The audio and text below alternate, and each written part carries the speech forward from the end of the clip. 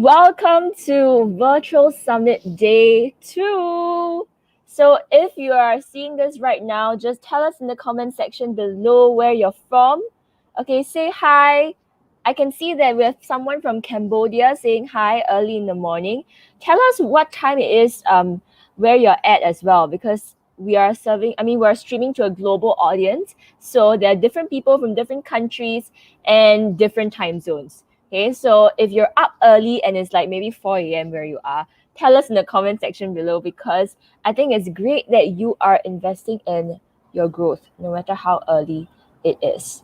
So I'm going to check that I'm being heard. Okay, I am. Awesome. So, Virtual Summit 2020. If you haven't come for the first day yesterday and you're here for the first time, welcome. Okay, this is Spendless Academy's Virtual Summit. It's a 2-day virtual event where we bring speakers from all over the world, experts from all over the world, to stream to an audience from all over the world. So it's really like a global summit. And if you have signed up, you will be receiving your USD $40 credit to actually subsidize your coaching calls and online workshops on Spendless Academy. So if you're watching this and you don't know what I'm talking about, that means you didn't sign up, right? So head on to spendlessacademy.com and figure out how to do that, because Spendless Academy will also have many other coaching calls and webinars from other experts after this day as well. Okay, it doesn't end here. Learning goes on. Okay, so just to introduce myself, my name is Ray and I'll be your MC for today. I am so excited because, guys, we have a solid lineup of speakers. We have people talking about coaching, talking about positivity, talking about, basically different things that will definitely relate to everybody here. Okay, so if you have friends that want to attend, be sure to send them this link or ask them to sign up so they can get the link. And we're going to begin. So to kick off day 2, I'd like to invite Leza Klenk. She's the founder and CEO of Spendless Academy. So with a virtual round of applause, please give a hand to. Hi, good morning, everyone, and welcome back to Virtual Summit Day 2, proudly organized by Spendless Academy. In yesterday's opening speech, I shared about Spendless Academy is about and the mission behind what we do. I appreciate you for tuning up today, yet looking forward to learn more from our array of experts. In case you did miss the Virtual Summit Day 1, feel free to watch them on replay on YouTube. In today's session, however, I will also be personally speaking at 10:20 a.m., sharing about the power of personal branding and how it has impacted me in the way I do business. Now, the format of every session will run for 20 minutes, after which there'll be about 5 minutes where you can ask questions and hopefully the expert has time to address them all. So while you write down notes as you listen attentively, feel free to type in the chat or comment section with any questions or even sharing of your experiences. Now, do share our events on social media channels as well so we can reach out to more people to give value to them. For those who sign officially via the website, spendlessacademy.com, you will be receiving US $40 worth of credit into your user account. With this credit, you can offset partial or full fees from our future workshops, short courses, and coaching calls. Additionally, if you attend more of our free webinars that's on our platform right now, you will also be getting USD $5 for every attendance. If you do not have an account with us, you can register on the website for free. Now, if there is any specific expert that you'd like to engage further, simply connect via expert profile on our learning platform, Spendless Academy. You can book their time for consultation, personal mentorship from 30 minutes, 1 hour, or 2 hours. They're here today not just to share what they know, but to be available to consistently add value to you or give advice so you can progress in your career or your business. Now, Spendless Academy was actually launched during the pandemic, actually last May 2020. The purpose was to contribute learning and networking opportunities to many people. Supported by more than 200 experts globally, we have grown to 6,000 users organically. And organically from 32 countries. And we've listed and we ran more than 400 webinars.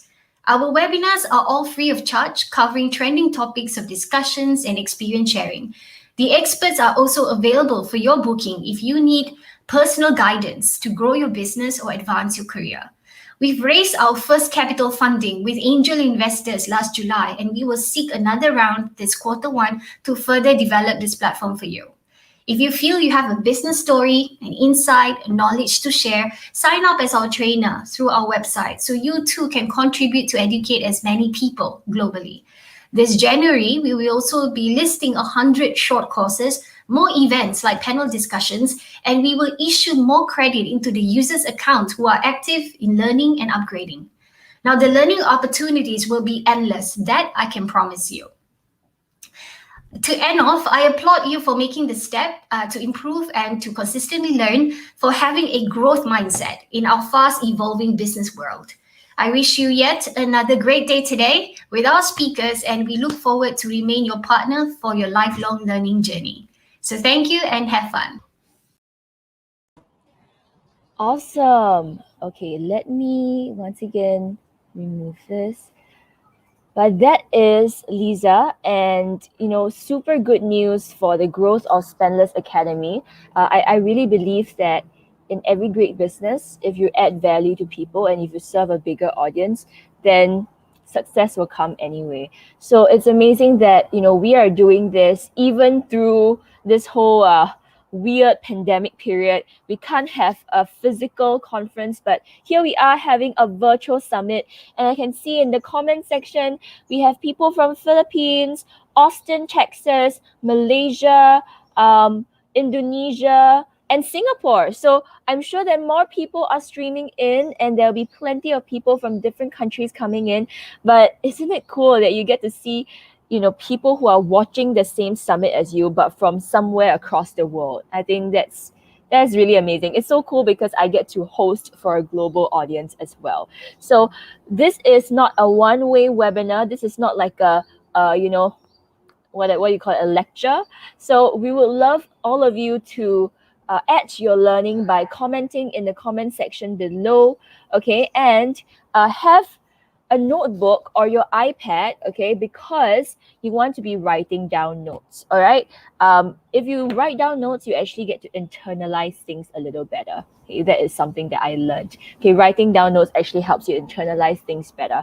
So tell us in the comment section below if you have just joined us. You can actually watch this stream on YouTube and LinkedIn.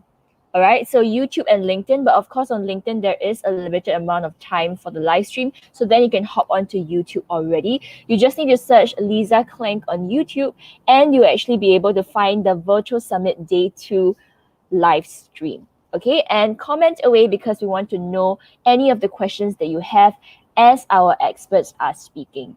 All right, so we will have some time for Q&A if any of our speakers end a little early, and then we'll be choosing some questions to answer. So if you'd like your question to be answered, then you're going to tell us your question in the comment section below, obviously.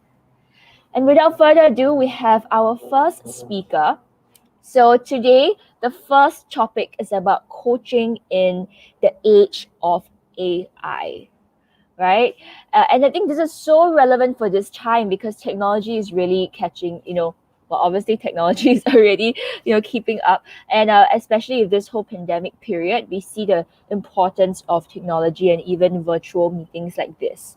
So our first speaker is Gloria Soo. She's an NLP top coach and a business coach. And as a business coach, she has helped many SME business owners to have a successful succession plan transitioning from one generation to another by using NLP tools and techniques. She has mentored, nurtured, and inspired many talents that crossed her path over the past 20 years of experience as a sales enabler. Gloria has been in business consultancy for 5 years, restructuring client sales departments to enable their team to generate revenue effectively.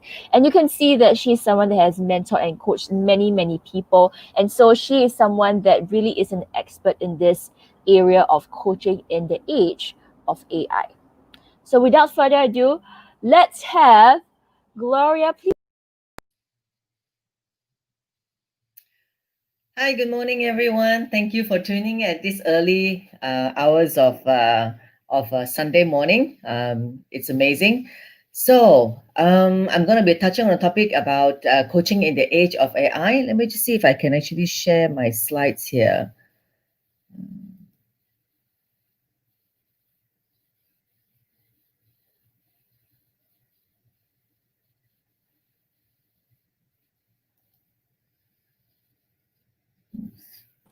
Okay, Gloria, you just need to go on to the bottom and it says share screen, right? So you click share Uh, screen. yes, share screen, and then Yes. I'll just And click application window. okay, just give me a moment. Share screen, and then click application windows. Yes, okay, Yes. got And it. then click the slideshow that you are showing. Do you see it? All right. Yes, I got it. Awesome. Okay, so I will just play the slides. Thank you so much, Ray. Appreciate that. Okay, see, technology, it's amazing, and I'm still learning as I Okay, speak wait, about but this Gloria, topic. you want to be able to click the slideshow. So you okay, that Is worked. it, Awesome. is it on? Okay, so it's in slideshow now? All right, that's great. So technology has become an essential part of human progress. All right, so you see that even right now, I'm fiddling with this because I'm using StreamYard the second time so far. And I will be sharing this topic not so much from the AI or tech standpoint, but from the perspective of a person living our times who is impacted by the rapid progress of AI. Okay, so in contrast to robots with zero feelings, I will be speaking with a lot of passion on this topic in a way that many of you could relate. Okay, we are in the fourth industrial revolution. How many of you here have heard of this phrase? For the benefit of those who do not know, here's a quick summary of the industrial revolution. Okay, look, as you know, the first industrial revolution used water and steam power to mechanize production. And the second industrial revolution actually used electric power to create mass production. Okay, then the third industrial revolution uses electronics and information technology to automate production. Right now, the fourth industrial revolution is building on the third one. Okay, and then the digital revolution that has been occurring since the middle of last century. So it is a fusion of technologies that is merging the physical, digital, and biological spheres.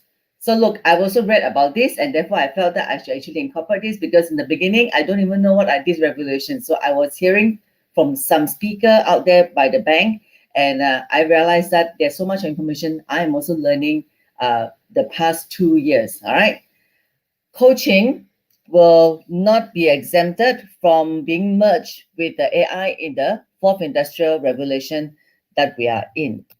So we tend to resist things that we are not familiar with. This has created many social awkwardness in our life. Okay, this tend to happen gradually as the decades pass us by. And I'm hitting 50, and which means almost 3 decades have passed me by since I started working as an adult. We have entered into an era in which the world is so hard to predict, isn't it? Okay, and the rapid progress of AI gets impacted by uncontrollable events too. So, for instance, a year ago, who would have thought that people are going to go live through months of lockdowns and social distancing? Despite all the promises of youth, even the future for our children has become so uncertain. Is there hope for the aging population? Well, is there hope for coaches in the age of AI? I'm here to tell you the good news. There is hope. If we take the right approach, coaches can not only survive but prosper in the age of AI. Okay, so let me just share with you the 5 reasons why the coaching business will thrive in the next 10 years as it evolves alongside AI. Okay, number one, embrace tech trends. All right. Why do I say that? Because even right now, as we are watching this Zoom, training from Spendless Academy, I'm actually very proud of Leza when she actually introduced this platform for me. You have no idea that she's got about nearly 100 trainers inside here. And this is like, to me, it is amazing because when she first talked to me about this platform, we can just sign on and everything is all automated. All right, all we need to do is just put in the human element to speak at the right time. Everything is set and preset in the beginning, including the registration, including for us to submit all the information, and even automate our webinars, and also our advertisement when we want to advertise for people to attend our webinars. So it is all automated. We don't have to manually do it anymore. Okay, so it is so amazing that I felt that we should actually embrace it. I know it's very hard for someone like me because I'm not tech savvy. However, I find that, we just need to put our heart and soul to learn it, and we can actually acquire the skill and do it properly. Okay, COVID-19 has created an unprecedented level of change for me, especially new trends in human lifestyle. My lifestyle is now within the house all the time instead of just going out. We cannot live without technology. Do you think so? Because I definitely can't live without my phones and my laptop. All right. And unless you live in the self-sustainable village with little access to technology and urban life. So do not fight it. Okay. All we need is to incorporate technology into our coaching lifestyle. Okay. And then coaching powered by technology. During the past few months, I've met many owners and many business owners who are still having difficulty transiting from offline to online. Why is that so? Because of lack of knowledge and the interest to go and learn the skill. All right. So once you acquire the skill, it becomes very easy for anyone to do the transition.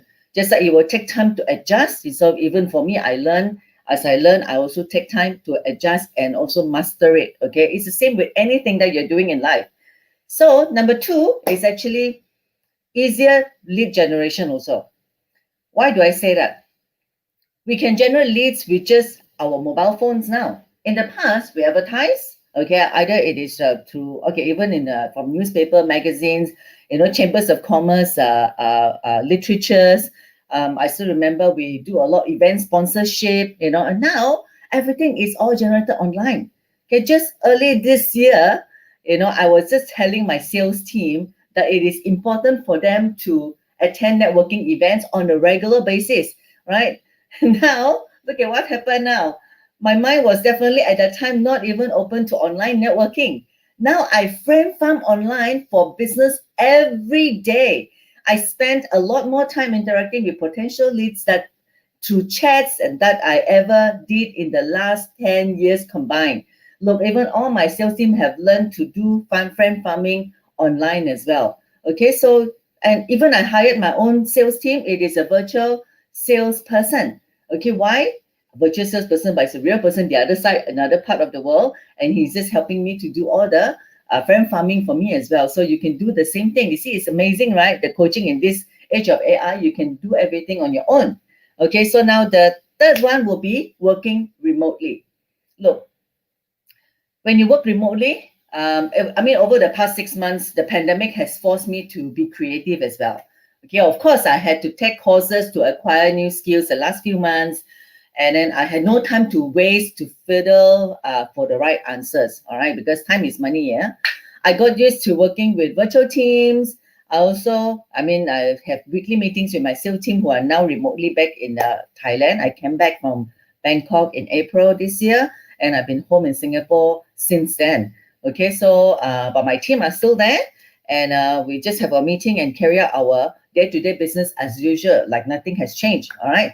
Everything is now outsourced from finance, collection payment, human resource, sales, marketing, social media, webinars, content delivery, event operation. Like now, look at Ray. She's doing a fantastic job. I've never met Ray, but she has already been collating with all the information. It seems that we have known each other, so we have learned to build rapport online.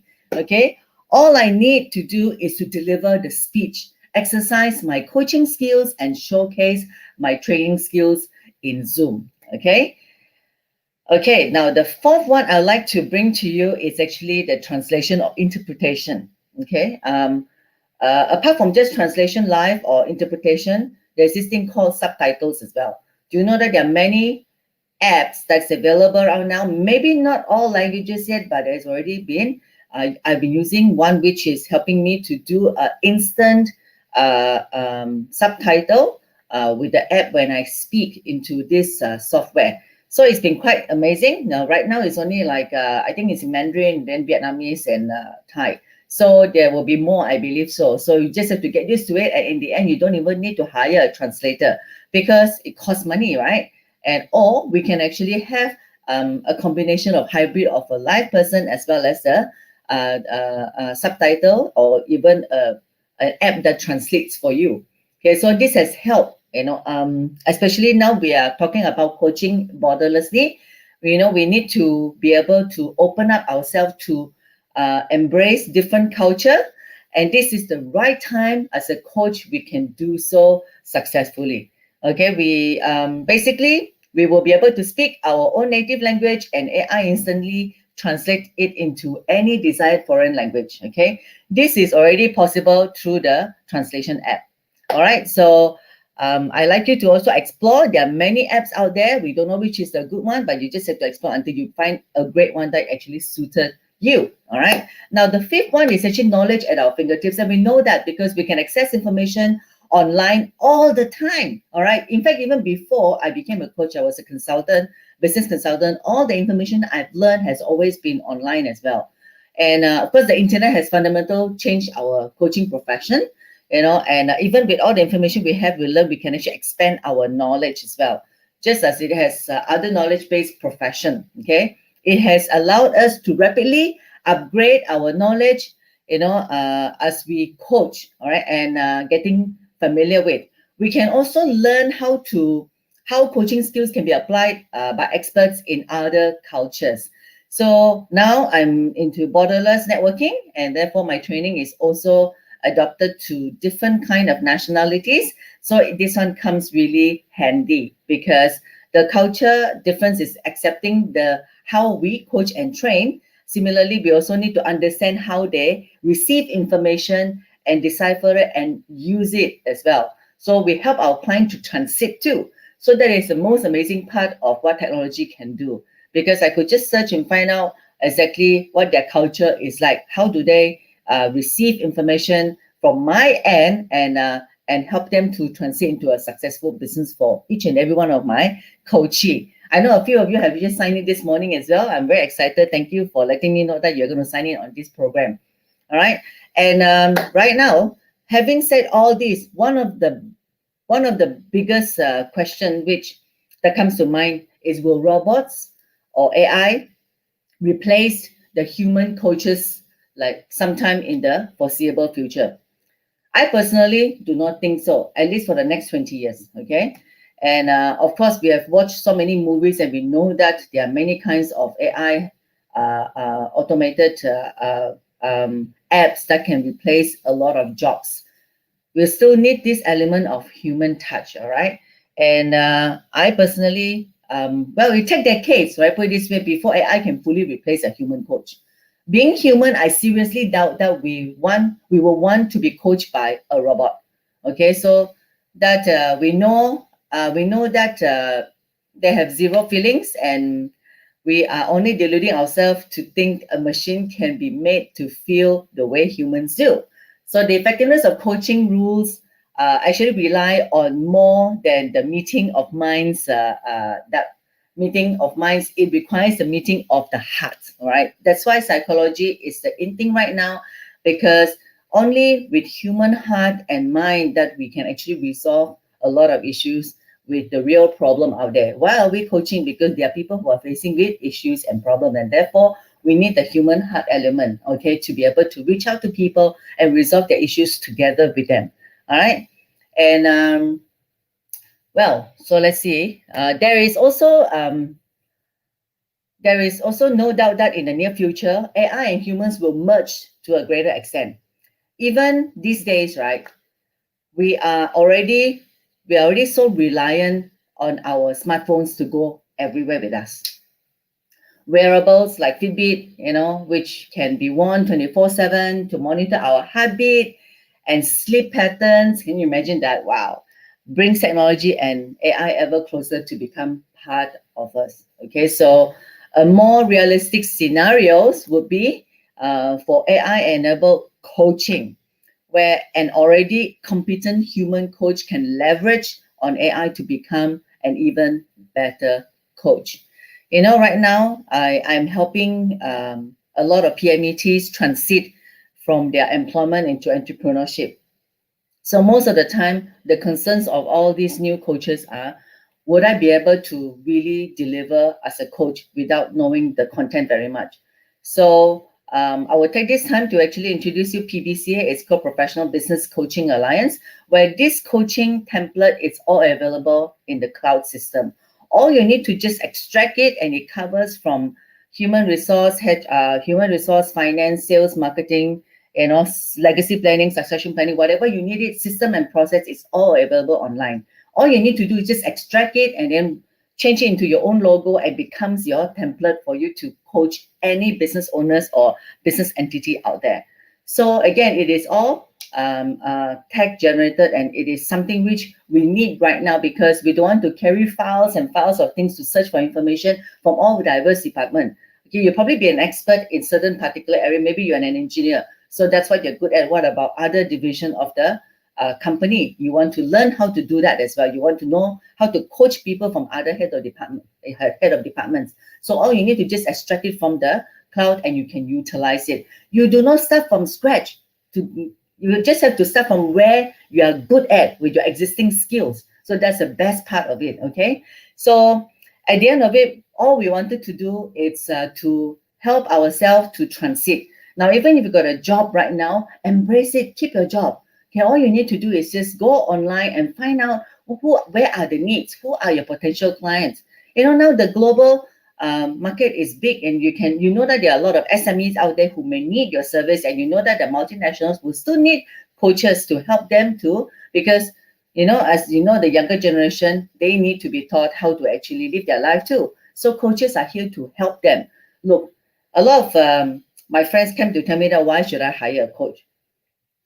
In the first place, you look at even the athletes, the best athletes out there, even they need coaches, because people need to be pushed. They need to know the right way to function so that they can grow. All right. So coaches are there for a reason. I know that it is easy entry. Many people are doing that task.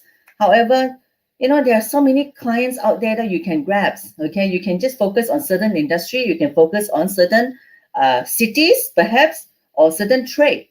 So there's so many for you to explore. It is an endless opportunity.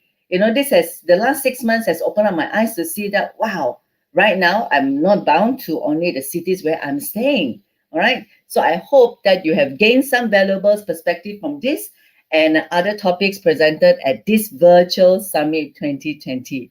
As we live, work and play in the age of AI, I encourage actually that would-be coaches, all right, to venture forth boldly into this new golden age that is dawning upon us. Okay, you have been a patient and delightful audience, and I'm sure that I will be happy to actually network with you, answer any questions that may have after this session. So I will be giving you some of my contact. I'd like you to actually do a sign up. Send me an email if you can.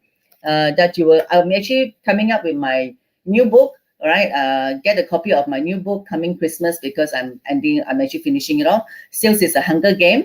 Are you ready? All right, so you can log on to my website, and you can also send me email so that I've got your contact details. When the book is ready, I will send it to you. All right, so I can also add into my new Telegram, which I've just created, Ask Gloria Soo, and scanning, you can actually get access to me, and also sign up with all the coaching services available in Spendless Academy. Now that you've attended this course and you've got your voucher, your $40 credits, you can utilize that for the coaching services available for Spendless Academy as well. All right, and this is my contact details. Well, as you know that I'm the managing partner of NLP Top Coach Company Limited, based in Thailand. It's an academy for NLP. However, I'm a coach and trainer for business certification, NLP timeline therapy, ICF image, as well as hypnotherapy as well. So as you see, my trademark is to help PMETs transit from employment to entrepreneurship. So these are all the brands. So when you can see PBCA, it's one of the first logo that I've placed in there. Is for business coaches. It's only for coaches who want to go into the business industry to coach business owners or executives. All right. And of course, we have got the American Board of NLP, and then timeline therapy. which help to remove all the negative emotions. And then I've got the American Board of NLP coaching divisions as well. So these are all my tools that I use to enhance my coaching ability for all my clients. All right. And of course, I'm also a certified ICF trainer. So ICF is one of the largest body internationally recognized for coaches. Okay, and it is one of the most recognized body by a lot of multinational company. So the company logo is there. So we help creating world-class leaders, coaches, and trainers, of course. So, well, and I know that I think I'm like a few minutes earlier, and I will open this time for your Q&A. I will just remove the slides now.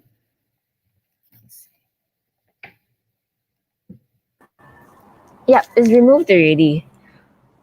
I removed it. Okay.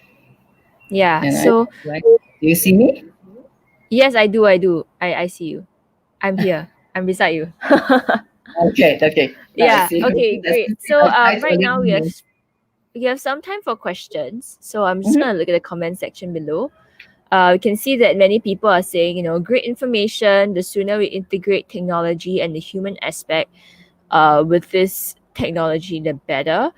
So one question that I could ask would be, looking from the comments that we're having, some people are Yes. worried or concerned that they'll lose the human touch with using coaching and AI. So even via coaching via Zoom or on screen, how can we still retain that human touch, that authenticity, especially when you meet people via a screen, or even if you meet people in real life but you have to wear a mask?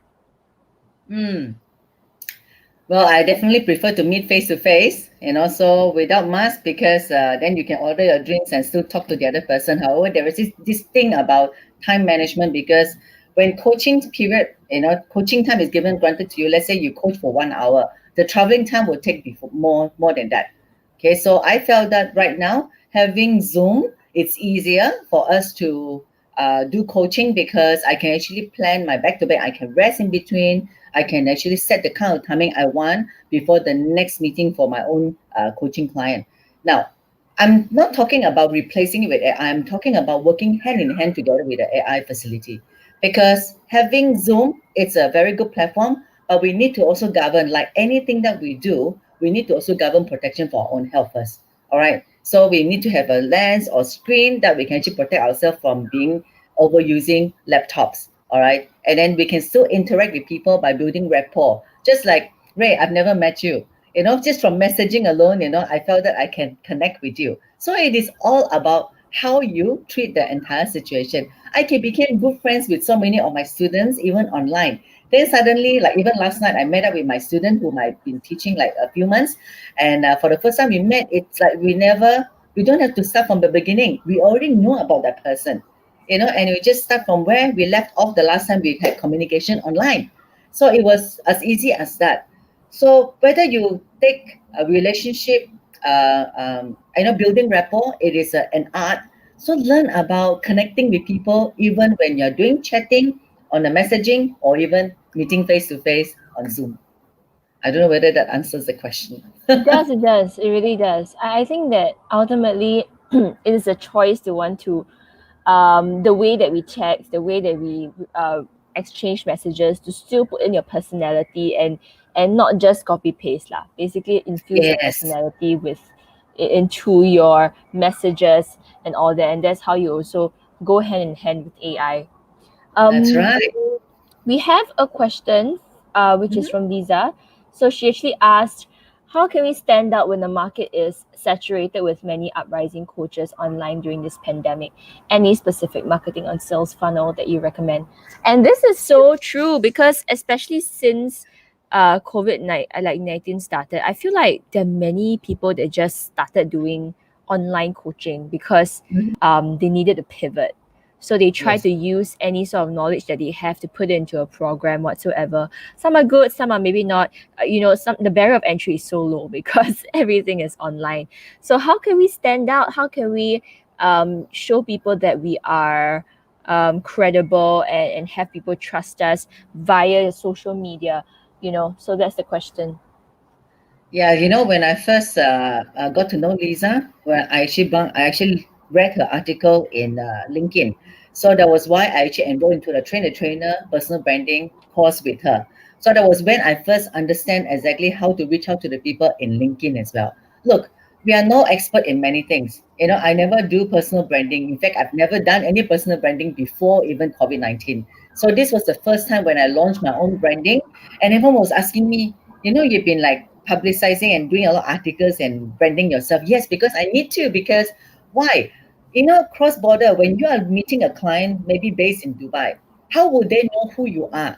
And they don't know my culture. They don't know who I am. When they ask me for my testimonies, I've got none to share with them, because my clients here that I've actually helped, do you think they're going to tell me that, I've coached in this particular area about my psychology? No one's going to say. It's all confidential. So we need to build our brand. So through times, you will have your own followers, and those are your credibility. And then also when you do a lot of sharings, they can see the trend that you've been sharing. I've started only a few months ago. All right, look, but in 2 years' time, it's different. I will have a lot more sharing. People who come on board to get to know me will know that I've been doing this consistently. And also, it will enhance my credibility as a coach and as a trainer as well. So, having this marketing and sales funnel, to me, in my opinion, right now, what Leza is doing is one of the best that I've actually seen. All right, and by marketing me, this is marketing me. And then by even all the funnels I've been using for my webinars, how from her connection and the people and the network, I could utilize her network existing just by having to publicize my webinars on a weekly basis. Where else can you get this platform? Yes, everyone going to pay Facebook group, Facebook ads and Google ads. But here, this is one of the platforms that I think each and every one of us coaches maximize first your potential here in Lisa's platform. Why not? Awesome. Yeah, and that's so true. And Leza actually said, Gloria, you actually confirmed that personal branding online is essential to differentiate us from somebody else. Yeah, and Yeah, it's infusing definitely. Oh, our yeah. personality. Yes, in fact, I'd like to also share with you like what Lisa has mentioned during the lessons I've learned. It's that to specialize, you need to go niche. You need to go niche. You need to target your own niche market, because when you target too many people, too big the wide the group, you're targeting no one. You need to go niche. That's why I have very particular message to people out there. Though I'm an NLP coach, I can do a lot of coaching. Yeah, that comes along the way. It's a bonus, but I focus on helping the PMETs professionals, especially to transit in your. Even though you've been working for like up to like 30 years like me, more than 30 years, you probably have a lot of new skills. Okay, you have a lot of skills and knowledge. To transition into entrepreneur is a different journey altogether. You got no one to back you up. You are literally almost alone. You need to start from scratch. So this is when coaches will help you to transit properly. So I'm very, it's a niche market to reach out to the PMETs.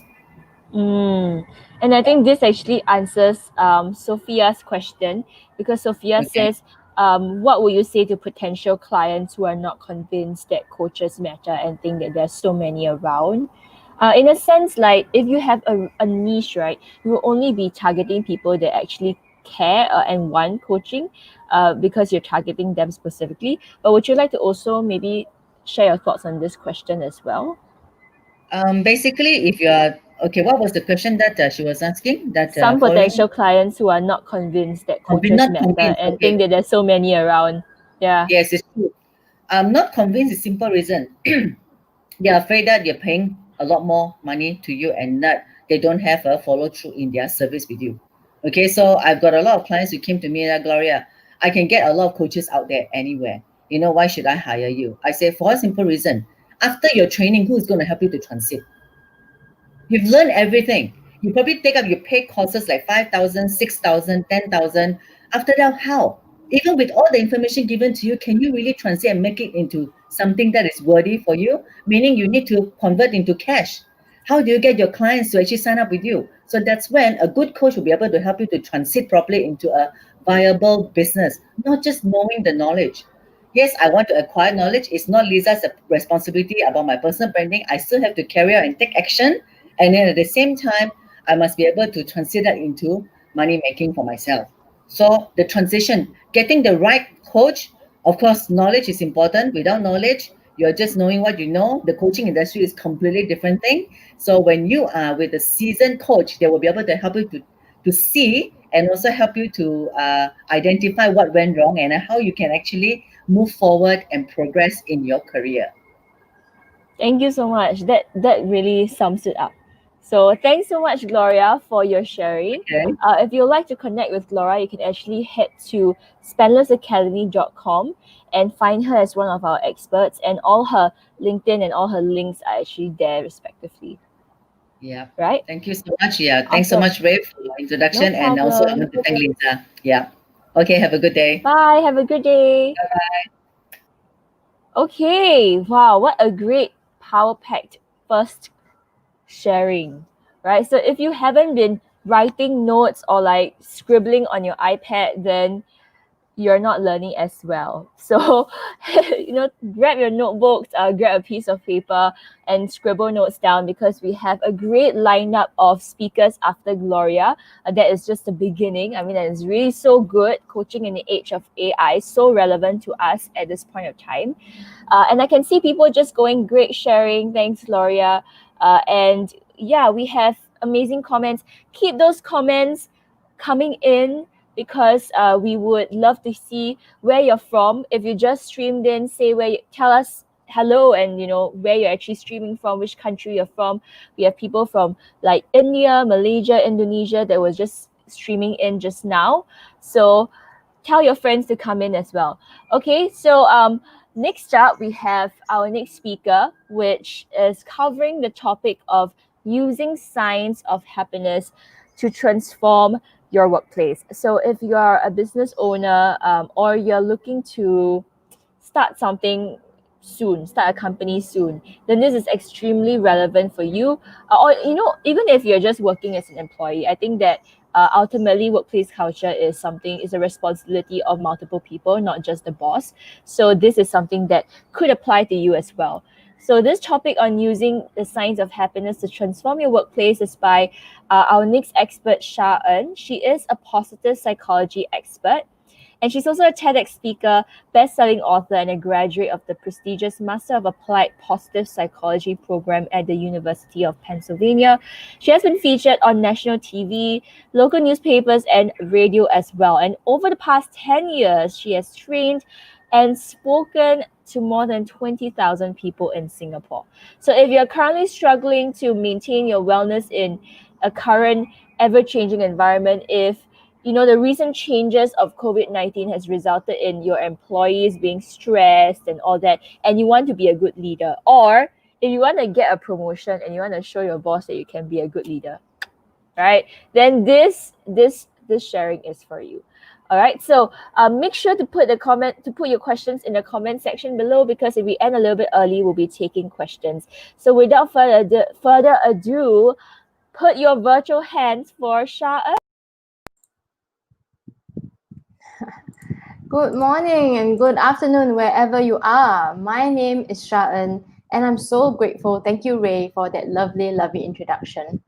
I'm here to share with you about using the science of happiness to transform your workplace. Before I get into the meat of today's session, I want to share with you a little more about me. So I studied at the University of Pennsylvania, a positive psychology master's. Maybe it's the first time you've ever heard of this term, positive psychology. But 10 years ago, I was so enraptured by this field of study, which is really delving into how to make people, societies, communities, and workplaces happier, that I flew halfway across the world with my daughter, who was 10 months old, in order to find out what is the science of well-being and happiness. Ever since then, I've spent my life trying to teach and share the tools and research of positive psychology with as many people as possible. And that takes me into training corporates, training schools, being consultant and coach. This was taken a few weeks ago when I went down to CBD in Singapore to train a group of professionals on bringing the tools of positive psychology into their workplace and to energize the team. This happened a few years ago when I was training a group of preschool teachers on how to use their strengths at the workplace so that everybody can get along and be happier together. And aside from my professional self, I have two beautiful daughters who enjoy my time, and I enjoy the time very much with them as well. And unbeknownst to them, they are also my little guinea pigs that I can test and apply the positive psychology. And I'm so glad that this has been my life for the past 10 years. Over the next few minutes, I'm going to be sharing with you how you can use just some little nuggets from the field of positive psychology to transform your life and also your workplace. So before we get started, we need to find out what is the science of happiness. And that comes from the field of positive psychology. So many people do not understand this, and when they hear that I do positive psychology, they immediately tell me, Sha-En, is there such a thing as negative psychology? And the truth is that there is, psychology has been focused on negative things for a long time, in the sense that, whenever you feel like something's not going right, whenever you feel like you have a panic attack, or maybe you're sinking into depression, maybe the first person that you'll think of is a psychologist. However, after focusing on that for many, many years, psychologist Dr. Martin Seligman, who is also the founder of the field of positive psychology, said that we are no nearer to understanding what helps people to be happy, what helps people to flourish. And so in 1998, when he was the president of the American Psychological Association, he developed this term called positive psychology. And what it really is a scientific study of well-being, and really trying to understand not the question of why is it people are so miserable and how can we fix them, but really asking what helps people to flourish, what helps individuals, what helps communities, what helps people like you and me in our workplace context to be happy. It's a question that I've been asking myself over the last 10 years, and every single time I try something out that I've read, try something out with the people that I work with, I'm always amazed because the research has proven to be effective and sound over so many instances that I've tested it out. But you know what? Many people hear this term and also have a few doubts in their mind. Is positive psychology just about walking around and being smiley all the time? Is it about, just putting on that face and pretending that everything is all right? So let me just cover what it is not. So positive psychology is not happyology. Simply put, it is not about being happy all the time. In fact, we are all human beings. And given the context that we're in, COVID-19, we are surrounded with a lot of changes, uncertainty, anxiety, right? And there's a lot of negativity. Does it mean that we don't care about that? Or does it simply mean that because we know the environment has changed, do we also know the tools that we can use in order to navigate all these changes in the environment? And we know that negativity can bring us down. So what happens if we don't have these tools? Maybe we'll end up sinking lower and lower and find it really difficult to pull ourselves out from a negative environment.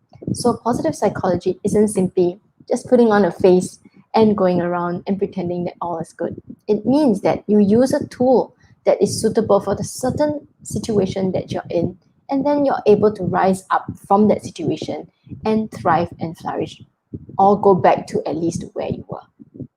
It's also not just a program or framework. While there are many, many frameworks on positive psychology, that simply is so that we can organize the way in which we teach, we can organize the way in which we think. But it isn't just a program or it isn't just a framework. What that means is you're not just taking this thing and saying, okay, let me just give you the framework and you'll be good, right? That is a huge myth. It really is that once you understand the framework and how it works, it now comes back to you. Do you actually take action to implement? Do you go and try something out and test it and say, oh, this works and this doesn't work. Let me find out a little bit more. So it is so much more than just positive thinking, but also taking one step forward based on the research in the field to actually try things out and take action. It's also not frivolous or dismissive. Many people have this complaint when they think about positive psychology. If there are people like now really suffering in the world, do we just negate all of that? Do we dismiss them and say, nah, all this suffering is not real? Now, that would be cruel. But actually, positive psychology understands that there is that element of the human life in which there is suffering. And if you are listening to this and maybe you are going through a bad patch, we are not here to say that, come on, just smile and be happy and everything will be all right. Instead, we're saying that there are a lot of resources out there that you can use. And if we understand more about what makes people happy, can we also channel these resources to people who might be suffering, or even just people who are confused, uncertain, not knowing what to do, especially given the current state of our environment? So I hope that clears things up a little bit about what the science of happiness really is. So how are we going to apply this in the workplace? There are 3 tools that I will be sharing with you, a little bit of the research and some tools for you to take away. The first one is practice mindfulness. The second one is to connect, given the fact that many of us may be isolated in our environments now, whether it's because we are working from home a lot more, whether it is that we have actually gotten a new job but actually haven't seen our bosses and our co-workers face to face actually, right? And maybe some of us are not being able to see our family members. Then how do we still continue to stay connected? The last one is practice positivity. How can we zoom in on some key positive emotions that will keep our mood uplifted and help us to cultivate the ability to buffer against the stress that we are experiencing currently in the environment? So the first one is to discover a little bit more about mindfulness. But before we get into the definition about what mindfulness is, I want you to take a look at this picture over here of a man and a dog taking a walk in the park. And I want to ask you an important question. Which one do you resonate more with? Do you resonate more with the man who is walking around, looking at the trees, but having so much clutter in his mind, and that's all he can focus on, and not the beautiful trees in front of him? Or do you resonate more with the dog who is able to take a walk and still be able to appreciate the trees? Now, many people that I've asked this question to with this exact same picture tell me they resonate more with the man, but they're striving to be like the dog. In other words, sometimes there's beauty right in front of us. Sometimes we are there trying to do our work, but our brain is cluttered with so many things that gets in the way of us being able to appreciate the current moment that we're in. And given that, things have changed so quickly since the beginning of the year, being able to be mindful, being able to be present, being able to be aware of how that moment is, how you're feeling, what your thoughts is incredibly important. So what is mindfulness? John Kabat-Zinn, who is a clinical psychologist by training, defines mindfulness as paying attention in a particular way, on purpose, in the present moment. Very importantly, non-judgmentally. The word non-judgmental is critical because have you ever had this experience when perhaps a colleague said something to you and then it was hurtful, and because it was hurtful, you dwelled on it and you thought about it over and over again, and before you knew it, maybe you said something hurtful back, maybe you stormed off, but you were then out of the present moment. In contrast to that, what happens if the colleague said something hurtful and you took a moment to pause and paid attention to how you're thinking, what you're feeling, and then what your actions that you took, creating a space of peace where you can actually make an objective decision. That is what mindfulness feels like. In one way of defining it, it is the difference between reacting mindlessly to responding, having had some time to actually process it. So if you're thinking about the workplace, this is incredibly important. As a leader, how are you communicating with your team members? As a co-worker, how are you talking to each other, particularly when the stress levels are very high? Are you snapping at each other? Or are you pausing to think, hey, maybe that what he said has some validity. Maybe this is a time for us to take stock. Mindfulness for your own personal use also means that you can manage your emotions much better and not allow them to run away on a freight train. What are some benefits of mindfulness? On the one hand, when you are mindful, you are actually more present, you have more attention, and you can focus. Current situations prevent us sometimes because there's so many distracting things that could go on, whether it's news, whether it's just more and more things that the boss asks you to do, whether it is your to-do list. Sometimes we're so distracted. Mindfulness also helps us to manage our stress and anxiety, all of which have risen a lot more in the current COVID situation. another benefit of mindfulness is that it actually increases your gray matter. So many people cite the fact that they're getting older, that's why they don't have good memory anymore. But actually, it means that they actually may not be paying as much attention as they used to because they haven't actually trained up their ability to be mindful in the moment. It also helps with emotional regulation. And as a leader, you are in a much better place to lead.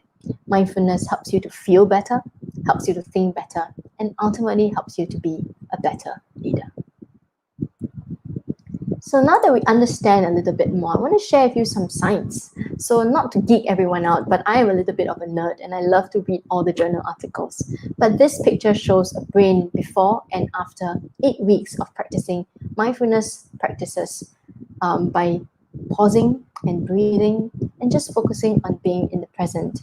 If you can see the before, there's a lot more yellow spots, and this part of the brain is called the amygdala, where there's huge emotional activation prior to practicing mindfulness, which means there's a lot of reactivity going on, right? A lot of what I described earlier in my example. But after 8 weeks of practicing mindfulness, they took a scan of this person's brain and they found that instead of being so yellow, it became red, which means there was much less activation in this emotional control center part of the brain, meaning that the person has become calmer, being able not to be so activated so quickly, and being able to respond in a much more mindful way. Now, wouldn't it be lovely if when we're experiencing stress and all this uncertainty in the world, to still feel that we can be in control over how we respond, over how we feel, and over the thoughts that run through our head. With mindfulness, that is a possibility. So that is mindfulness, and maybe what I want to do is just to teach you a simple way to practice mindfulness, and that is to simply to pause and do what we call box breathing. Box breathing is where you breathe in and hold your breath for 4 seconds, breathe and hold, and then breathe out for 4 seconds and hold.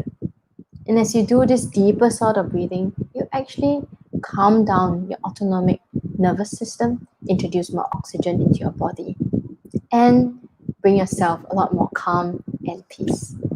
So for those of you interested to try it out, you can go and check out this term called box breathing. All right, so now that we've understood a bit about mindfulness, that is the first strategy that I hope you can bring into your life to increase your happiness and transform your workplace. The second piece that I want to talk about is connection. And I want to share with you a piece of research that comes from Jane Dutton at the University of Michigan. And she has written this amazing book called Energize Your Workplace. And you know, connections in this period of time are one of the most important things, whether you're connecting face-to-face, some of us have the luxury to do that, or connecting via Zoom or a platform like we're doing today. It is still a connection. But what makes a difference in the connection and how it adds value to our life is whether it is high in its quality, meaning that I could be connecting with you for just 5 minutes, but in that 5 minutes, we feel as if we've known each other for quite a while, and there is that bond, or what some people call chemistry. So what are high quality connections? Jane Dutton defines high quality connections as being marked by mutual positive regard, meaning that I hold you in high respect and so do you. You make time for me and so do I. There's trust and there's active engagement on both sides. We are present and we are aware and we are paying attention to each other. So those kinds of connections are really amazing because when you are able to connect in that way, people feel more open, people feel more competent, and people feel more alive. Now, given that so many of us may be struggling under the weight and the uncertainty of what's going to happen even tomorrow, don't even talk about 2021. When we are able to connect with someone at such a level, they have found in the research that it literally is life-giving as opposed to life-depleting. So if we're able to just be a little bit more mindful about how we are connecting, even via the Zoom platform, even as we're doing this right now, then perhaps we could feel more alive, we could feel happier, we could feel more competent about the things that we're doing. So how exactly do you do this? So Jane Dutton defines 5 pathways. The first one is conveying presence. when you're there with the person, are you always looking at your phone? Are you checking your messages? Or are you mentally distracted, just like the man in the picture earlier? Right? If you're able to be present and aware, the other person will also know. And isn't it so great when the person is invested in that communication with you, making you feel really important as you do the same for them? The second piece is being genuine. When you listen to someone, is it possible that you are interested in them and not just interested in talking about yourself? Being genuine also means that, hey, you have a natural curiosity and you're naturally engaged in what they're saying. And maybe sometimes you ask questions, you have eye contact, and you're laughing a lot more. Or maybe you can empathize with them as they're sharing something that is struggling. Being genuine means you are authentic and not hiding behind a mask. The third piece is communicating affirmation. How are you communicating with the people that you work with? If you're a leader, are you giving your co-workers and your staff sufficient affirmation, praise, and encouragement? During these times, people are feeling very stretched. There's a lot on their plates. There are new boundaries that they have to navigate. Are you just dropping little notes to them, perhaps, to let them know, hey, you are doing very well, and I'm so proud of you? Or maybe it could just be dropping them a little small cup of coffee on a day where there's a long list of meetings ahead, just to remind them that I appreciate you. Such communication can go a long way to fostering these high quality connections. The fourth one is effective listening. How are you listening when your staff come to you to share things that are going on in their home environment? How are you listening when your co-workers share with you about some struggles that they might be facing? Effective listening isn't just about information going in on one ear and then exiting the other ear. It's also about being present. It's also about listening to more than just the words that they're saying, but also their heart, but also paying attention to their body language, to the whole person, right? So when you're able to listen effectively, the other person feels valued, feels heard, and feels supported. Last of all, supportive communication. How are you communicating with the people that you work with? Is it very complicated and has many steps and nobody knows exactly what to do after you tell them something? Is it conveyed in a way that's empathetic, that you understand what they might be experiencing and you make changes in the way that you communicate in order to accommodate them? Is your word, or are your words, increasing defensiveness or increasing connection? So as you think about these 5 pieces of high quality connections, maybe you want to identify just one piece that you want to work on starting today or even starting tomorrow that can foster higher quality connections with the people that you work with the people in your life.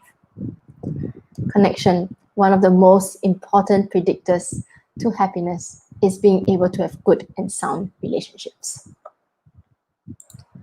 So the last piece that I want to talk about is positivity.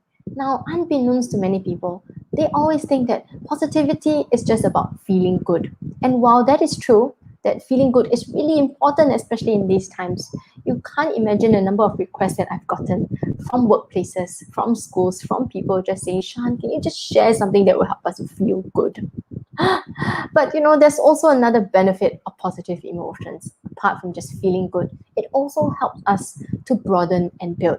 Psychologist Barbara Fredrickson describes this as when you feel happy, when you feel inspired, there is an energy that's inside you, and also you become more open. You're open to possibilities, you're open to seeing new ways of doing things, you're open to new connections with people, right? And sometimes when we feel isolated, we just want to cling to only those few connections that we have, but that may not be very helpful if they too are also sinking. So if we are open to new possibilities, maybe we can connect with someone we haven't connected in a long time. Maybe we can see solutions that we otherwise may not have seen before. That makes us better problem solvers. That helps us to cultivate resilience as well. In experiments conducted in the experimental lab, they have found that when you experience a positive emotion, there's this thing that happens called the undoing effect. Literally, using a positive emotion helps to undo the harmful effects that chronic stress may have on our body. Given that we've been going through this pandemic over the last 9 months, there's probably some chronic stress that's happening to some of us. Maybe some of us may be feeling burnout. In fact, Just a couple of months ago, I felt like I was just working non-stop and I was so exhausted. And just dwelling in the negativity was not going to be able to help me get out of that. But what was most important was being able to tune back in to positivity and realizing that positivity is just the most important thing to focus on when you're negative, as that has an undoing effect, right? Last of all, when you do this and have multiple ways in which you can address what you're doing, you increase your own well-being because there you can feel good, right? So there are three positive emotions that I want to zoom in on. Number one, gratitude, being grateful and showing appreciation for the things that you have as opposed to the things that you do not have. You can do this very simple exercise by asking yourself one very important question. What is something today that I can be grateful for? And it could be very simple. I could be grateful for this simple cup of coffee. I could be grateful that someone smiled at me. I could be grateful for a good night's rest. The second emotion I want to share with you is hope. Sometimes we may feel like we're at the bottom of the barrel, like a frog struggling to come out. But is there an icon or a symbol of hope that we can cling onto? For me, it's sunrises and sunsets. Every time I see one, I realize that, hey, the day has passed and tomorrow is a new day, which means that I can have a new beginning. And last of all is joy. Sometimes in this madness that we are going through, we forget that we can schedule moments for joy. And joy could come just by sharing a connection with somebody. Joy could come from just having a nice cake and having time to savor it. But the most important part is, are you scheduling in moments for joy? So these are the three main points that I wanted to cover today. Number one, practice mindfulness. Be present and aware in the moment. Stay connected to the people in your life so that you don't feel isolated. Check in with them, convey presence, listen to them. Positivity, focus on gratitude, hope, and joy so that you can undo stress but also remain open and feel far more energized than what you're experiencing as you're struggling. So I hope these three main tips have helped you have an understanding about how you can use happiness and the signs of it to transform your workplace and, dare I say it, even your life at this current moment. Thank you so much for your time. Please do connect with me on Facebook, LinkedIn, and website. And of course, this amazing platform, Spendless Academy, my upcoming course on 5 keys to a happier you.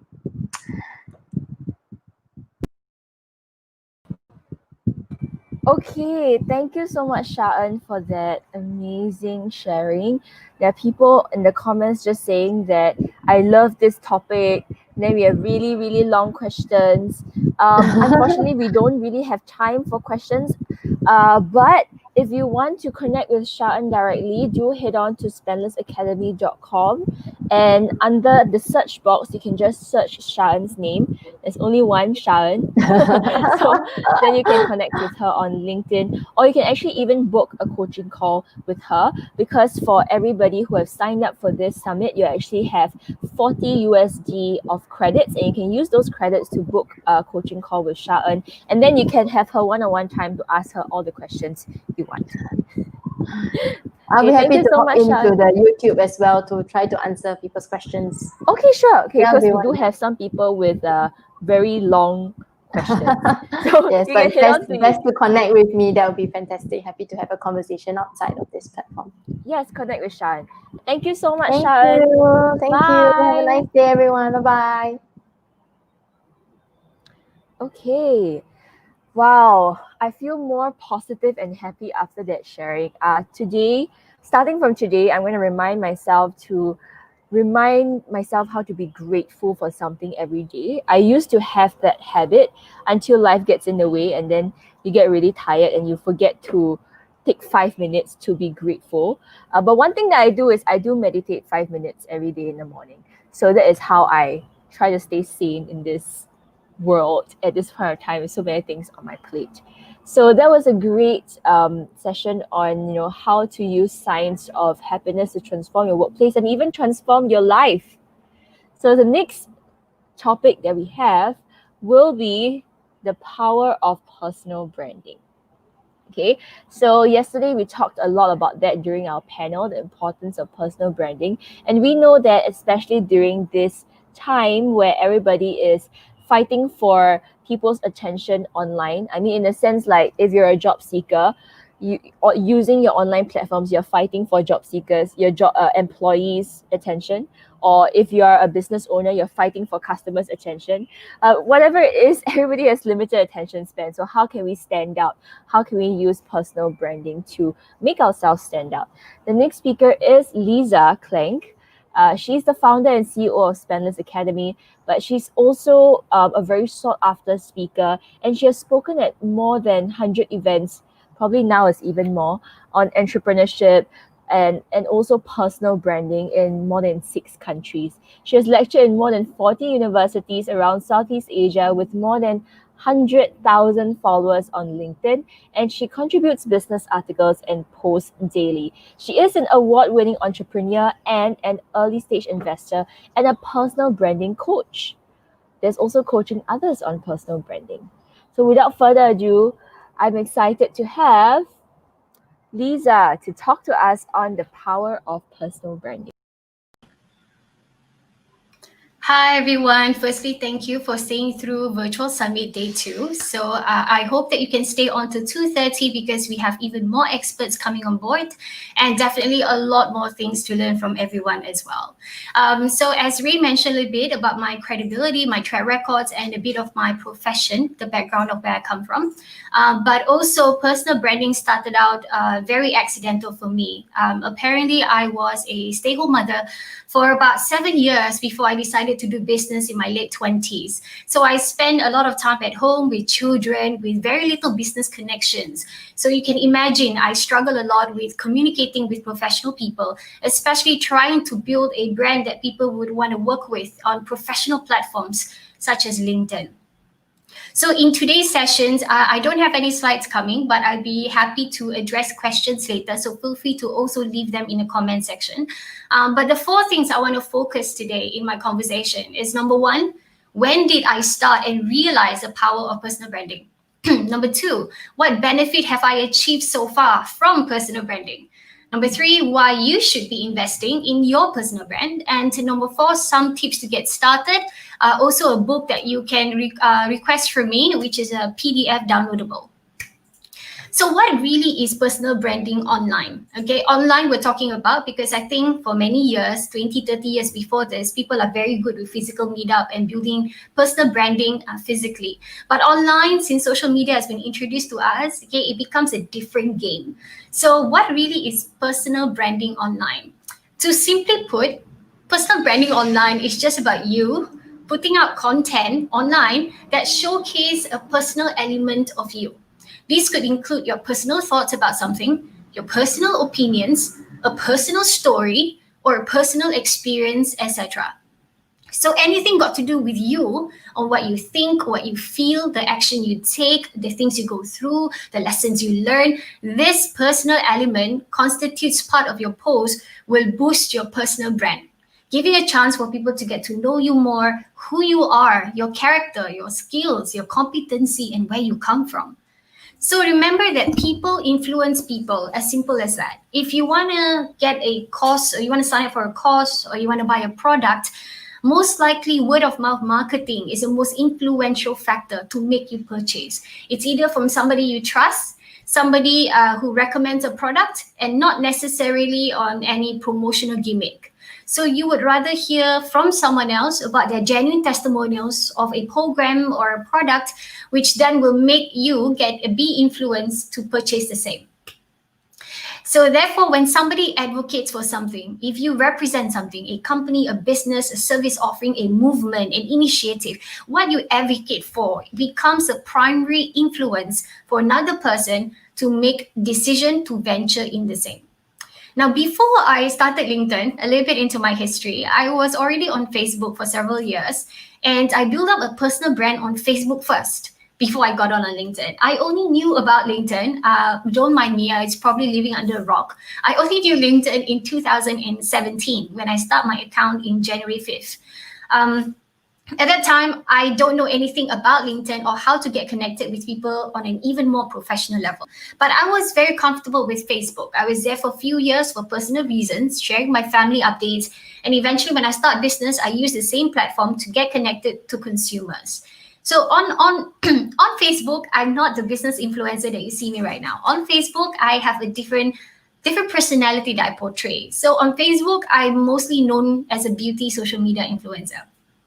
So I was selling cosmetics to consumer direct, and the content that I put up includes videos, media, sharing testimonials of how I test beauty products and what I recommend for people who want to use it for themselves. Okay, so I moved out at LinkedIn at some point to attract not consumers because I started to have the ambition of growing my company. So on LinkedIn, I had a different purpose. I was going on LinkedIn not to attract consumers direct, which is making $5, $10, $20 transaction. I was actually eyeing for franchise partners, for stockists, wholesalers, and investors, because I know LinkedIn would carry that kind of network compared to Facebook. So, which is why I moved over. Now, with that in mind, I showcase a different personality, which is why some of you know me as a certain business influencer personality on LinkedIn. But I'm completely slightly different on Facebook because that's the platform I use to attract, still using my personal brand, but to attract end consumers. Now, two personal reasons I want to share. The reason why personal branding was something I ventured in before. I did personal branding because of personal reasons before for professional reason. So it's seriously due to the history of where I come from. I used to be a stay-home mother, and then I started running a business selling products online. Now, although physical networking is important in business, recommended so you can connect with other people, there are two things I struggle with meeting in person. Number one, I just don't have the time. At that time, I was a solopreneur. I don't have resources, employees, or staff. And being a stay-home mother, operating a small business from home, I have 3 kids. Okay, and at that time when I started business, they were all under 4. But at some point, I love business. I got ambitious and curious, so I want to put myself out there to see whether there are opportunities I can seize given by someone else. But I do not have the luxury of time, just with care and well-being of children. So I thought that there must be a more creative way where we can build connections, where I can get leads, I can get positive inquiries without even leaving home. After all, meeting someone doesn't even promise a closed deal, yet time has been invested. So through very strategic online campaigns, I built my personal brand so that I can leverage on that to build trusting relationships. And then I filter my right audience from my online network, and that is how I close deals. Most of my revenue today comes 100% from online. So the other reason why is because physical networking is challenging when you are no one, when you're nobody. Nobody heard you before. Nobody knows about your accomplishments. Nobody know where you come from. So all this, okay, contributes you being somebody nobody knows. And it's very uncomfortable. If no one knows you or could vouch for you, it's very challenging to convince other people of your value when you meet them for the first time. I remembered personally being ostracized, okay, by random strangers in events when I try to go for them. But as someone who's been a stay-home mother for far too long, that process is daunting. It's very scary to appear in a physical networking session, especially when you never really connect with people for many years as a stay-home mom. And you don't even know how to spark conversations. You worry whether you're wasting someone else's time, or people just push you aside because they don't see the value in what you can offer them. And my life changed, okay, when I now step into a room and people know my name. People have followed me on social media. I built a brand so credible, okay, that when I appear in physical setting, instead of me walking up to people trying to make a connections, people took advantage and opportunity to connect with me in person. People come to me and say, hey, I follow you a lot on LinkedIn. It's so nice to finally meet you. And I tell you, this vice versa, okay, this reverse process is amazing compared to initially when it was daunting to meet people when no one knows where you come from. So those are the two reasons why I think personal branding was so important that I focus so much on it. Okay, and that's how I succeed in even physical setting right now, because it's more or less like a loop. Okay, people want to see you in person, knowing that you are the same person as you showcase yourself online. And people who knows you online later would want to know that you're the same person that they meet at a networking event physically offline. So personal branding needs to work two ways. You can focus a lot on online as your primary way of acquiring clients and building network, but not to also abandon opportunities that you can build deeper relationships with people you meet offline as well. So I reverted to focus more on my online presence. I was tweaking more than 100 strategies that I tested and applied over, I would see 3 years on LinkedIn and probably 3 years before on Facebook. And I measured those results. As you know, I'm pretty serious with personal branding. Engagement boosts potential sales conversion, increase followers. Okay, the more followers you have as well, boost brand awareness. And virtual communities that you can establish with your personal brand online are more effective to manage than personal one-to-one business relationships. Okay, it's very simple. If you have a message to say, a promotion you want to tell everyone, when you do a post, it reaches out to 1,000 people. But when you try to call a couple of people via phone or meet them in person, you probably could do with 10 a week. So in the last few years, okay, the benefit that I achieved from personal branding online is I raised capital funding in 6-figure amount for many of my business ventures. I sold businesses I've incubated to buyers that I found online. I acquire clients every week through social interaction. I spoke at more than 100 events, being invited again by high-profile connections, and I've lectured universities for that same opportunity coming from the same people I connected on LinkedIn. I franchise my business and I globalize it to global partners, and that's how I can grow internationally. And my latest venture, as you all know, launching the Spendless Academy, we have users more than 32 countries. And we are growing organically, which means people are connecting on Spendless Academy, leveraging via my personal brand on LinkedIn that currently constitute 118,000 followers. So there are benefits with online networking. There are benefits with having a good size amount of following. There's a very good opportunity with high credible brand awareness to the community online. Right. Also, additionally, any message I post out on social media, of course, with a large following, it gets out to imagine 50,000 people a day on a daily basis. Okay, instead of trying to speak to 3 physical person a day. So just think of that incredible math.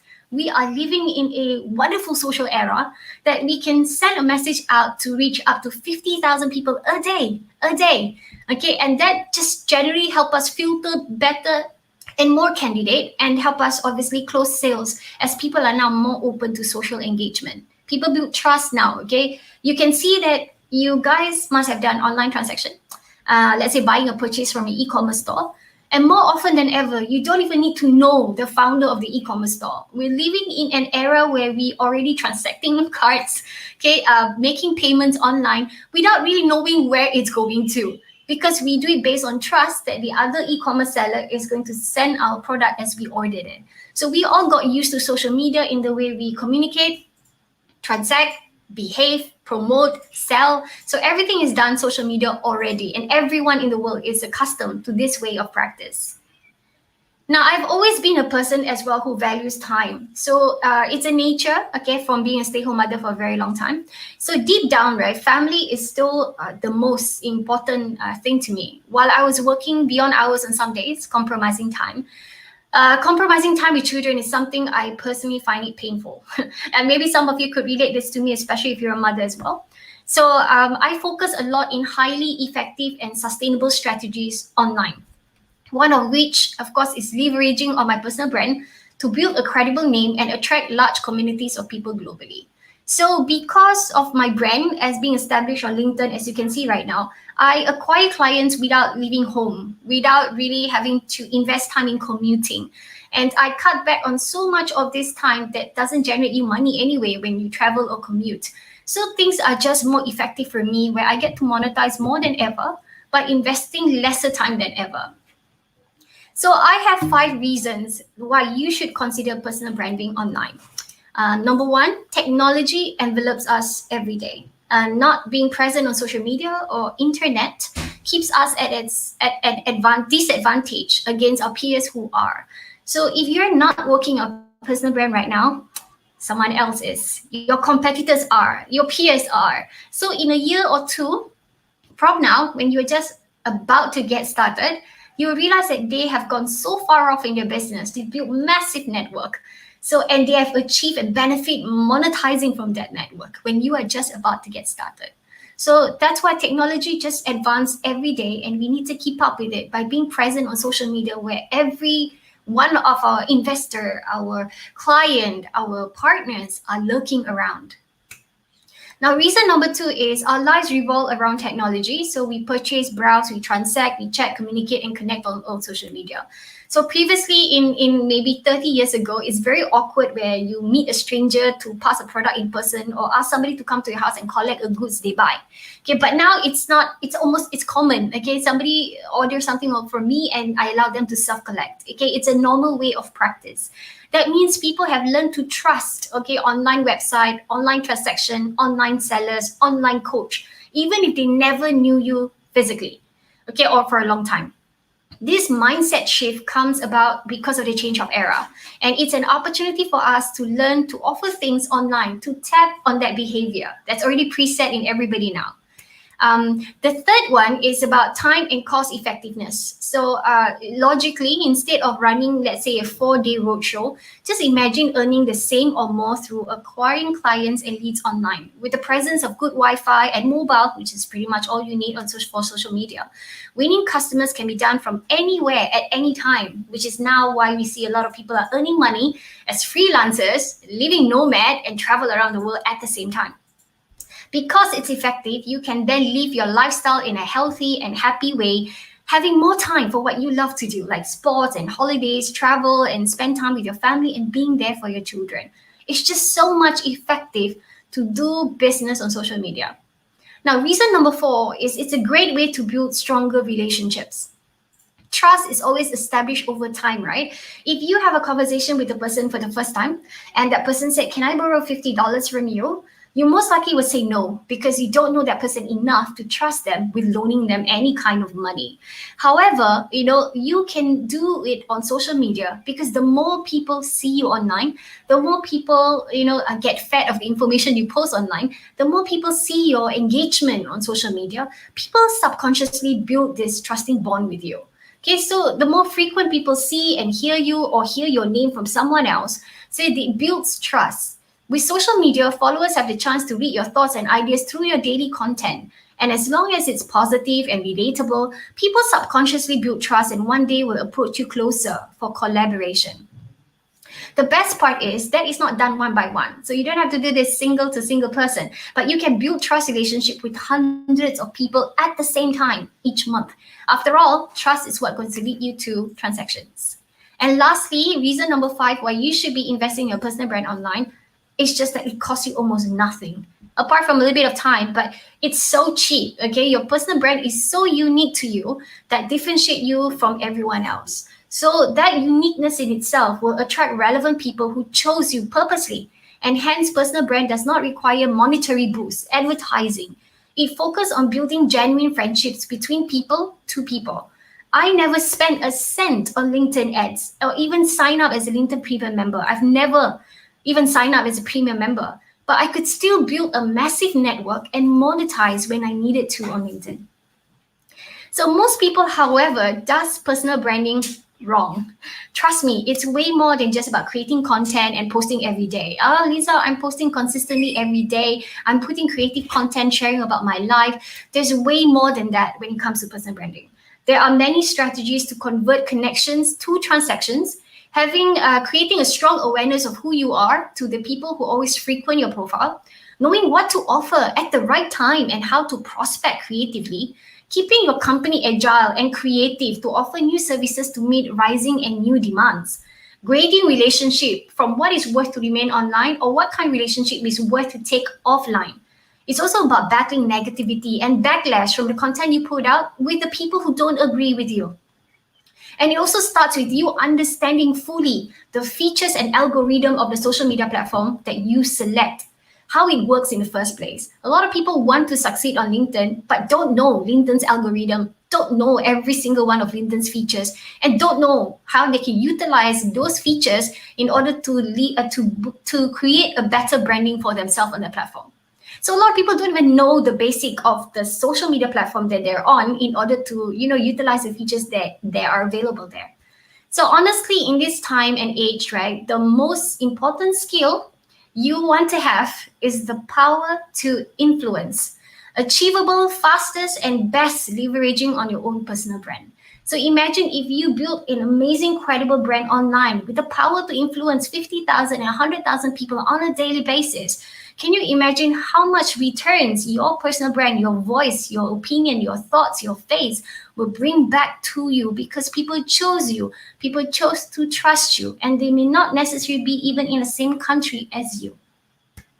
So I do conduct training, and with regards to tips that can help you get started, I actually wrote a book, a PDF book about 100 strategies, okay, on how to get to 100 followers on LinkedIn. So if you want a copy of that book, just message me on LinkedIn. I'll give you a link that you can just download and read through those 100 strategies that I've tried, some of them with 1 star, some of them with 5 stars. So that will tell you which is working most effectively for me. But what works for me may not work for you. So the strategies are there so you can personally try and test them to see what fits your personal profile. I've also, educated more than 60 professionals to qualify them as personal branding coaches. I wrote textbooks myself, and I write about personal branding every day on LinkedIn. So if you have any questions, feel free to comment. If there's time, I will probably address them. Other than that, I'll pass you back to Ray, and thank you for hearing my story about how important personal branding is for me. Thank you so much, Leza. Right.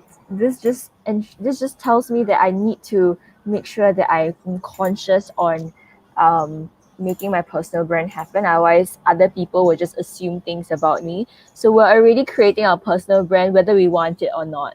So thank you so much for that. I'll definitely be asking you for that book, 100 strategies to get to 100 followers, right? 100,000 And followers. 100,000. Wow. Sorry, 100 strategies to get to 100,000 followers and beyond. And Yes. beyond. So Thank you. if I just get 10,000, I'll be happy already. So small steps, small steps.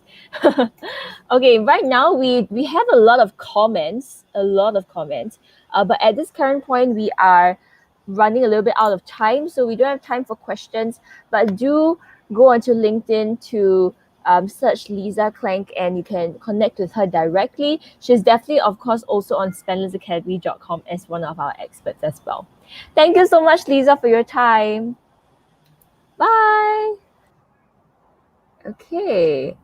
Wow, that's amazing. Thanks, guys, for all your comments as well. I think that what Leza shared is so relevant today because we are in the we're in the time where we're all online, we're all on computers, we're all on social media. And it's actually possible to make some pretty solid connections and network even online, not necessarily face to face.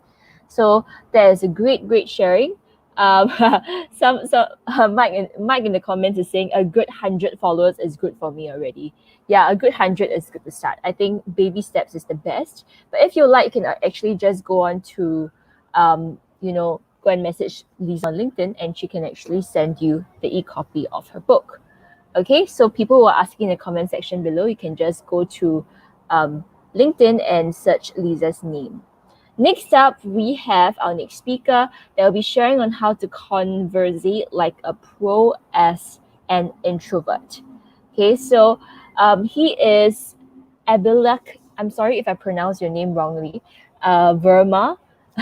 He's a sales trainer, a keynote speaker, a book author, and a copywriter. He is also a business coach, and he has mentored thousands of business owners to take their product and service ideas to different countries globally. And he's an introvert that is now a turned extrovert, and he has helped tons of individuals to come out of their comfort zone and voice their opinions. So without further ado, let's have how to conversate like a pro as an introvert. Thanks, Ray, for that amazing introduction. Hello, everyone. Thanks a lot for joining on a Sunday morning. It just feels amazing to be connected with you all.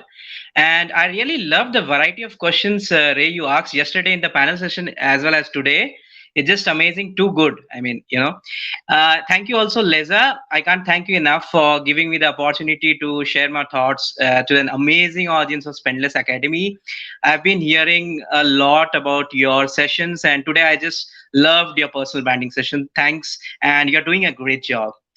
So, just to brief about what are we going to discuss today. We are going to discuss more on my story. So I'll talk about how I turned from an introvert to an extrovert. Obviously, in between I was an ambivert.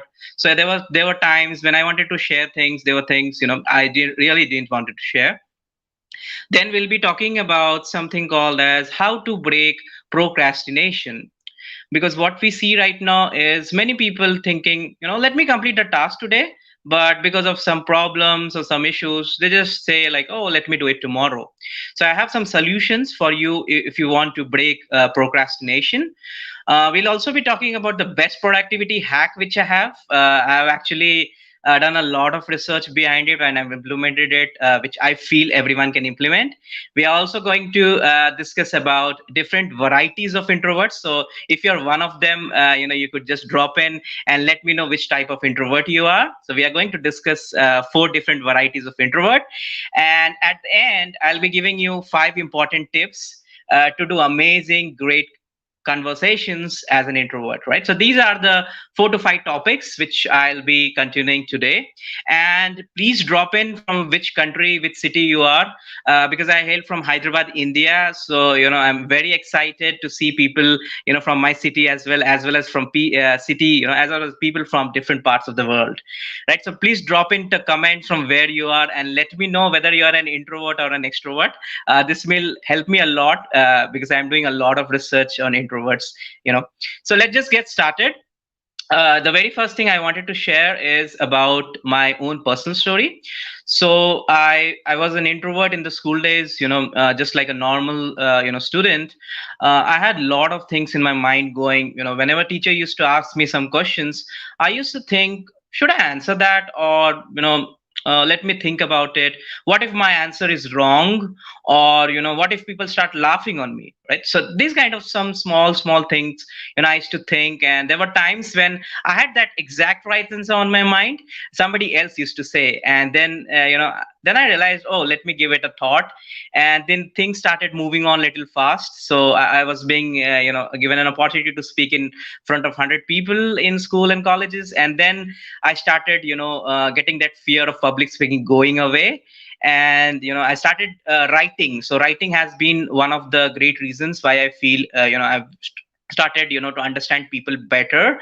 So when I do writing, I started with roughly 500 words a day to now a few thousand words, and then making more than 10,000 words a day. So this has been a long journey when it comes to becoming from an introvert to an extrovert. And just to go a little bit more deeper, so when we talk about procrastination, every day we have a lot of activities we do. We try to track things, but at the end sometimes there's a lot of to-do list which sometimes we are unable to complete it. So how to break those procrastinations? So what I started doing is I started writing things. I started doing affirmations, and I also thought about going it with a positive or a negative reinforcement. So let's say, for example, you have a task. For me, it was to reduce weight. Maybe a dozen pounds or something like that. So I wanted to reduce it in the pandemic time, and I thought, I have to do that because things are all work from home, and you can't stick to the computer all the time and increase your weight. So I thought, how to do about that. So for every day, if I used to take action, I used to do some tasks. I used to get that positive vibes. And what I used to do is, for example, if sometimes I fail in some tasks, so I used to cancel my Netflix subscription for that month. Or let's say, for example, I used to stop watching TV for that specific week.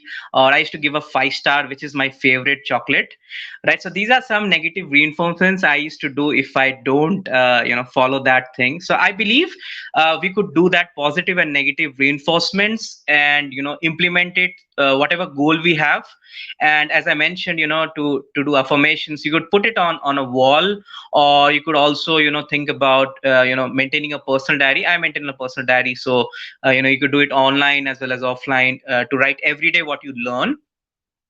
The next important thing I wanted to discuss is about the best productivity hack. This has actually changed my life like anything, right? So it's called something as Parkinson's laws. So in Parkinson's laws, what happens is work expands so as to fill the time available for its completion. So imagine you have to write something, whether it be something like email writing, an article, a landing page, or anything, right? So what this law ensures is if you have 4 hours to write something, it will let it complete in 4 hours. But this law also helps to give yourself only 2 hours to write that same thing if you have that kind of mindset saying that look, I'm going to do it in 2 hours, right? And it is going to happen. This law actually helped me a lot. So earlier I used to take time to respond and to submit proposals to the customers, because I've been into the sales industry since a lot of time. So I found it a little difficult. I was like I'll give you the proposal maybe by the end of the day and stuff like that. Then I said, look, I'm not going to do like that, and I built something like a tracking mechanism where I know exactly when my customers can open the proposal and stuff like that, using a lot of AI tools, because I love AI tools. And at the same time, I kept an hourly schedule. So it's like in an hour, I have to submit the proposal, regardless of whatever happens. The worst it can happen is it will take me 1 hour and 15 minutes, right? So since I booked that 1 hour specifically for that proposal, I know that because of this law, I'll complete it close to that 1 hour, right? So I don't want to procrastinate and do stuff like that, right? So this law also teaches us to be very positive and ensure that we follow this in everything. It could be anything, because we are trying to negotiate with everyone, whether it be with our parents, whether if we have kids, we are trying to negotiate with them. So things happen all the time. So you have to have this kind of an ability to utilize this Parkinson's law, right? You could always browse and know more about different kind of variety of examples it has, and you can implement. And let me know in the comment how you feel about this law. For sure, I'll definitely respond to every comment once I'm done. So I'll definitely go through all the YouTube and LinkedIn comments. It will be my pleasure. Now, let's just talk about different varieties of introverts. Okay, so I find there are 4 different varieties of introverts right now.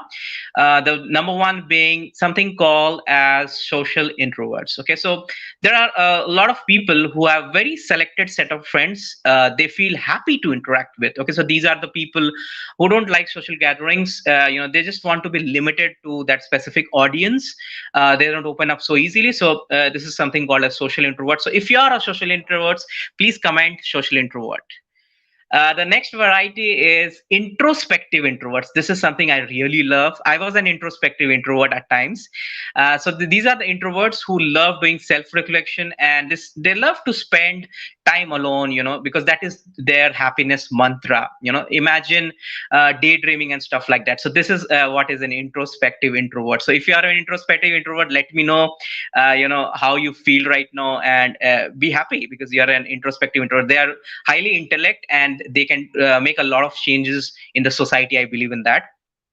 The next variety is known as the anxious introverts. Okay, so these are the ones who have social anxiety. They feel threatened to speak in public gatherings. So at times we become anxious also, because that fear of public speaking is always there in us. Or think about getting rejected. For example, there's a lot of my friends, they keep applying for jobs, and they're like, oh, I mean, will that company select me or not? And because of that, they don't even apply, thinking of rejection and stuff like that.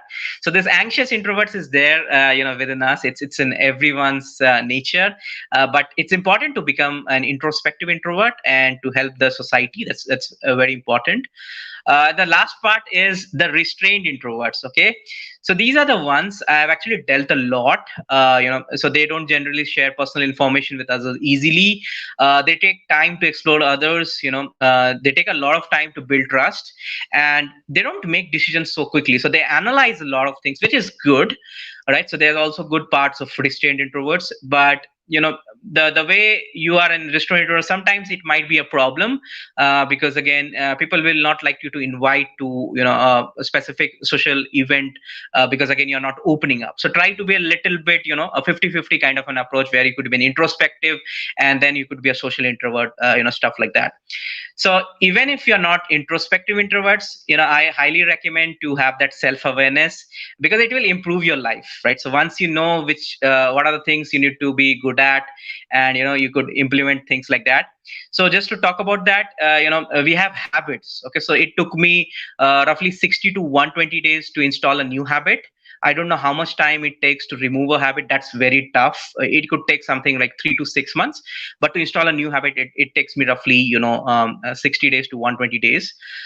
Then let's just jump to something called as the important tips why we are here for doing great introverts conversations, right? So first, and the most important thing is, stop asking so many questions, right? So I've seen people asking too many questions when it comes to a different audience. So ask very few relevant questions. Instead, make more statements. So for example, I'm talking to someone who's based out of Singapore, so I'll be like, where are you from? They'll be like, I'm from Singapore. So instead of me asking which part of Singapore, or specifically like, okay, how far are you from Changi Airport and stuff like that, I should focus on talking more about Singapore. I should focus about the lifestyle of Singapore, the food cuisines which I love. So I should say, look, I'm a lot of jealous and stuff like that of Singapore, because it's the costliest city of the world. I really want to be there, right? So try to build storytelling, because it just helps a lot in terms of conversations, and make more statements. Don't keep asking people more questions. So be a listener rather than be a speaker, right? Because we have 2 years and one more. There's a specific reason for that. The next important thing is to start your conversation strong. So this is something I really love. I follow an approach called as VET, that is called as vibes plus energy plus tonality. Okay, so these are the three important things I feel you should have in a conversation. So you should have a positive vibe when you're talking with people. You should keep smiling. Your energy level should be high. You should be on a dopamine, and your tone, right? So that plays a key role. Sometimes you could speak slow. Sometimes you could raise your voice. So you should do that voice modulation. It helps a lot when you're doing stadium pitch, in terms of you're catering up to a large audience. The next important thing I wanted to discuss is increase your vibes and overreact. I know you might think, why am I talking about overreact? But let me explain. So, for example, you're discussing with somebody who's pretty new, who's a stranger to you, and you start, about, you start saying like, oh, I really love that space and I really like that thing, but it's not that much interesting. So instead of that, you could say like, wow, I really love this space, this is amazing. So these kind of overreactions sometimes makes the other people becoming more interested in you, and that will be very interesting, right? So just before coming to the session, I love listening to music. That's also an interesting way. I love Arabic music, by the way, and some hip hop music. That just makes my day. So do drop in your favorite song which you are listening to today, or you have been listening continuously on a playlist. I would love to go through that song as well. The next important thing is, don't be interesting, be interested, right? Listen it again. Don't be interesting, be interested. So instead of asking people about what they want, give your services for free. Okay, so be interested in them, know what is their problem, try to solve it, and build relationships. So be interested in them. And the last part is appreciate what they say. This is very, very important, because I find people just thinking about, oh, let me just help this person in a job, and then let them do their work and stuff. So make that empathy in action, something called as compassion. Not just refer them to a job, ask them how they are doing in the job, help them to go to the next level, right? So build that kind of a relationship. So you have need to have that compassion. It's just not about helping somebody and forgetting them. Keep helping them regularly, because that's how you need to build relationships and always appreciate people, right? So I really appreciate Spendless Academy giving me this opportunity, and I've actually got a lot of value from Leza, because again I have gone through all those 100 tips for the personal branding. And believe me, I had roughly 300 connections on LinkedIn when I started this year. Right now I've crossed over 14,000 followers. So I highly recommend to go through that book. You could ask, and it will also change your life. And I look forward to hear more about different variety of sessions. So thank you so much, and I'll be happy to answer any of your questions. God bless you and have an amazing Sunday. Thank you so much. Back to you, Ray.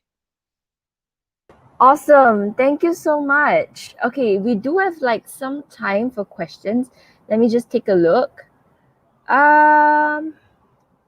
Okay, so if you guys have any questions, do actually head down to the comment section and comment away. So we have the 4 types of okay. Okay, so give me a while. Let me just take a look at the comments below and see if there's Sure. any.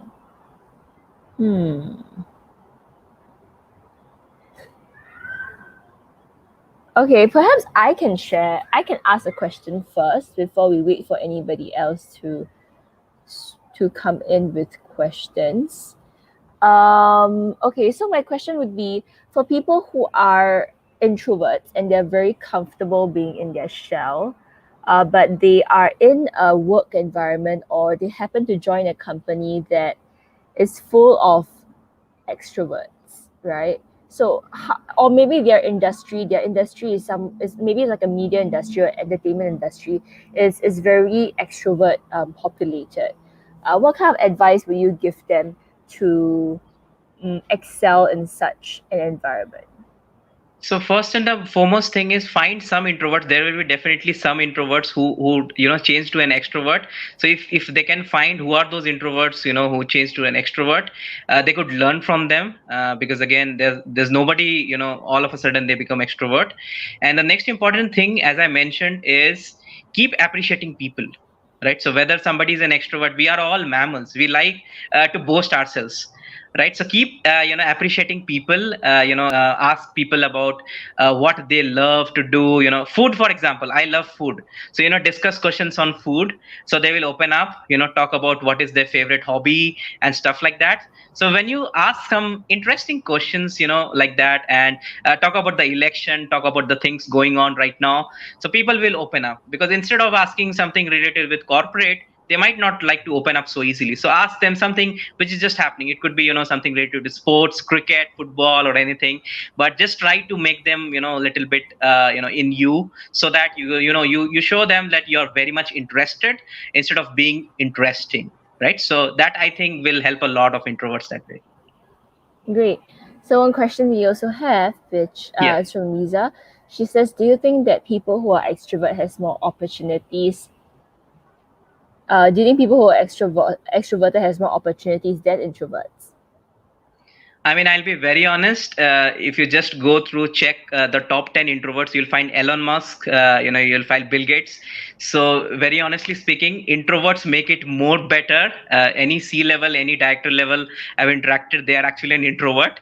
But the thing is, I can't, say like, they have more opportunity. It's about seizing the opportunity, right? So whether we are an introvert or an extrovert, if we get an opportunity, why not take it? Just like Leza said, why don't you come and help people out here? So I just seize the opportunity. So it's about getting an opportunity and trying to give your best. That's what I believe in. Thank you so much. That is actually Thank a you. good point. I think that ultimately you just got to work around your personality, right? Like, it's better to be yourself than try to be someone else, and just find what works for you instead of trying to fit into someone else's mold. Right. We have another Absolutely. question. Here. Okay, so Mhm. Nag Luki actually asked how to handle a client who is aggressive and tempered especially when we're approaching them for the first time being an introvert? I think that's a very personal question from her. So what do you think is your response So to I this? actually had this kind of thing when I had a client who's very aggressive and tempered. I was an introvert that time, so I just took a help of somebody who's an extrovert. I brought them into the call and I let them explain things. I was on the back end, because what happens is when somebody is already aggressive, why to divulge so easily to them? It's a little difficult. So have somebody who's an extrovert in your team and try to make them a little bit more open. So give them some positive vibes. I think that's the way to make anyone cool, right? So somebody is an aggressive, they can be an aggressive for just few moments, they cannot be aggressive forever. So through your tonality, through your expressions, through your positive vibes, I'm sure you could make that person feel more inclined towards you. Okay, thank you so much. That I think those are the questions that we have for the time that we have right now. So I Thank you, really Ray. appreciate your time. Thanks so much for sharing with us. Especially many people out there in the comment section below, they are totally relating to you. Many people are saying that they are introverts as well. So thanks so much Perfect. for sharing and showing that it's normal to feel anxious once in a while. And you also have said some of the tips that can overcome certain social situations as well. Right, thank you so much, Ray. Goodbye. Thank you. Bye. Bye. And that is such an interesting, I mean, for me, I am an extrovert. So I think that gives me a different perspective, because then I can understand how introverts think. So when I actually, talk to introverts, whether they are clients or whether they are people that I meet during networking sessions, I will make sure that I don't like freak them out and I actually can think in their perspective. Okay, so once again, if you just came in, feel free to just flow your questions into the comment section. I can see many questions right now. Some of the questions that we don't manage to answer, please head on to spendlessacademy.com to connect with the experts, and you can arrange a one-on-one coaching session with them, because if you have signed up, that means that you have $40 USD worth of credits that you can use to have one of those one-on-one questions with your desired expert. Next up, we have our next speaker, which is Sajjad Pamar. He will be sharing on compensation management, something that's misunderstood and underappreciated. Sajjad is the head of reward. Sorry, obviously I talked too long today already. Let me repeat that. Sajjad is the head of reward APAC at eBay. He started his career with Unilever Pakistan and moved with them to Singapore in 2008. He then moved to GSK as the regional reward leader for Asia, while doing stints as the HR transformation head and head of HR for Malaysia before taking his current role at eBay. Apart from his time at Total Reward, he has extensive experience in talent management and acquisition, HR transformation, performance management, and HR analytics. So today he's going to tell us all about compensation management and how compensation within the total reward function actually impacts the company's performance, both to drive revenue and also to optimize cost. So if you are a business owner or you are a manager in a company that is covering compensation management, and this is for you. Okay, so take out your notepads, take out your iPads, and make sure that you write plenty of notes. I'll be monitoring the comment section as well. So any questions that you have, fill it down there. And if we have time, we will cover some questions. So without further ado, let me invite Sajjad. Well, hi, can you hear me? You're a little bit soft. You need to increase your volume. Okay. Try again. Is this better? It's quite soft still. It's quite soft still. Try Hang on, again. just give me 1 second.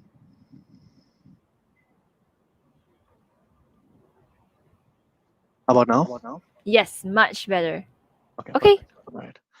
Great. Hi, good morning, good evening, good afternoon, everyone. It's a pleasure to be here. And, just I was listening to the last conversation, and I'm a huge introvert, have always been in my life. So I was really enjoying the comments and views from Abhishek and from everyone as well. So we'll move to a little bit, I guess, more of a corporate slash maybe boring topic to many of you, but something like Ray said, compensation management misunderstood and underappreciated. Typically, what I would do is to, what we're going to talk about is to really talk about this topic um, over 1 day or 2 day. The conversation on compensation management is quite deep. Can get a bit technical, but what I'm hoping to do is to really share just the basics of what compensation management total reward looks like. I just want to check, are you able to see my screen right now? I'm sharing a slide on total reward umbrella. Ray, are you able to see my screen?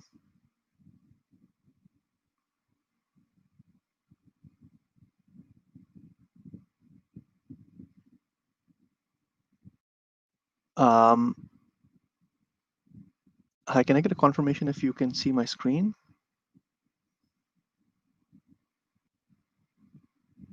All right, I'll get started anyways.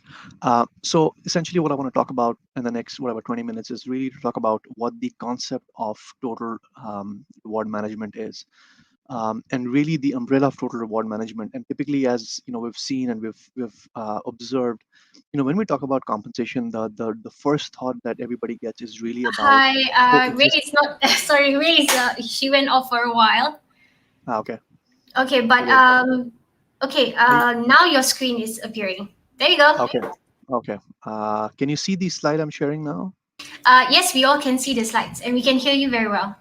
Okay, perfect. All right, so I'll carry on with Yes, the slides. go ahead. So really, the umbrella of total reward, as you can see, is not just about compensation, but it's a combination of, we talk about what the pay is. There's a whole section on short-term incentives. We've got recognition programs, both monetary and non-monetary. We've got Hey, benefits. Sajjad, Again, that's a just one huge quick word one. in terms of insured benefits, non-insured benefits, works, all of that. We've got Hello, can you hear ESPP. me, Sajjad? Yes, I can Just hear a quick you. one. Can you you click at the bottom so that you can open the slideshow bigger so that people can see the slides. Just play slideshow. Oh, Yes. full screen, yeah. Okay. Thank you. Yep, All that's right. great. Thank you. Okay, welcome. We've got this concept called ESPP, which is where employees can buy share programs from the company, and then obviously the long-term incentives, which is typically for either public limited companies or essentially for companies, private companies hoping to go live. So they give what they call pre-IPO stocks. So if you think about all the cool sort of companies out there like Uber and Grab and of the worlds, they basically, as they become bigger and they want to go public, before going public, they will start to give pre-IPO stocks. But what's interesting from a concept point of view is that total reward is not just about what I've just shared, but it's actually about the opportunities you have in a company. It's opportunities to make a difference in a company, and it's about the culture and the environment. Let me give you the best example and the most obvious example. You think about Google, right? And they're known for having very fancy offices. They're known for giving out free breakfast. They're known to having those really nice, comfortable beanbag chairs, and they apparently have sleeping pods. And in an essence, that's part of the offering that the company is giving to the employees, right? And as you know, any of this and every of this has a dollar value attached to it. So when we talk about the total reward concept, you as a business owner or you as an employee, when you think about the company that you're working for, then these are all the things that you would think about. It's not just the pay, it's not just the benefits, it's about the environment. Employees work for cultures, employees work for companies who are innovative. You would work for Apple because they make amazing products, right? So it's the opportunity, it's the culture, it's the environment that actually should be included in the concept called total reward. So as you think about your business, right, whether you have a two-employee business or you have 20,000 employees in your company, apart from what you would pay them in terms of compensation, monetary aspect, you have to think about what kind of culture you're building, what kind of opportunities they have, what work will they do, what impact will they have.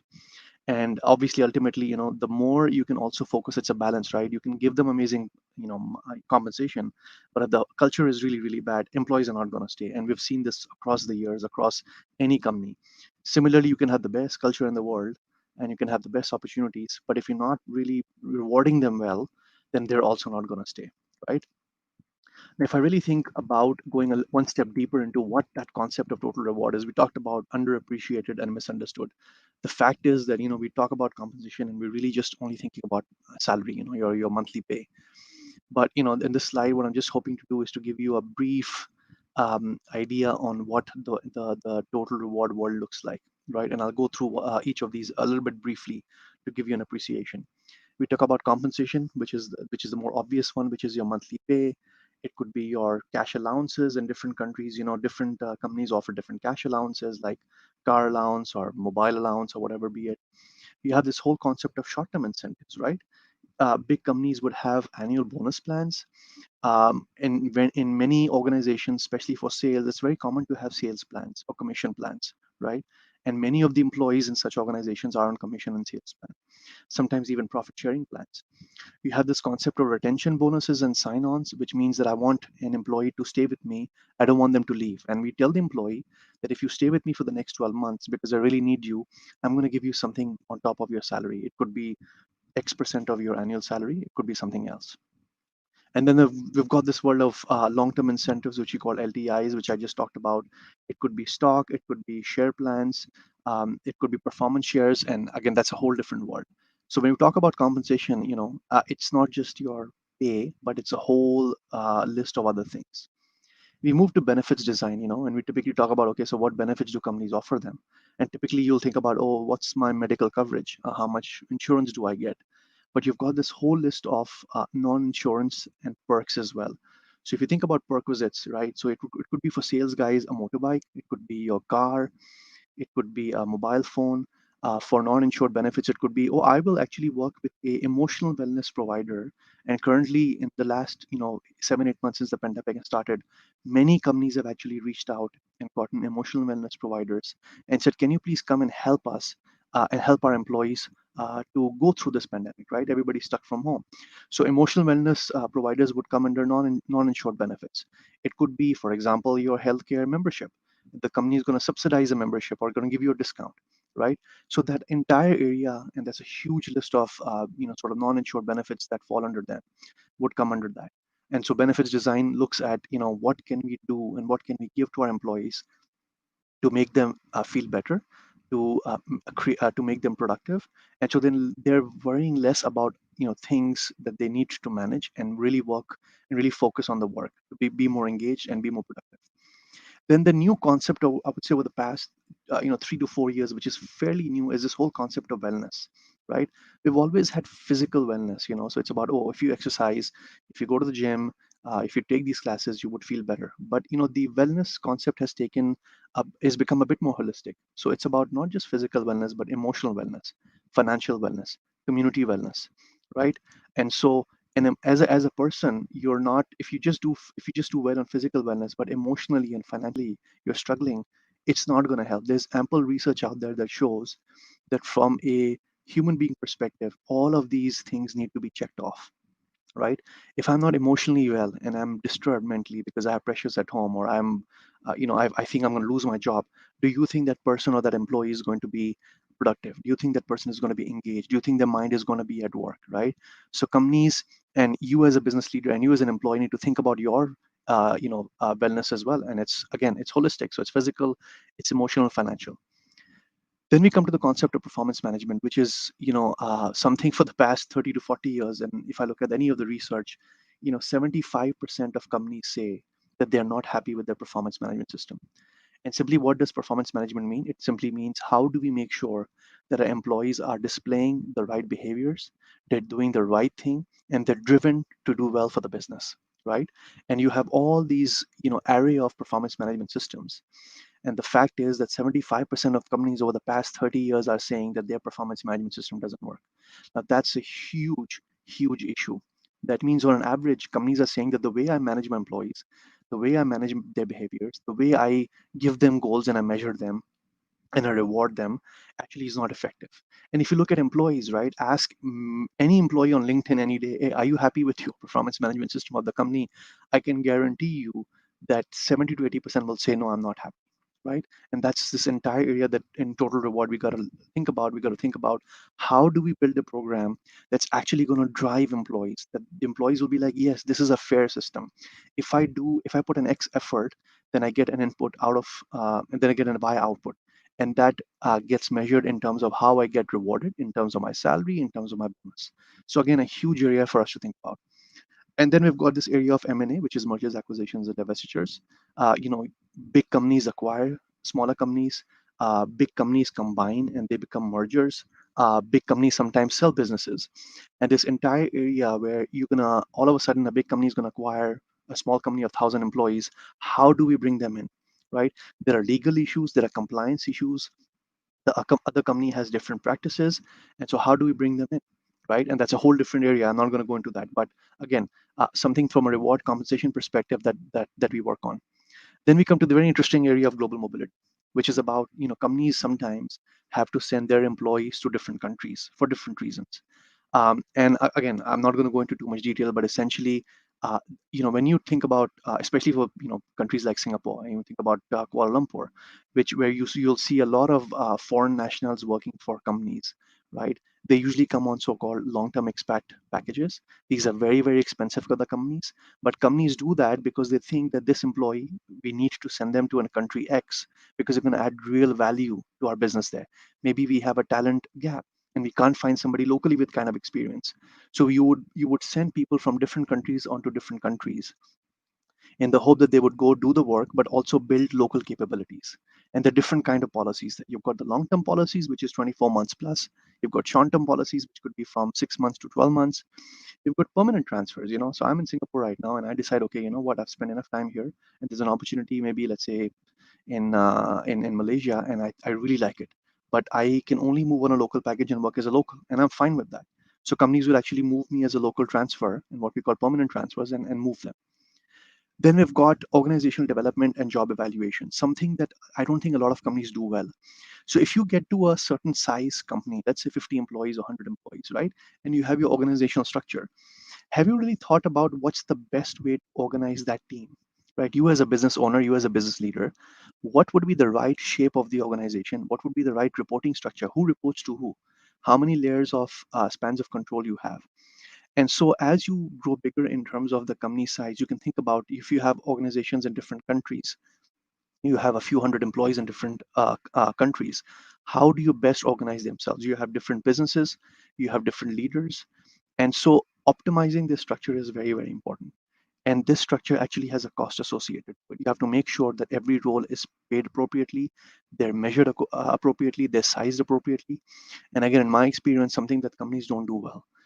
But if you're a business owner and hopefully your business is growing and you get to a certain size, you have to make sure that you're thinking about how do you restructure your organization? What's the best size you can apply? And then ultimately, I would talk about analytics. And something that's come up very strongly in this pandemic is digitization, which I'm sure a lot of you have thought about and heard about. But how are you going to use analytics in driving decision making? You can no longer just walk over to your colleague and make a quick decision and agree things with them, right?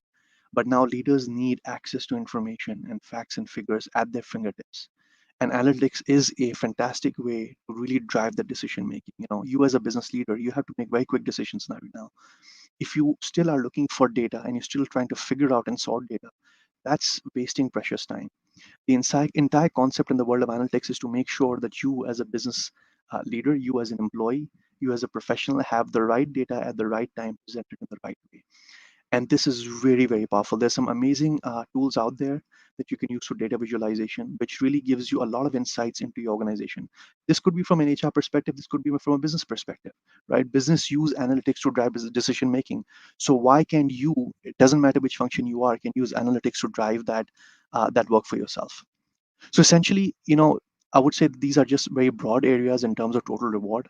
Like I said, compensation management, when you think about it, um, it's misunderstood because the area the world of total reward go far above what you would think otherwise. uh, and then lastly, what I want to talk about is why is it important, why talk about all these programs, right? Reward programs drive both the top line and they drive the bottom line. They would drive the top line because performance management, right? If you do well for the employees, they would be motivated, they would be driven, they would feel that if I put in a reasonable amount of effort, I get rewarded accordingly, I get rewarded fairly, right? And so we've seen where companies do performance management really well and they differentiate performance and reward. It drives the outcome. If you have an amazing performer in the company but you're giving them the same reward as everybody else, do you really think that they will be motivated? Would you be motivated? right? So the reward differentiation, performance differentiation, absolutely important in driving top line. And the other thing which I would like to say is the concept of RRR, which is paying the right person the right job for the right pay, right?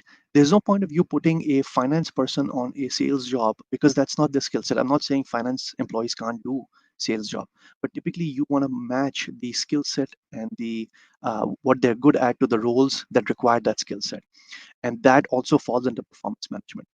And then I would talk about incentive plans. The whole world uses bonus plans, sales plan. It's for a reason, because if you put the employee on a right sales plan, it would drive top line performance. You are going to be able to meet your goals because the employee will be driven. If I meet my target, then I get my commission, I get my sales incentive. So very, very important in terms of top line. And then bottom line, of course, employment cost is the number one or the number two employee cost to the business, right? And it doesn't matter which business it is. Take any industry, employment cost is the number one or the number two. If then the when the employment cost is so important, right, then why are companies not smart about it, right? And this happens more so with more startups, where in when they're growing really fast, they try to get the skill set, that they try to get the employees they need, but then they often overlook how important employment costs will become as they become bigger, right? And I've seen plenty of times where companies grow, but they come to a point where the employment cost and the way they've been managing it becomes unsustainable, and it starts to hit their bottom line. So I would say employment costs absolutely very important. We talked about different ways the company pays for employee, and I think even if you're a two employee or a five employee company, you have to start thinking about optimizing that cost. And lastly, organizational structure, which I talked about, which was, the shape of your organization has a dollar value attached to it, and it also has an impact on how you're going to drive your structure. You could have a very top heavy where you've got all these amazing guys just making decisions, but there's nobody really executing. Or you can have no decision makers but all executors, and they're looking at the top and saying, oh, I need guidance, right? What is the right fit? Now your organizational structure needs to figure that out. But like I said, every shape actually has a dollar value attached to it, and it's something that you have to figure out for your organization. So I'm going to stop there, and I will just wanted to share those sort of top ideas with all of you. And I would be happy to take some conversation and some questions. Like I said, this is typically what I would do over 1 day or 2 days. I've really given you a lot of stuff just over the last 20 minutes or so. But I'll stop there and see if there are any questions, and would be happy to take any questions. Great. Thanks so much for that amazing presentation with the graphics and everything as well. So it's making things very, very clear. We do have a question. So Sai actually asked, like, is there any statistics to show if the compensation management is effective in and correlates to business success? Yeah, there is actually. So I don't have them right now, but I would say if you look at some of the larger consulting companies, I would say McKinsey is one. I think you can go on McKinsey's website or just Google McKinsey's research on compensation. You would find a lot. There is a company called Gartner, which is I think now called CEB, which is one of the largest companies that do employee and company surveys. Right? They have tons of research that shows the effectiveness of compensation management on driving both business success, top line and bottom line. Um, and again, this is not new, by the way. Even if you go 20 years back in the 90s and the 2000s, you would find research that correlates that. In fact, interestingly, I actually came across this slide, which was actually from the 2009 crisis, right? Which talked about the impact companies are having, employment costs, all of the same thing. And when I looked at the numbers, I was just really surprised that it mattered, and it worked out exactly the same way right now as well. As you know, we're kind of going through a recession because of the pandemic. Most countries are suffering. Now, what I found interesting was that even though it was 10 years back and that uh, recession was very different, all the levers and all the variables meant and stood exactly the same way. So clearly, when there is a recession, when there is an issue, it hits all the companies and it hits the countries the same way. And it doesn't matter what the reason is for the recession. But yes, absolutely, the research is out there. You can literally go to Google, and there's tons of research that you can access. Awesome. And we have another question by Faisal. It happens with favoritism and how you wrongly see sometimes there's office politics leading to unfair reward. Do you see this as an issue? Do you have any examples of that? Absolutely. And the biggest example and the most obvious example I would give would be what we call the concept of pay equity. right? If you go and just Google pay equity, you would see that on an average across almost all countries, women at workplace get less paid than men. You're a bit muffled. You're a bit muffled. Sorry. No. I was saying that the biggest example would be pay equity, which is gender pay equity. You would see that the biggest example is on an average, women get less paid than men, right? It's when you join the company, it's when you get promoted, it's when you get evaluated. And I've been seeing this for the past many years. This concept has become a bit more obvious with a lot of big US multinationals saying that they will be gender pay equal. Australia, UK, US actually has laws that says that you have to pay both of them the same, right? Now, this favoritism concept, which is actually your bias, will come in and say, oh, I think my male employees are actually performing better, and they're doing a more critical role, so I need to pay them more. That's actually favoritism, and that's not fair. And so that's very obvious, and it's going on for many years across the entire world. And that's a classic example of why that's been really underneath the organizations, and we haven't done anything about it actually. I see. Yeah, and I think that's really like a issue that cannot just be, I mean, it has been talked about for ages, right? That's something that's been talked about for so long. Okay. Thank you so much for sharing your insights and your perspectives with us. Someone actually asked, like, do you do coaching as well in this area? I do, yes, absolutely. So, I mean, they can reach out to me on LinkedIn, and I can happy to take the conversation forward. Awesome. So you can actually head to LinkedIn to find Sajjad Pamar, or you can just head to spendlessacademy.com, and he's one of our experts there. Absolutely. As well. Thank you so much, Sajjad. Thanks so much for your time. Thanks for having me. All the best. Take care. All right, and now we have our next speaker right before our break for lunch.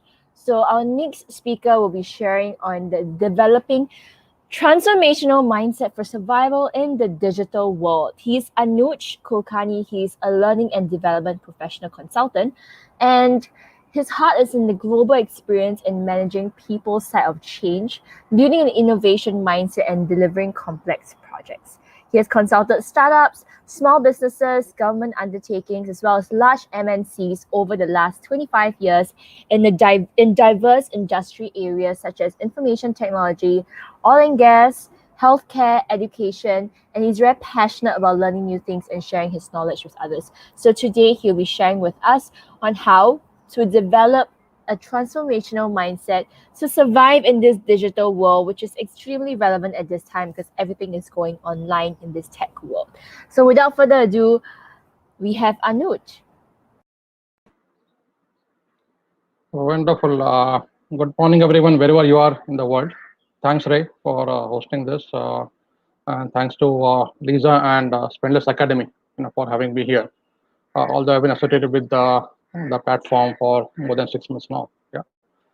It's interesting that I've been going through all the sessions, all the people who are talking, and a lot of things that are happening today that are going to change this entire landscape of jobs, the technological disruptions, yeah, and lot many things. So I'm going to talk about how do we prepare ourselves, for such a transformational world that is in front of us, including all of you know that we are hit by a pandemic. More than 8 months people have been either under lockdown or living in a restricted environment. Yeah, so a lot of things that are happening in the world, and I'm going to talk about some of them, if not all, and we'll be happy to take up some questions or through the comments, and I would look forward to the interaction with all of you. So let me see if I can share my screen just to be sure that I'm keeping track of what's happening. Let's see. I hope my screen is visible.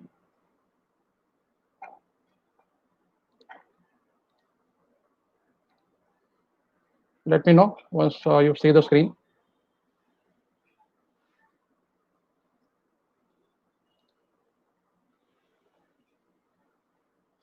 Ray, is that screen visible?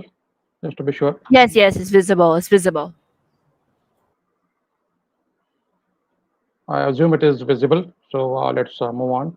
So let's talk about a few things. I'm looking for some comments from all of you. in terms of have you experienced any transformation in your own world, be it in the personal life, be it in the work or business context, and do share what you think. I would like to see the comments. So I'm quickly kind of jumping between the screens so that I have to see, some of the interactions that are happening. Talk about transformation. We also have to be cognizant of, people interacting and collaborating. So, any thoughts? What do you think are the Hi, biggest? Anuj. Yeah, Yeah, so yeah. just now your slides were visible, but I think Okay, you did a change. Did you change okay, something? okay. Let me So switch go back. back to Sorry. the previous option. Okay, I know Is it why. visible now? When you share screen, you have to share application window. Yeah, I did that. Let me know if it is visible again. Yes, it is. So you just leave it as this. Okay, Oh, thank okay, you. fine. Thank you. Thank you. Yeah. Yeah, so I'll go through the comments, in the chat. But I'm sure each one of us, even in the pre-COVID, world, have experienced some kind of transformation. It may not be exponential, but still, I'm sure you must have gone through it at some stage of your life.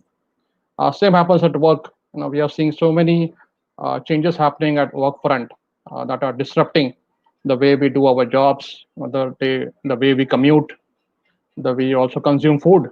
So there are a lot of things that are changing in our own worlds.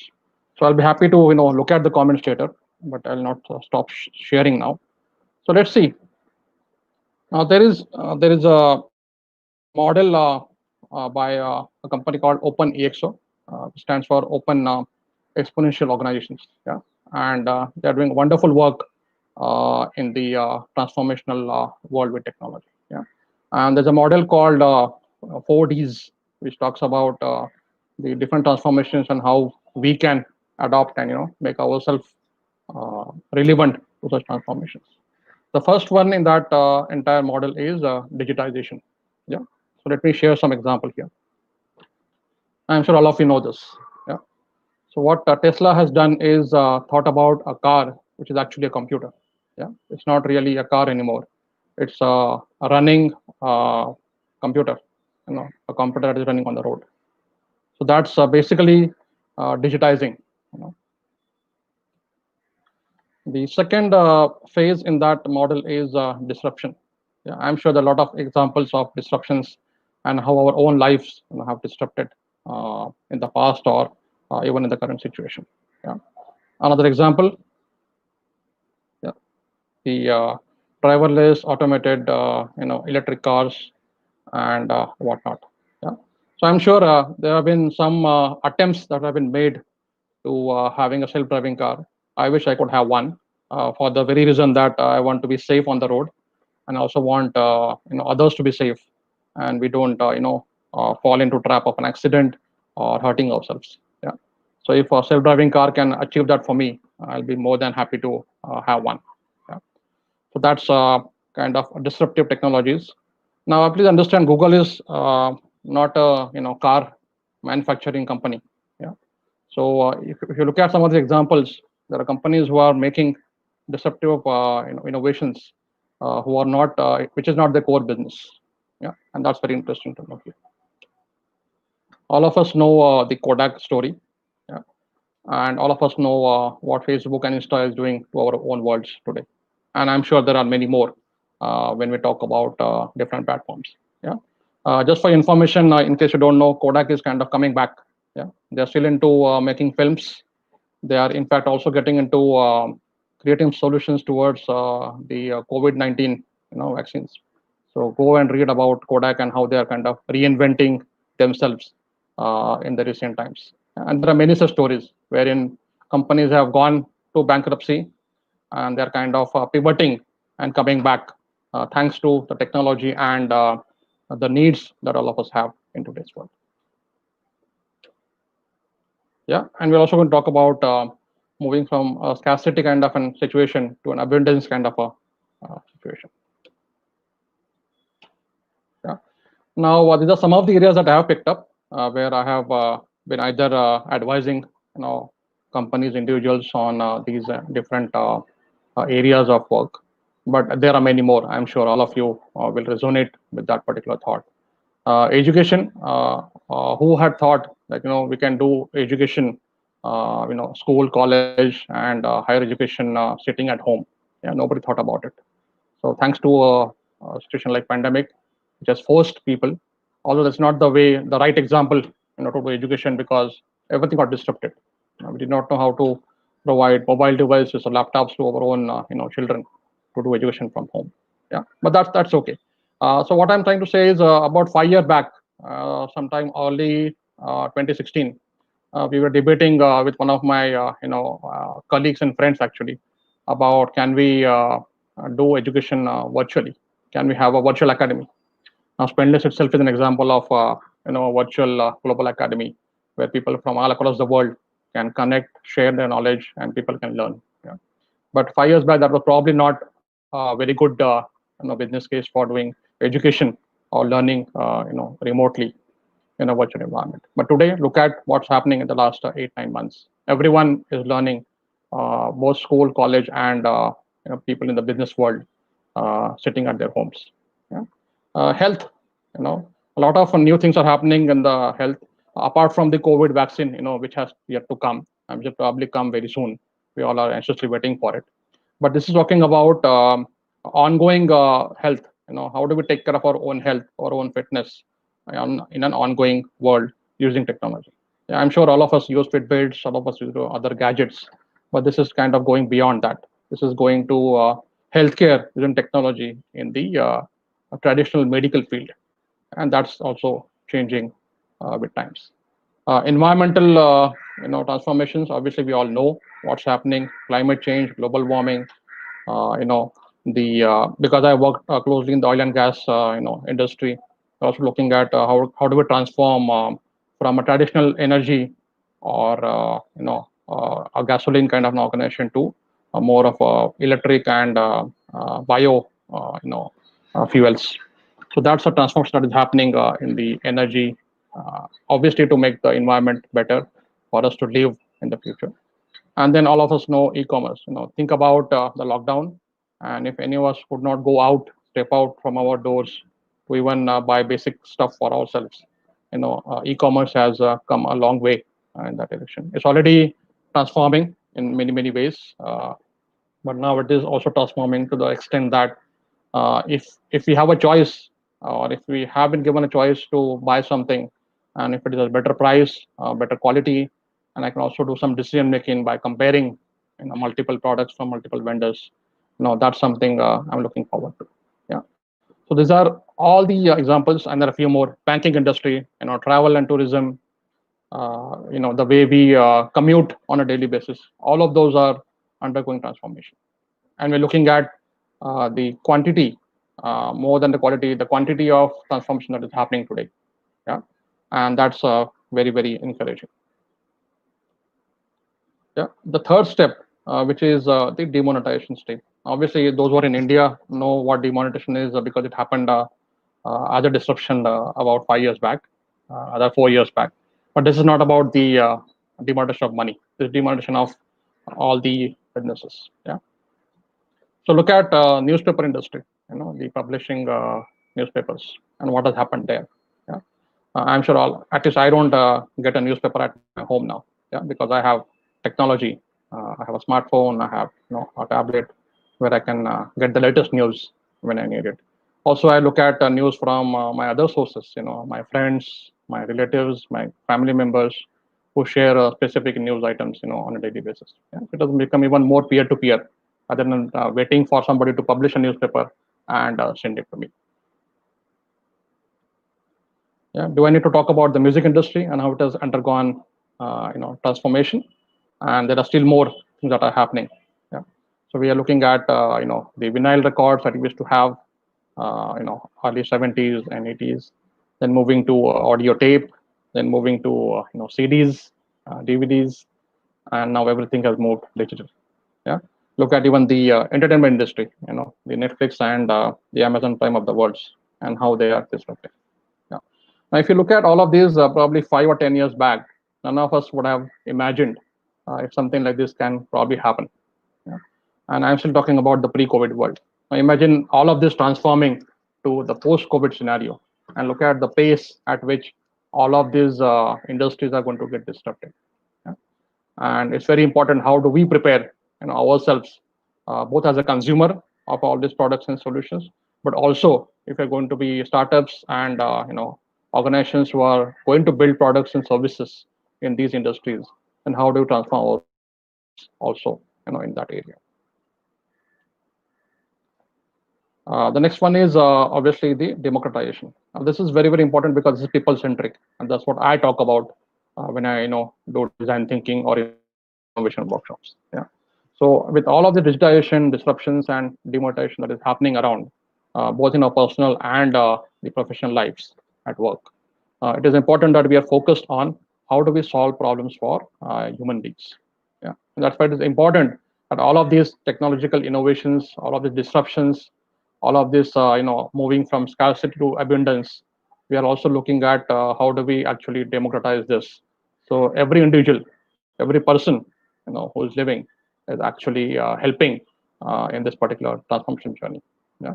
Now, what do we need to do as individuals, as leaders, as employees, as a startup, or the founders of so many new inventions, is if we can democratize this. Yeah.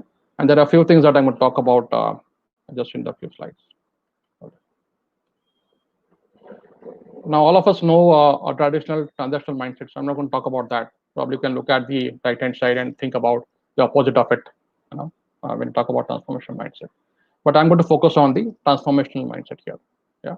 So the first of all is the focus on being opportunistic. Looking at new opportunities, both as well as in personal, as well as in professional life. Yeah. As I said earlier, democratization is all about focusing on people. So that's the overall approach. Focus on people and what their needs are. Yeah. The playbook for that is not standard. It is basically eclectic. It keeps evolving. Yeah. The value that we give to ourselves and to our customers, is focused on long-term growth. Yeah. I think Ron talked about the exponential, growth mindset yesterday, and I resonate that with that very well. You're looking at the long-term growth, not short-term gains in the process. Yeah. Obviously, transformational mindset focuses on taking risks. I'm sure all of us can, second that particular thought. If we are fearful and if we are not ready to take risks, then probably we cannot make transformations happen. So that's very important. Synergies, yeah, we're also looking at not just the value that we provide to our customers, but we're also looking at how do we kind of sustain that. So we also have to look at the post-deal scenarios and how do we continue transforming and providing value to our customers. Yeah. Operating model, to be very frank, there is no such standard or fixed operating model. It has to focus on substantial changes that happen. Now, I also talk about how do you manage change in both individual and organizational context, and there I cover more details about these aspects of managing change. Yeah, motivation is basically driven by purpose and vision. I'm going to talk about the purpose in more detail in the subsequent slides, but just stay with me for that. Yeah, innovation. Yeah, this is talking about creating new ways of working. Yeah, I think just now Sajjad talked about the compensation model and how do we transform that. Yeah, and I am looking at it from a very different perspective. How do we create new ways of working for our own people? Individuals and employees of the organization. Yeah, so working from anywhere. Being more agile. Embracing change kind of a mindset all the time. Embracing innovation. Yeah. So all those things basically are new ways of working, which we probably have not thought about a few years back. Although they have been there for many, many years, they are now coming into mainstream, the way people are innovating on new products and solutions. Yeah. Problem solving is definitely one of the top items there. If you focus on understanding, defining, and solving problems, whether it is for individuals or whether it is for businesses or even for society at large, that's the focus of having a transformation mindset. Yeah. Good planning. So focusing on the outcomes, not on the output, and focusing on long-term results that you can provide. Yeah. Cross-functional teams. The time of specializing in a particular area and giving that particular job to a team is gone now. Yeah, so we're looking at doing innovation, doing transformations using a cross-functional team. Yeah, and it is very, very important to do this. And then focusing on overall program and objective management, other than just focusing on one project at a time. Yeah, and these are some of the different aspects of transformational mindset. Again, if you go in Google, you'll find a lot of articles and research papers on this. Yeah. But each of this area focuses on how do we prepare ourselves, for the transformational mindset in the digital world. If there are questions, obviously I look at the chat later. Keep posting them. Yeah. Now, as an individual, as a person, you and me, how do we develop our transformational mindset? Yeah. The very first thing is unleashing our creative confidence. Now, if I say this statement that each of us is born creative, some of you might question me, Anuj, what are you saying? Is this true? But actually, it is true. From the day we are born, from the day we started walking, and from the day we started, talking, communicating, whatever we did since our childhood is all about being creative. We have found different ways, innovative ways to do things, that gives us more value, and we're able to find, happiness in what we do and what we will do in the future. Yeah. So keep unleashing that. If you are specifically looking for tips on how can you be more creative, I do that as part of my workshops, and I'll be happy to help you in that. Yeah, being empathetic. World Economic Forum has talked about empathy as one of the core skills that every human being will have to adopt and practice.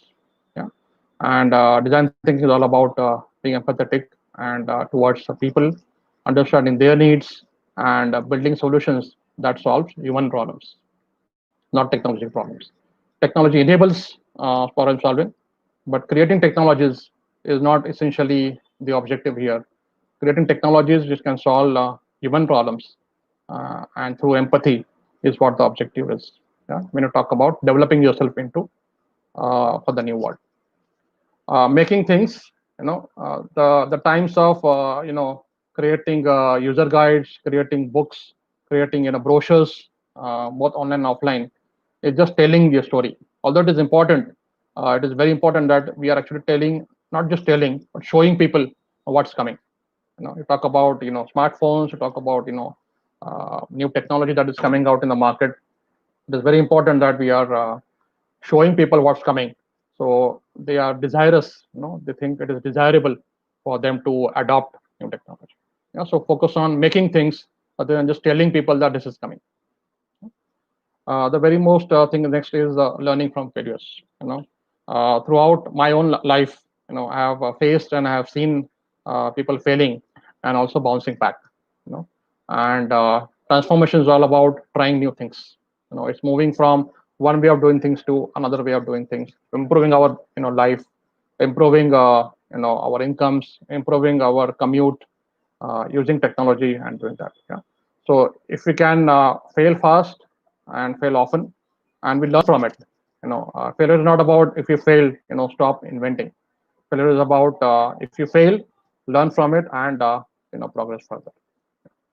Prototyping, testing, and iterating on every aspect of life. I cover that again in my workshop, but it's very important that the make it part is actually making small things and proving that they're valuable, they are working, and then testing them out with your end customer, with end users, with employees in the organizational context, and iterating continuously.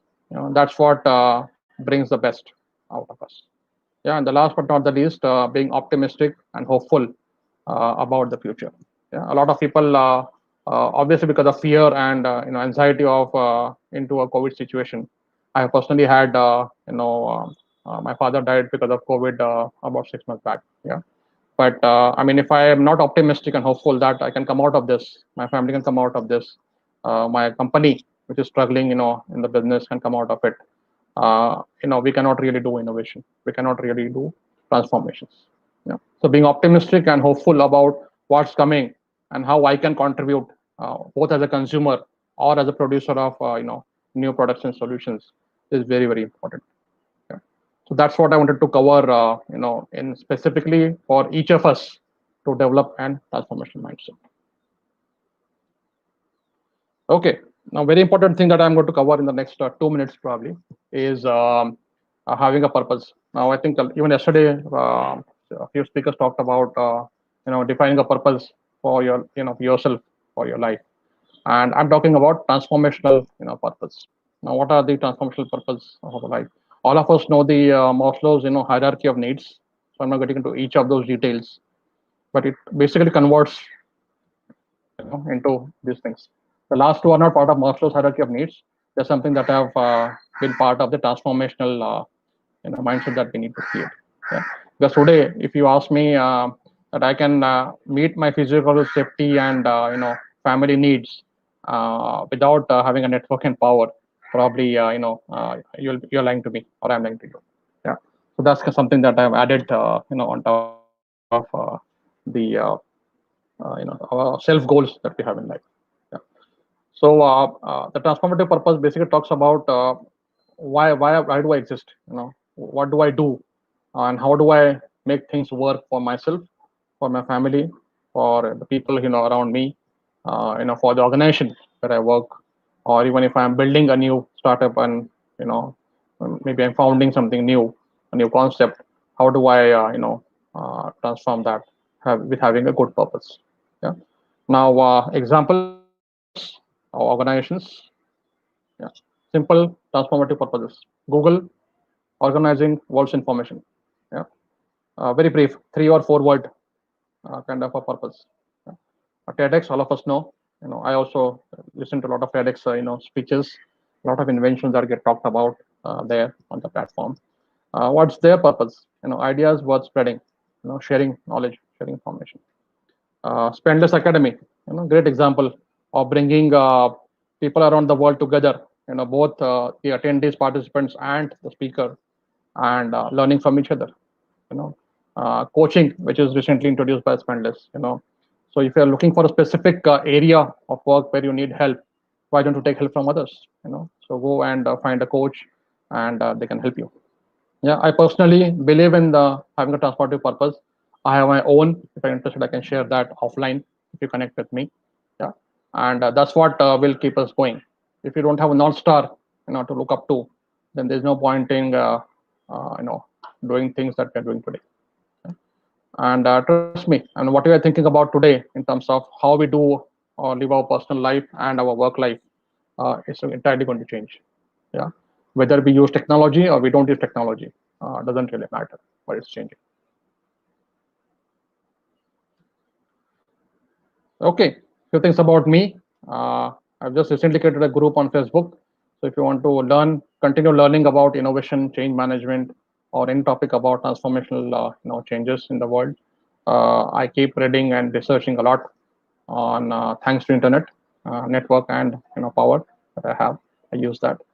Spendless Academy, excellent platform. I'm also on LinkedIn, Facebook, and Instagram if you want to connect with me. Yeah, I'm a certified practitioner and coach on both innovation, design thinking, and change management. Okay. I'm going to host a few courses on transformational change management. Next month, next few months, and I also have a paid workshop coming on innovation and design thinking in February next year. Yeah. So those are things about me. If there are specific questions, Ray, that I can take up right now, I'll be more than happy. Hi, thanks so much, Anuj. That was a very comprehensive one. At this current moment, okay, maybe we'll just take one quick question because we're running out of time. So just a quick, maybe a couple of sentences. Faisal asked, what steps do we do to make sure our transformation goes well? Very good question, very relevant. So step one, identify the purpose, why you are doing this. Yeah.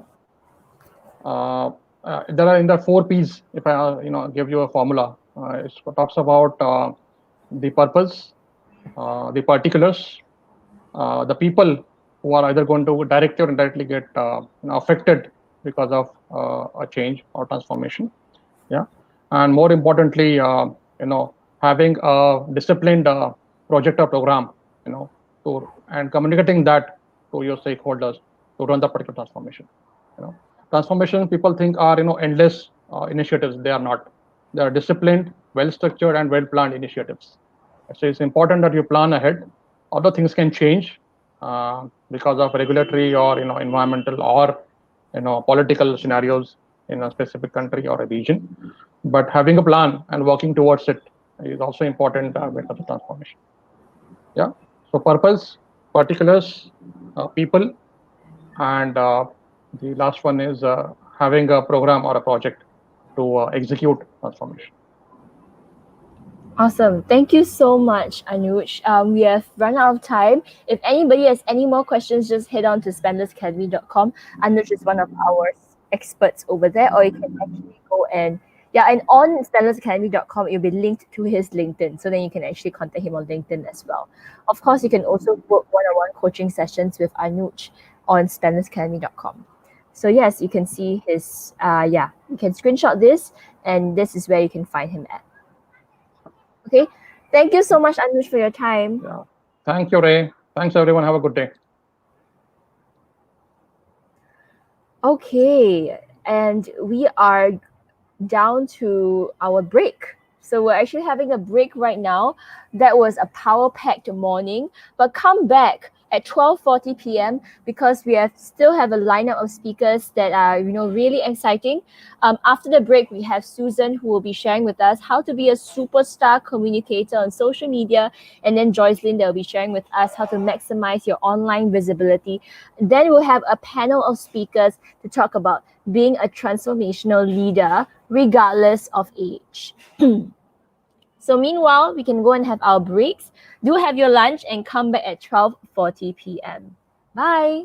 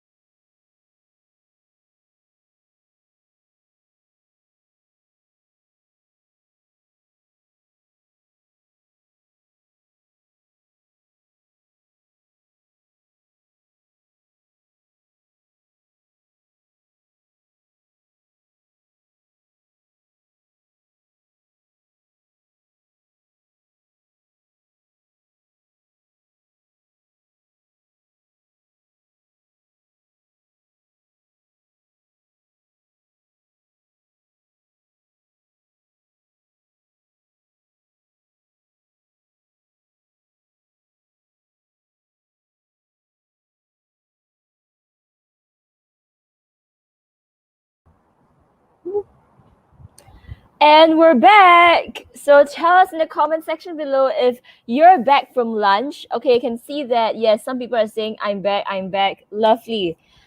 Awesome. Okay, so if you're back from lunch, tell us in the comment section below. If you have just streamed this, also tell us in the comment section below where you're streaming in from and which country you're streaming it from and what time zone you're in. And also, if you have not gotten your notebooks and your iPads or whatever device you are writing your notes on, you want to go and grab them now because we have a power-packed session coming up. The next speaker we have is Susan Heaton-Wright. She is a global virtual corporate trainer and coach, and she's going to share with us how to be a superstar communicator on social media. She is passionate about empowering talented people to create impactful business conversations, and she's also an international speaker, the MD of an award-winning company, Viva Live Music, podcaster, and a former prize-winning international opera singer. She's very multi-talented. She's delivering virtual workshops, masterclasses, and coaching globally to leaders and emerging leaders. Many of her clients go on to be interviewed on Sky News and BBC, as well as speaking at industry conferences. So whether you want to elevate your speaking, or maybe you want to be a professional speaker or broadcaster, well, I think that being a communicator via online platforms now is extremely relevant to everybody, even if you're owning your own business and you're doing meetings online. So virtual round of applause, please, to bring up Susan. She'll be sharing with us how to be a superstar communicator on social media. Hello, everybody. It's fantastic to see you all today, or be aware of you. I am so pleased to be here, and please ask questions, and I'll make sure that I answer them afterwards. I'll hang on afterwards. But I've got a question for you. Who wants to make more impact on social media? We all do, don't we? Who really wants to engage with others online? And finally, who wants to make sure that they can really connect with their potential customers if they're selling a product or a service, which is what I do?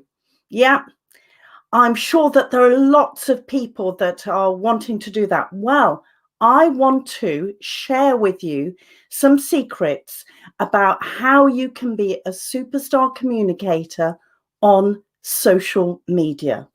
In the last few months, obviously, everything has been virtual.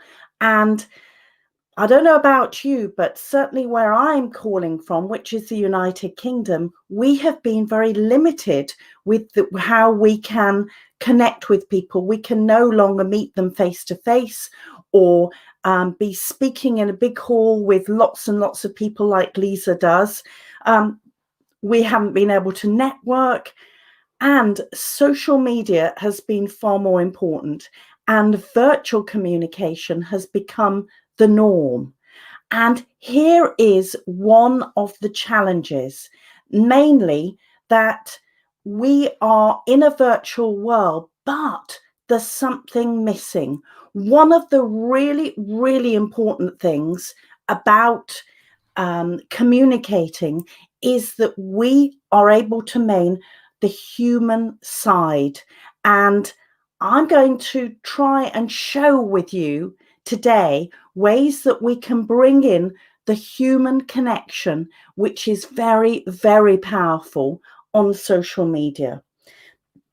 So we're all using our phones and for social media. And you can see that on this photograph, there are pictures of the typical social media that we use, the platforms. And we post things, we comment, we're sharing, we're seeing what the news is. And we're all told that we need to take photographs on our phones, and that we live in a visual world. But do you know what? There's something very, very special about us. We're human beings. We're social animals. And actually, seeing people's faces and hearing people's voices is very, very important for us as human beings in order to connect and really engage with people. It's lovely having beautiful photographs, but this brings what I think of as a three-dimensional version of virtual communication. So the slides, if we move to the one with the people, that's it. We want to make sure that we are really, really connecting with people. So for you today, I like to hope that you are able to connect with me because you can see me, you can see my face, and also you can hear my voice. And in the same way as if we are having a virtual meeting, it is so much more powerful to be able to see the face and to be able to hear. And if we move to the next slide, and having posts using your face. So again, Leza is a mistress of using social media. She has lots of photographs of herself, but she does lots of videos and live events. And it's those things that are going to be so important for you to think about. And as we are using our phones all the time, it is very, very important that we can think of other ways of connecting with people. And, you know, our phones are such treasures, aren't they? Because it means to say that we're able to use those easily and in different locations. And so what I'm going to do is to share with you ways that we could possibly use our voices, use our faces in live events, in videos, in content, so that you can really connect with your audience, with your customers virtually. Now, I often do use LinkedIn, and I use LinkedIn Lives, and I also upload videos. I don't know about you, but some of you might be using Instagram, and there is Instagram Live. The same with Facebook. You can upload videos as well as having live conversations, and these are incredibly powerful. Also on your website, having videos ensures that your communication is three-dimensional in a virtual world. It's bringing that human connection in a virtual world, and that we are craving that now. So I'm going to share with you aspects of my own communications model, which is Superstar Communicator. And there are 5 areas, and we can apply this to a virtual world when we are being three-dimensional virtual communicators. And they are audience, content, practice, performance, and voice.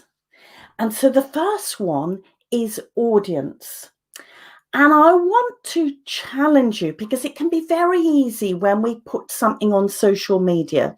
It could be a lovely photograph, or it could be a video, or we could do a live. And I want to ask you, what is the purpose of your post? What is the purpose of your conversation, or your live, or even a video that you're doing?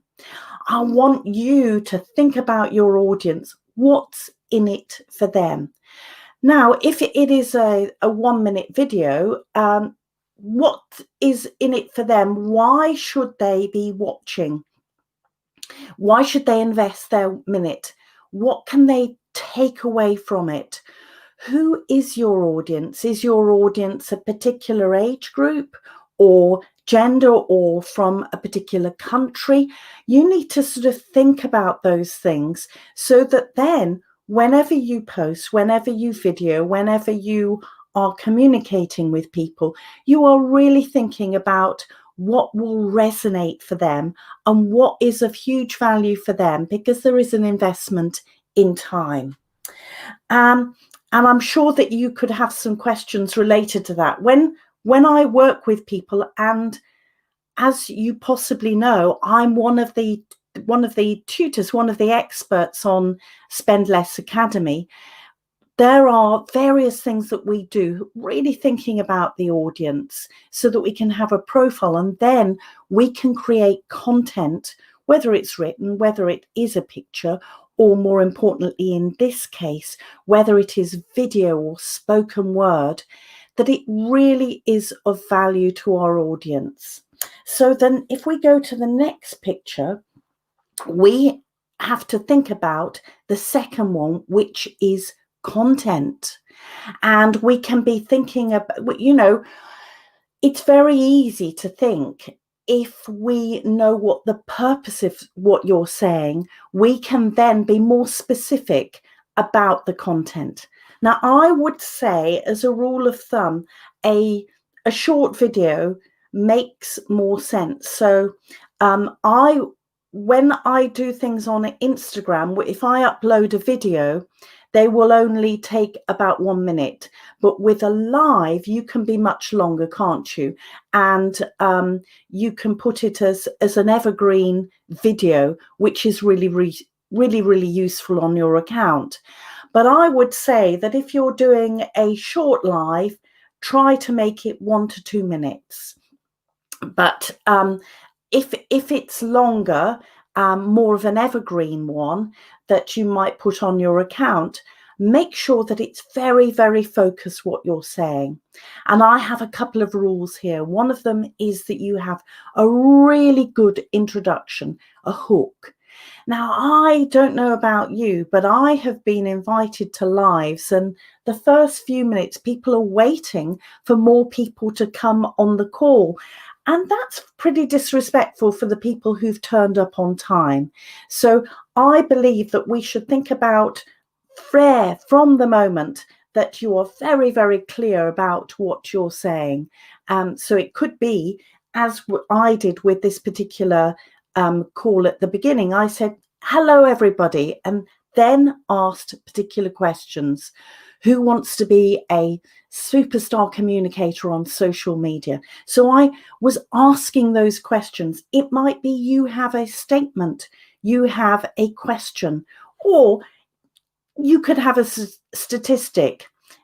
It could be something like, do you know that 70% of people are spending too much time on virtual calls and it's making them exhausted? And that could be something that could really, really intrigue people and think, oh, I want to listen to this. I want to know more.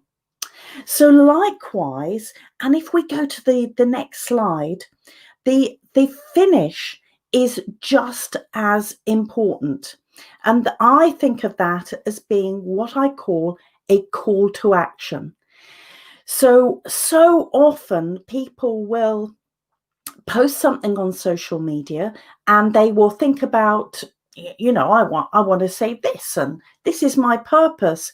And people are thinking, how do I get in contact with this person? What do I need to do now? So make it as easy as possible for your audience by signposting them, telling them what they need to do. So at the end of this particular presentation, I will be saying, well, get in contact with me, look at my profile on Spendless Academy, so that if you're interested in working with me, it makes it very, very clear. It might be that you are selling a product, and at the end you can say, my website is spendlessacademy.com. And so make sure when you are doing with your content that you have a really good introduction and a call to action at the end. And then in the middle, focus on one point. So it might be that you want to develop that first introduction to go into more information. But remember, when we are virtual, we are distracted very easily by other things. Maybe our phone, maybe our family come and call to us, maybe there's some noise outside. Maybe you're bored by the video. So what you need to do is keep it very, very focused. All right.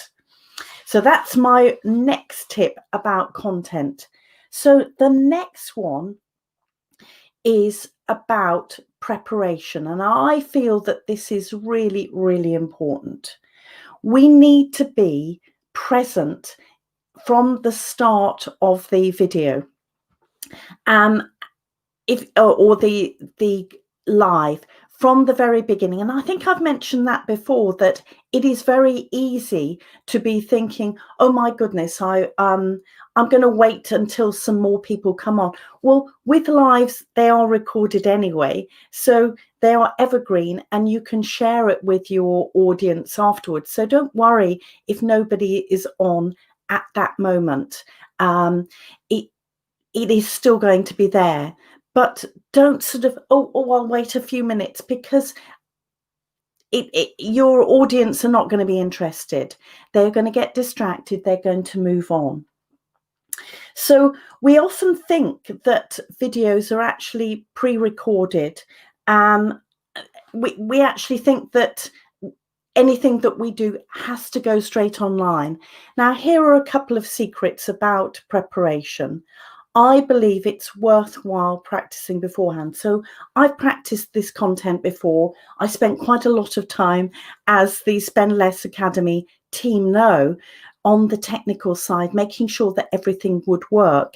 And this is the sort of thing that is so, so important, that we get used to the tech that we're using, and putting the preparation in so that we are going to be as confident as possible. I would say that practicing is an invaluable thing to do. What you could do is to practice what you're going to say on a video on your phone beforehand. Listen back, watch back, see if you need to adjust anything, get used to doing it. And then if you want to do a live, you can do a live afterwards, and then you're going to feel far more confident. Now, I'm going to tell you a secret.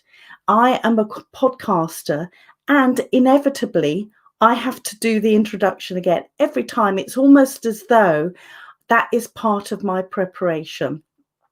So I would say that it is worthwhile having a go and maybe not posting it. And even if you do a live, you do not have to post it afterwards. You can delete it.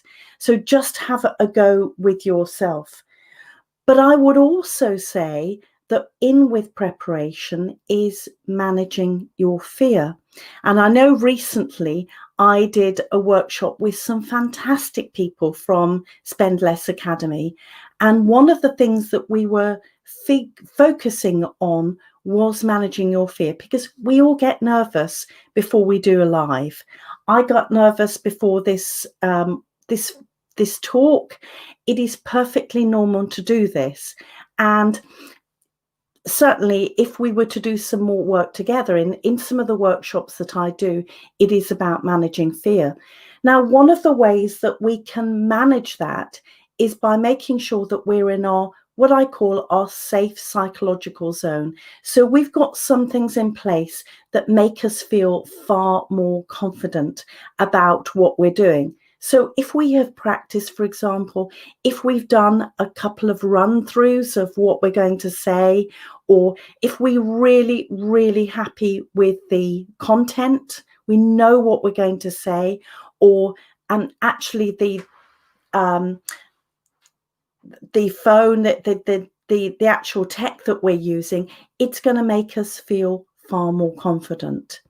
So think about those things that you need to have in place in order to feel as confident as possible.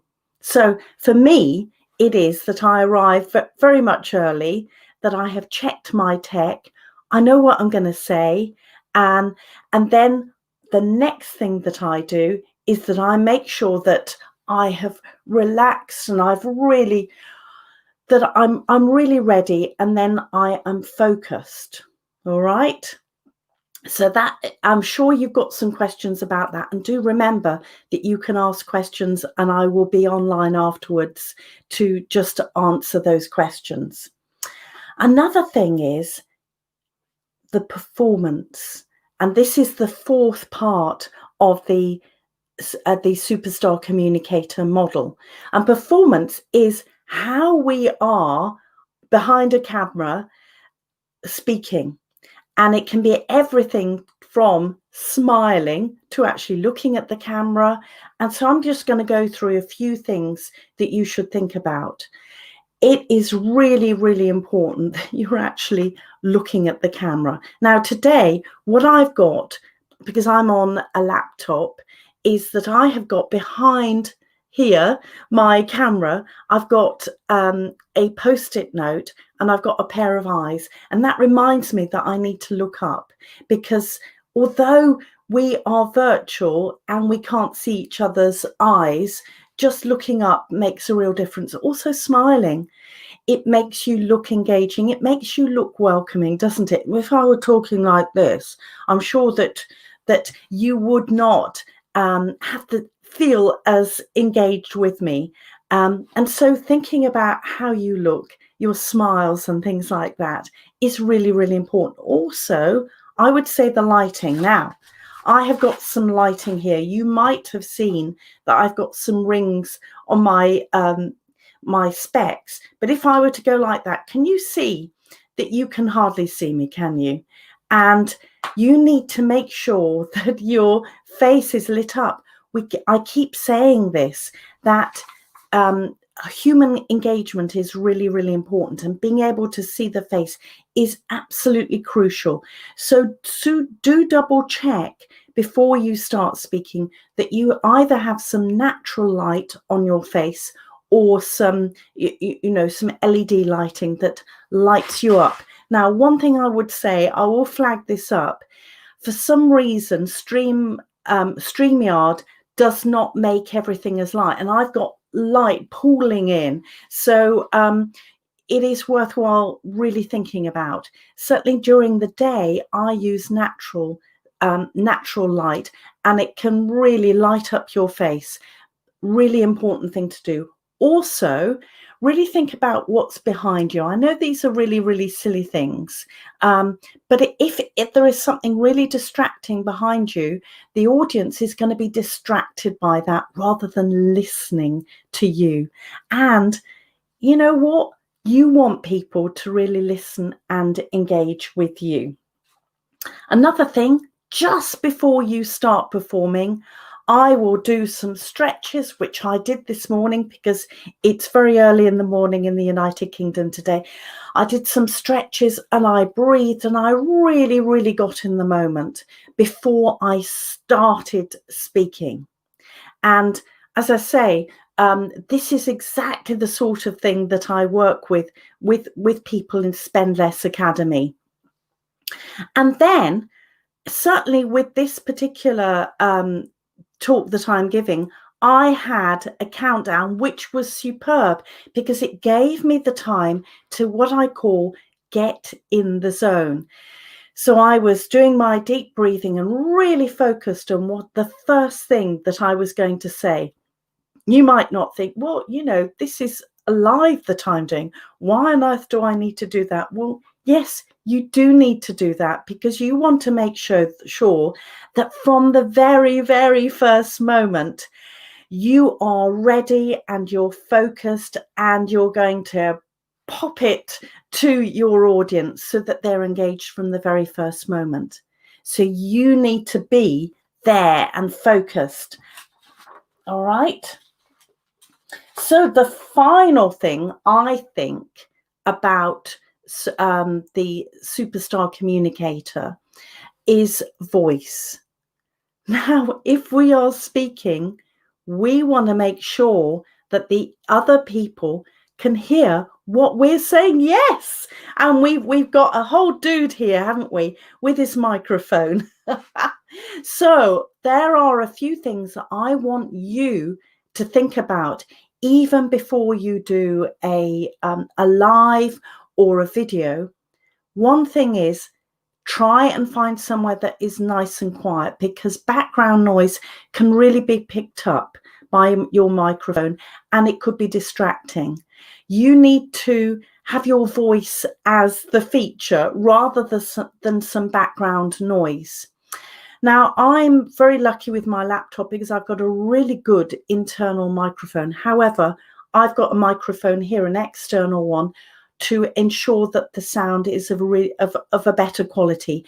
And this is the thing about virtual, that it can be compressed. So we need to try and be aware of it being as good as possible.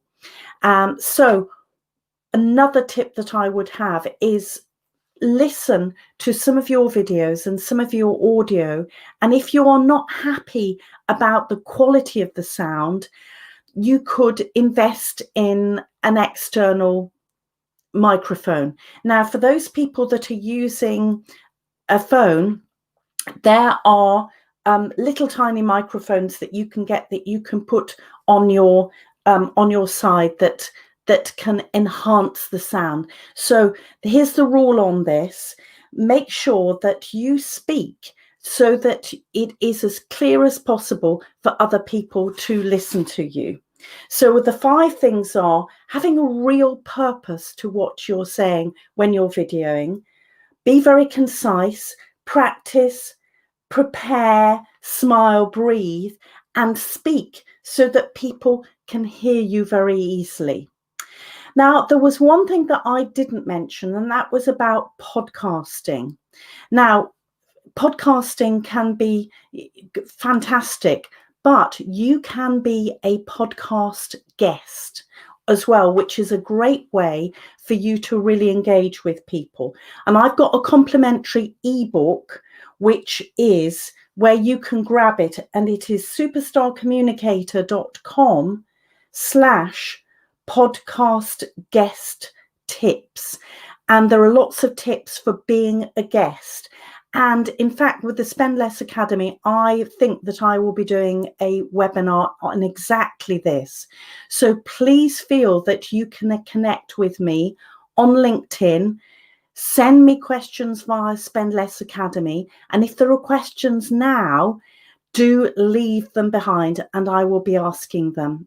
So here's the Spendless Academy, the Superstar Communicator podcast guest tips. So do grab that and do feel that you can connect with me either via Spendless Academy or via LinkedIn. Listen to my podcast, which is Superstar Communicator, and let's all be superstar communicators on social media. Thanks for listening. Thank you so much, Susan. That was very, very insightful, and you told us all these actionable tips that we can do that will also be helping with us for our virtual meetings as well. Yeah. So thank you so much. Yeah, thanks for tuning in. Thanks for streaming in all the way at 4 a.m. where you are.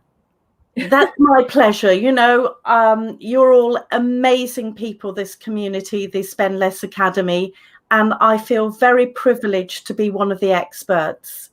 Well, if you want to ask Susan any questions, you can head to her LinkedIn or Twitter or Instagram, or you can just make it simple for yourself by going onto spendlessacademy.com. She's one of our experts there, and all her website, LinkedIn, everything else will be linked over there. Okay? Thank you so much, Susan. Thank you. Bye-bye. Bye. Okay, and next up, we have, give me a while, let me go back to this. Okay, so any of the comments, if you have any questions, once again, fill it up in the comment section below. We have one more speaker before our panel discussion, and the next speaker is Jocelyn Go. She is a visibility strategist and the creative director of Just Go Live. Today, she'll be talking about how to maximize your online visibility. She's a visibility strategist, as I mentioned, so she helps industry experts and brands increase their online presence and engagement with impactful visual content.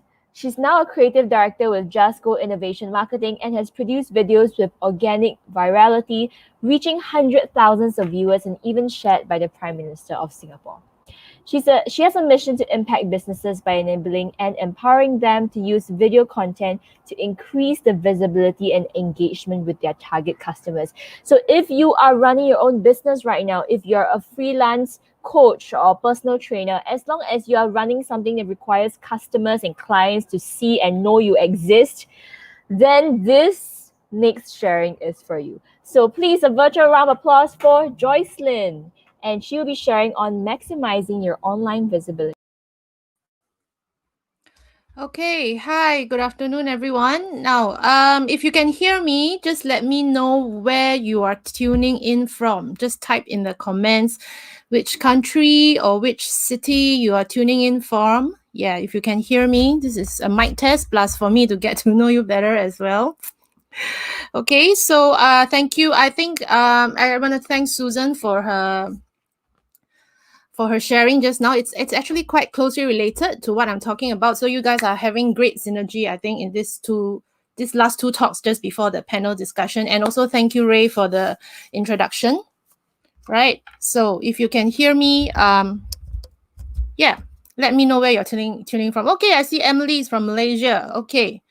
Right. And I saw some questions. I think Susan was not able to address them just now. I think I will be able to address them as well, because what we do is somewhat in the same area of expertise. So hello, Mike. Mike, I will answer your question about the microphone later, okay, when I'm done with my sharing. So I want to keep some time for Q&A. So I'm going to go through my, whatever I've prepared here, I want to go through a little bit quicker. I'll leave about 5 minutes for some Q&A, okay? And yeah, Leza, thank you. I have coached Leza and some of her networks on video marketing. Okay, so I'm gonna go straight in.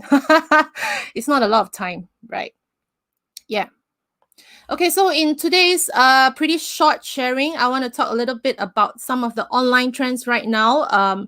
Some free tools you can use to start creating your content so that you can start showing up online to do justice to your expertise, to really you know you're good at what you do, right? But it's not enough that only you yourself know. Other people need to know about it so they can start paying you for your expertise, and so they can start engaging you for what you do really well. Okay, so I'm going to share with you some free tools, some techniques, and at the end of my sharing I'll have a bonus for you as well. So if you stay all the way, you'll get the link to a bonus e-workbook that I'll be giving out. So do stay tuned. Okay.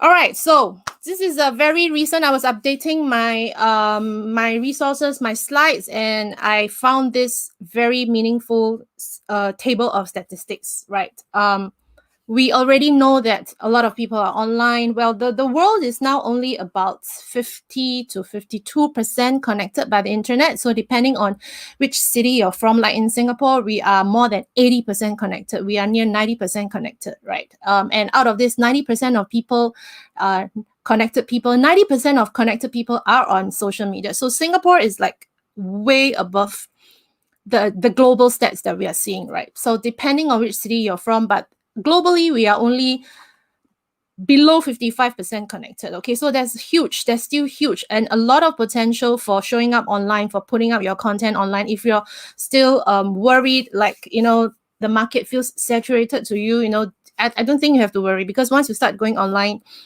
the world is your oyster.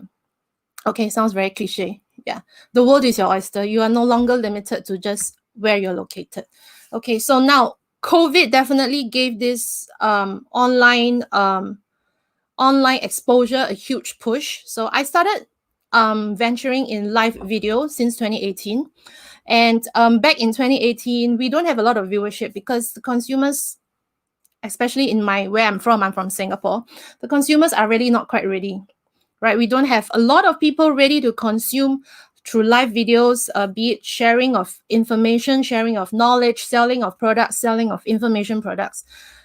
The database of people used to that kind of consumption was really not high. So getting a viewership of 30 packs was already very impressive back then. But right now we are looking at numbers of hundreds and thousands, right? So I would say well, COVID really gave a huge booster to everyone going online. If you look at the stats on screen right now, you see 54% more people are watching online content more. 54% of people, 43% of people already online are spending more time on social media, right? Spending more time on messenger services, 42%.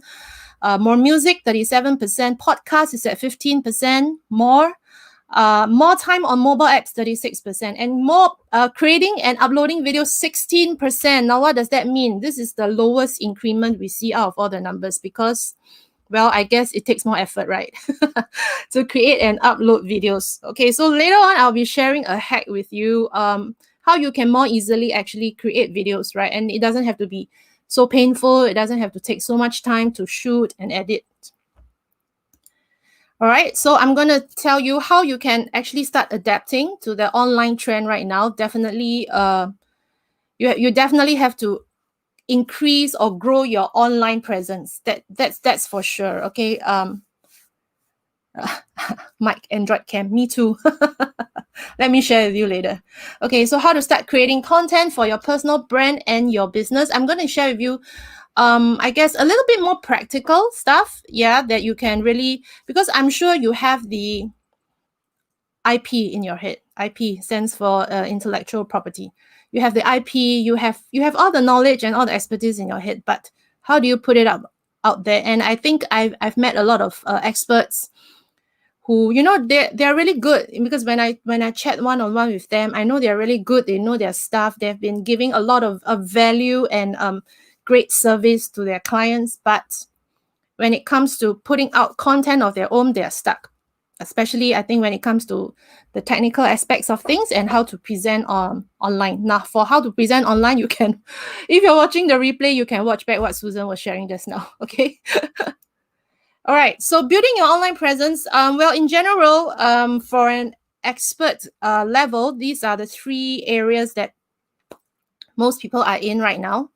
I'm not including the messaging apps because they're not a conventional social media, but Facebook, LinkedIn, and Instagram. Maybe you guys can share with me in the chat, whether you're watching on YouTube or LinkedIn, which is the platform that you are more active in, or where your audience is more active in. Let me know. Is it Facebook, LinkedIn, or Instagram?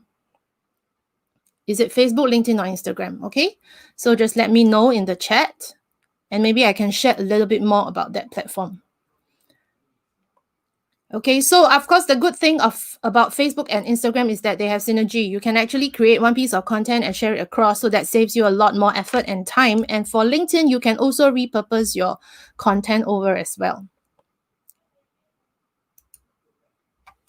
Okay, so I have 3 key tips for you to start building your online presence. Firstly, you want to define what you want to be known as. Now, I think we live in a world where a lot of us are multi-talented, or we are multi-hyphenate. So we do a lot of things. Maybe we are not just one thing. We are not just an accountant. We are not just a lawyer, right? For me, I'm not just a video marketer, right? I also coach people, and I coach people actually for online content. But along the way, I noticed that it's a lot of coaching on mindset, and it's a lot of coaching on how people see themselves, right? And how they think people see themselves. So, you know, it gets a bit deeper, right? It's more than a production of a video or a content already. So I call myself the visibility strategist. So what you want to do is define what you want people to know you as, what are the keywords that you want people to remember you for, and create a title that others can remember. So like, if you want to connect with me on LinkedIn, you can search for my name, Jocelyn Gold Visibility Strategist. Okay, yeah. And my audience is actually more on Facebook, so I'm less active on LinkedIn, but on Facebook, people enjoy interacting with me. I do a lot of live videos. I do recorded videos. I do posting, I do stories, I use Messenger, I use chat automation, and a lot of it is on Facebook. So my audience that I'm growing right now, and they're also there, is on Facebook. A lot of it is on Facebook. Okay, so I also have presence on Instagram and LinkedIn, but I know very clearly my focus is on Facebook, because for a start, if you tell yourself, oh, I must be everywhere, right, you're going to suffer from the burnout, because you'll be so stressed that, oh, how do I populate content everywhere? Okay, how do I take care of so many platforms? So start with the one that you know will give you the best results, and that will be very encouraging and very motivating for you to go on and continue growing your network as well. Okay. Secondly, you need to also find out what type of content you can create most easily. Now, what do I mean by finding out? So you really need to ask yourself, because some of us speak better than we write. Some of us are more introverted. We write better than we speak. Okay. So I used to be a better writer, but over the years, because I was lecturing and training adults for the past 5 years before starting my business, so I'm very used to public speaking right now as well. Okay, so of course we have muscles, we have weaker muscles, we have stronger muscles. Start with your stronger muscle. Okay, you don't want to kill yourself by trying to trying to do something with your weaker muscle, and then you get really discouraged, and that's not going to sustain you. That's not going to keep you going. So start with your stronger muscle, whichever you do better. Start with that first, and then work on your weaker muscles over time as you grow your network with your stronger muscle, be it writing or speaking. So if you speak better, actually video, be it live or pre-recorded, is going to work better for you. Okay. And actually, I'll talk a little bit about that repurposing. I'll talk about repurposing later. Well, one method of communication, you can actually repurpose it over to the other method of communication. Okay. And thirdly, the most important, which is what inspired my company name right now, which is called Just Go Live, is like, just do it, right? Just start doing it and progress as you go along, because mental imagination will not help you to improve, right? Visualization, of course, helps to keep you motivated, but you really need to do it. Do it, get feedback, know what works, know what your audience likes, and then you will be able to, keep making changes along the way, and then you'll just get better. Okay, so I want to talk about some online content trends. Yeah, the online content trends, well, statistically, it's these two things, blogs and videos. If you can see the bar chart, right, blogs and videos are the one that's really top right now. So why are blogs important? So even though I'm a video marketer, and we all know video is the top of the town for these 2 years, and I think it will continue to be that. So because nothing beats the interactivity of a video or even a live video as of this moment. So why are blogs important? Blogs are important because they are words that exist online for the search engine. Okay, so blogs are still important. Okay, but a video will help you to actually really drive the engagement, drive the communication between people, because I think Susan mentioned just now as well. Videos give people a more holistic feel of how you are. So it's really, of course, it's a bit more challenging to fully express something through writing, because writing are words. There's no tone to it. I mean, if you're really good with words, of course, you can sort of infuse the tone into it, right? But you can't fully express the tone into it. So, of course, being on video with the audio and visual representation, it definitely helps for people to really fully experience you as a person, right? But it doesn't mean that words alone, you cannot express yourself or build a brand, right? Because, well, the online influencer world started with blogging, right? There was no easy video platforms back then, right? So I think Faisal, so you write better than you speak. So do writing. Yeah. Do what you enjoy first. Don't force yourself to do something that is not so comfortable for you in the first place. But of course, you want to get there. So you move along, all right? And good writers, you could actually also potentially write very good scripts for yourself that you could eventually slowly transit into video using your scripts that you have written, okay? And yeah, so the statistics, I'm not going to read it off. You guys can see it. You can take a photo if you want. There's no problem, right? And the other part of video that I want to really share with you guys, because sometimes doing a pre-recorded video is really difficult, right? You need to do a lot of takes because you cannot really have NG or hems and haws in a recorded video. People don't expect you do in a recorded video. Okay, the pace needs to be relatively quick because people lose concentration and attention so fast right now. I think the average duration we have now for attention is like 6 or 7 seconds, right? And so right now when I do videos, I keep my scenes within 7 seconds. Every 7 seconds, something different must happen on screen, right? So that makes it, well, quite hectic when it comes to making the videos. So actually, live video is a great shortcut. For those of you who are not into editing, it's a challenge. It's going to be a challenge for you. It takes time to learn. Live video is a very quick way to start doing, using videos to engage your audience, all right? And you don't have to worry about running out of things to say because the audience are able to feed you things to say with the questions that they ask, with the interaction. So as long as you interact with the audience, right, you don't really have to worry that you will run out of things to say. So someone mentioned just now about not feeling satisfied. You feel like you're talking to yourself. Well, in a live video, you're not technically talking to yourself, but the person can communicate back to you through words online. Okay. So live video is definitely something that you can consider doing if a pre-recorded video is going to be a huge obstacle and challenge for you for the moment. Okay, I say for the moment because everything will just get better. You just need to continue to upskill yourself. Okay, the other online trend is something that I use together with my videos as well. Messaging. Okay, especially right now, Facebook is going really big on Messenger. They are fusing Facebook Messenger, Instagram Messenger. Soon your WhatsApp is going to be fused in. Okay, so everything is going to be together. But what I really love about Facebook Messenger is that it allows me to channel my followers into call to action. It helps me to be able to better follow up with people with my video content, because through chat automation, I actually am able to get people to message me for a call to action. And from there, I can actually give them a freebie, fully automated. I don't have to like manually send you a PDF, fully automated. And then I can continue to keep a conversation and build a relationship with people.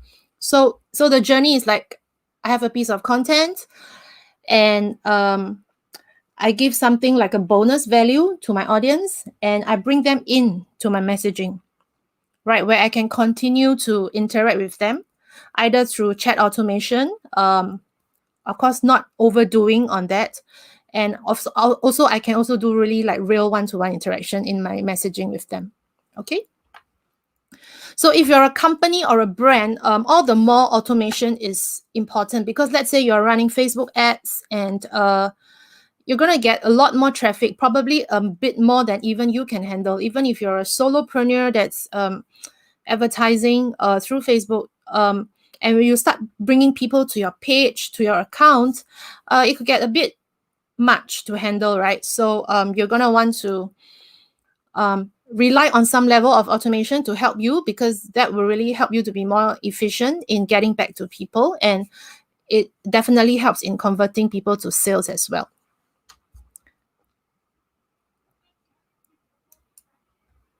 Okay, so I want to very quickly share with you some free tools that I use and that I also teach my students, my coaches, on how to build your online presence. Okay, so besides the IP, the design of the IP, these are some free tools that you can start using.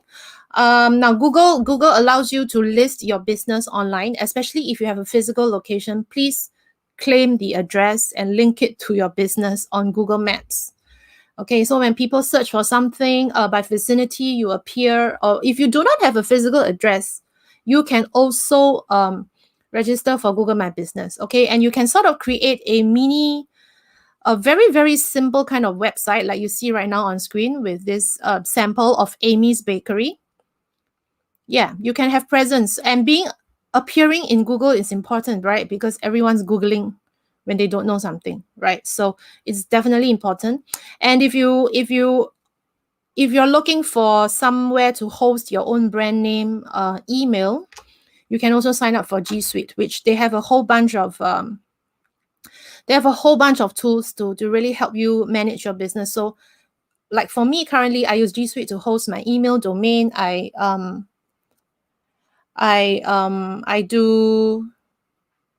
use cloud. I use Google Drive a lot to store my my materials and to also communicate with my team. Okay, so we all share resources on Google Drive and a lot of whole other cloud services. And Google, well, almost everyone has access to Google, unless you're in China. But otherwise, it's the easiest way to have shared access to a lot of things. So Google My Business and G Suite are two key tools that you should definitely explore. Okay. And once you have G Suite, you actually are able to even host a site for free, okay, under the G Suite subscription that you're paying. So if you're not willing to pay for a more sophisticated website yet, you can actually start creating a very simple website on G Suite. I actually host a very simple blog on G Suite, okay, which you guys will experience if you hang on and stay for my bonus. Okay, another very important tool, and also what I've used to create my current slides, the ones that you're seeing right now, is Canva. You might have heard of it. Let me know if you heard of Canva or you have not heard of Canva. Just let me know in the chat. Yeah. Okay. Yeah, G Suite is now called Google Workspace. Yeah. Thank you, Mike, for the update. Yeah. Okay, I've not really dived into that, but definitely the entire functions available are definitely very useful. I love cloud technology because it allows me to work anywhere I am, right? Gone are the days where, oh, I can't do this because my documents are in my laptop. It's stored somewhere else and I don't have it with me, right?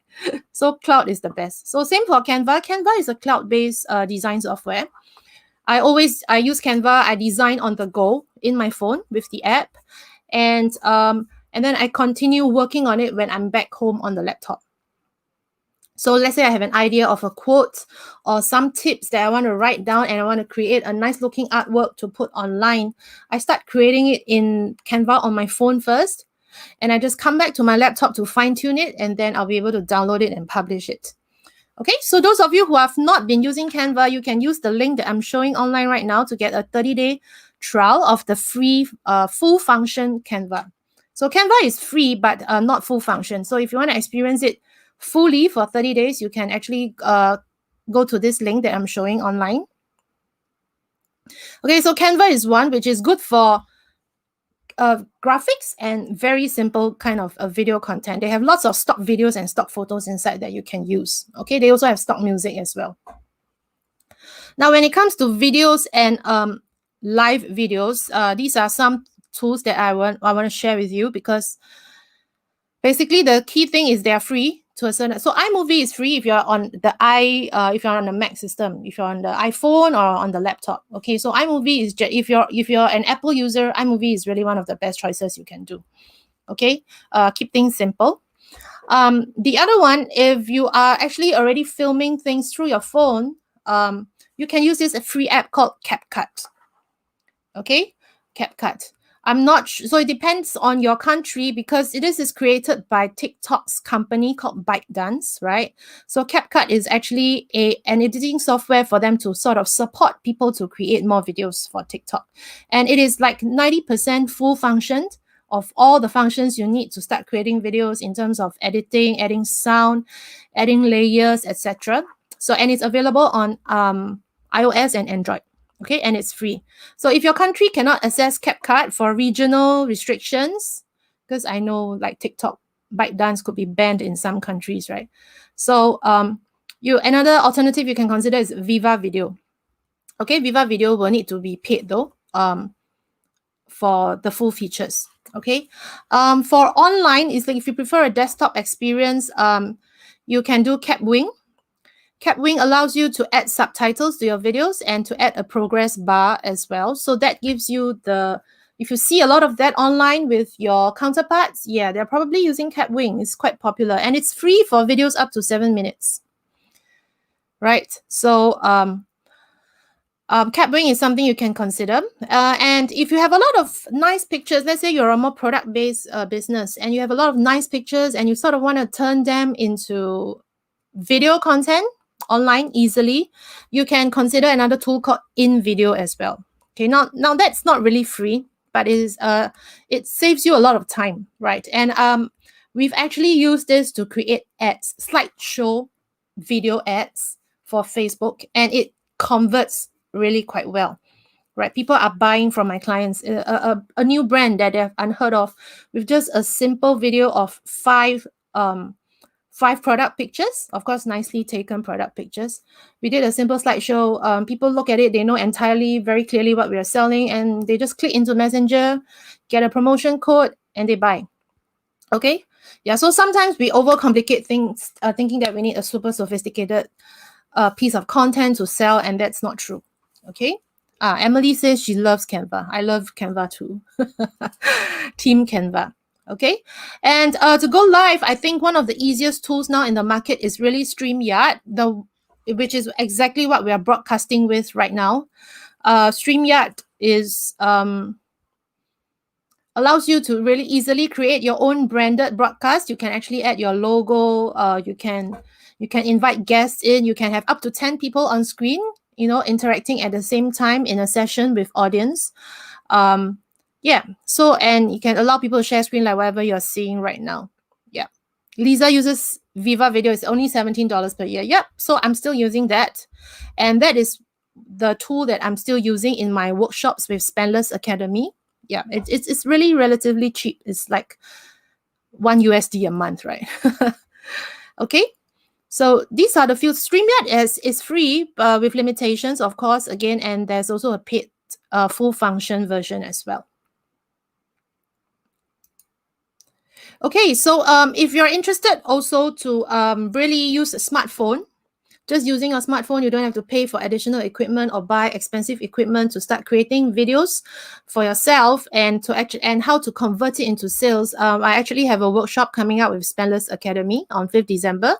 So I have a shortened URL here that you can check out if you're interested to find out more. And I think if you're watching, you probably are getting 40 USD credits.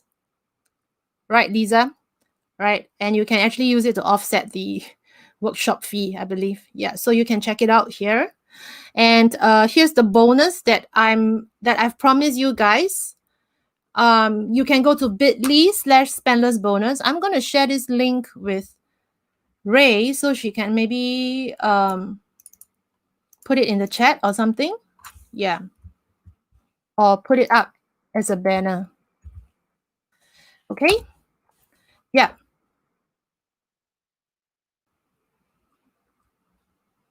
And I'm going into my last slide, yeah, because I think our panelists are waiting.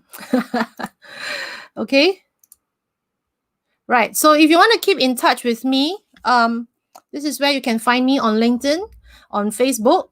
Okay. On LinkedIn is Jocelyn Go Visibility Strategies now. I've changed my title. Yeah. And Facebook, you can find me if you just type in Jocelyn Go Live. And if you want to get me on Messenger, that's the link as well. Okay, Ray, do we have time for Q&A? Okay, at this current moment, we don't, though there's so many Sorry, and let me put on my earphones. Okay. Sorry?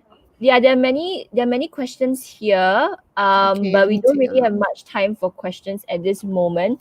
What I would suggest is for anybody who is asking questions, if you have signed up for spendlessacademy.com for this particular summit, then you will have $40 USD credit. You can actually go to spendlessacademy.com and find Jocelyn as one of our experts and book her for one-on-one consult. Okay, so she'll answer all the questions that you have and even make suggestions, right? Or there's more personalized for you as well in your budget. I think that's probably going to be more helpful as well. Yeah, would that be good? Sorry, what do you mean? I think we do have coaching calls. Yeah, we can do that. Yeah. Because we don't have time to answer. And yeah, sure, no problem. I can reply in comments. Yeah, you can comment as well. You can reply in comments as well. Okay, thank you so much, Jocelyn. If you want to find out more or connect with her, head on to spendlessacademy.com. search in the search bar Jocelyn Go, and you can connect with her respectively. Or you can just go on Instagram as well, right? You are Just Go Live. Is that on Instagram? Just Go Jocelyn. Live. Jocelyn Go Live. Jocelyn Go Yeah. Live on Instagram as well. Thank you so much, Jocelyn. Thank you. Thank you. Okay, and we're down to our panel.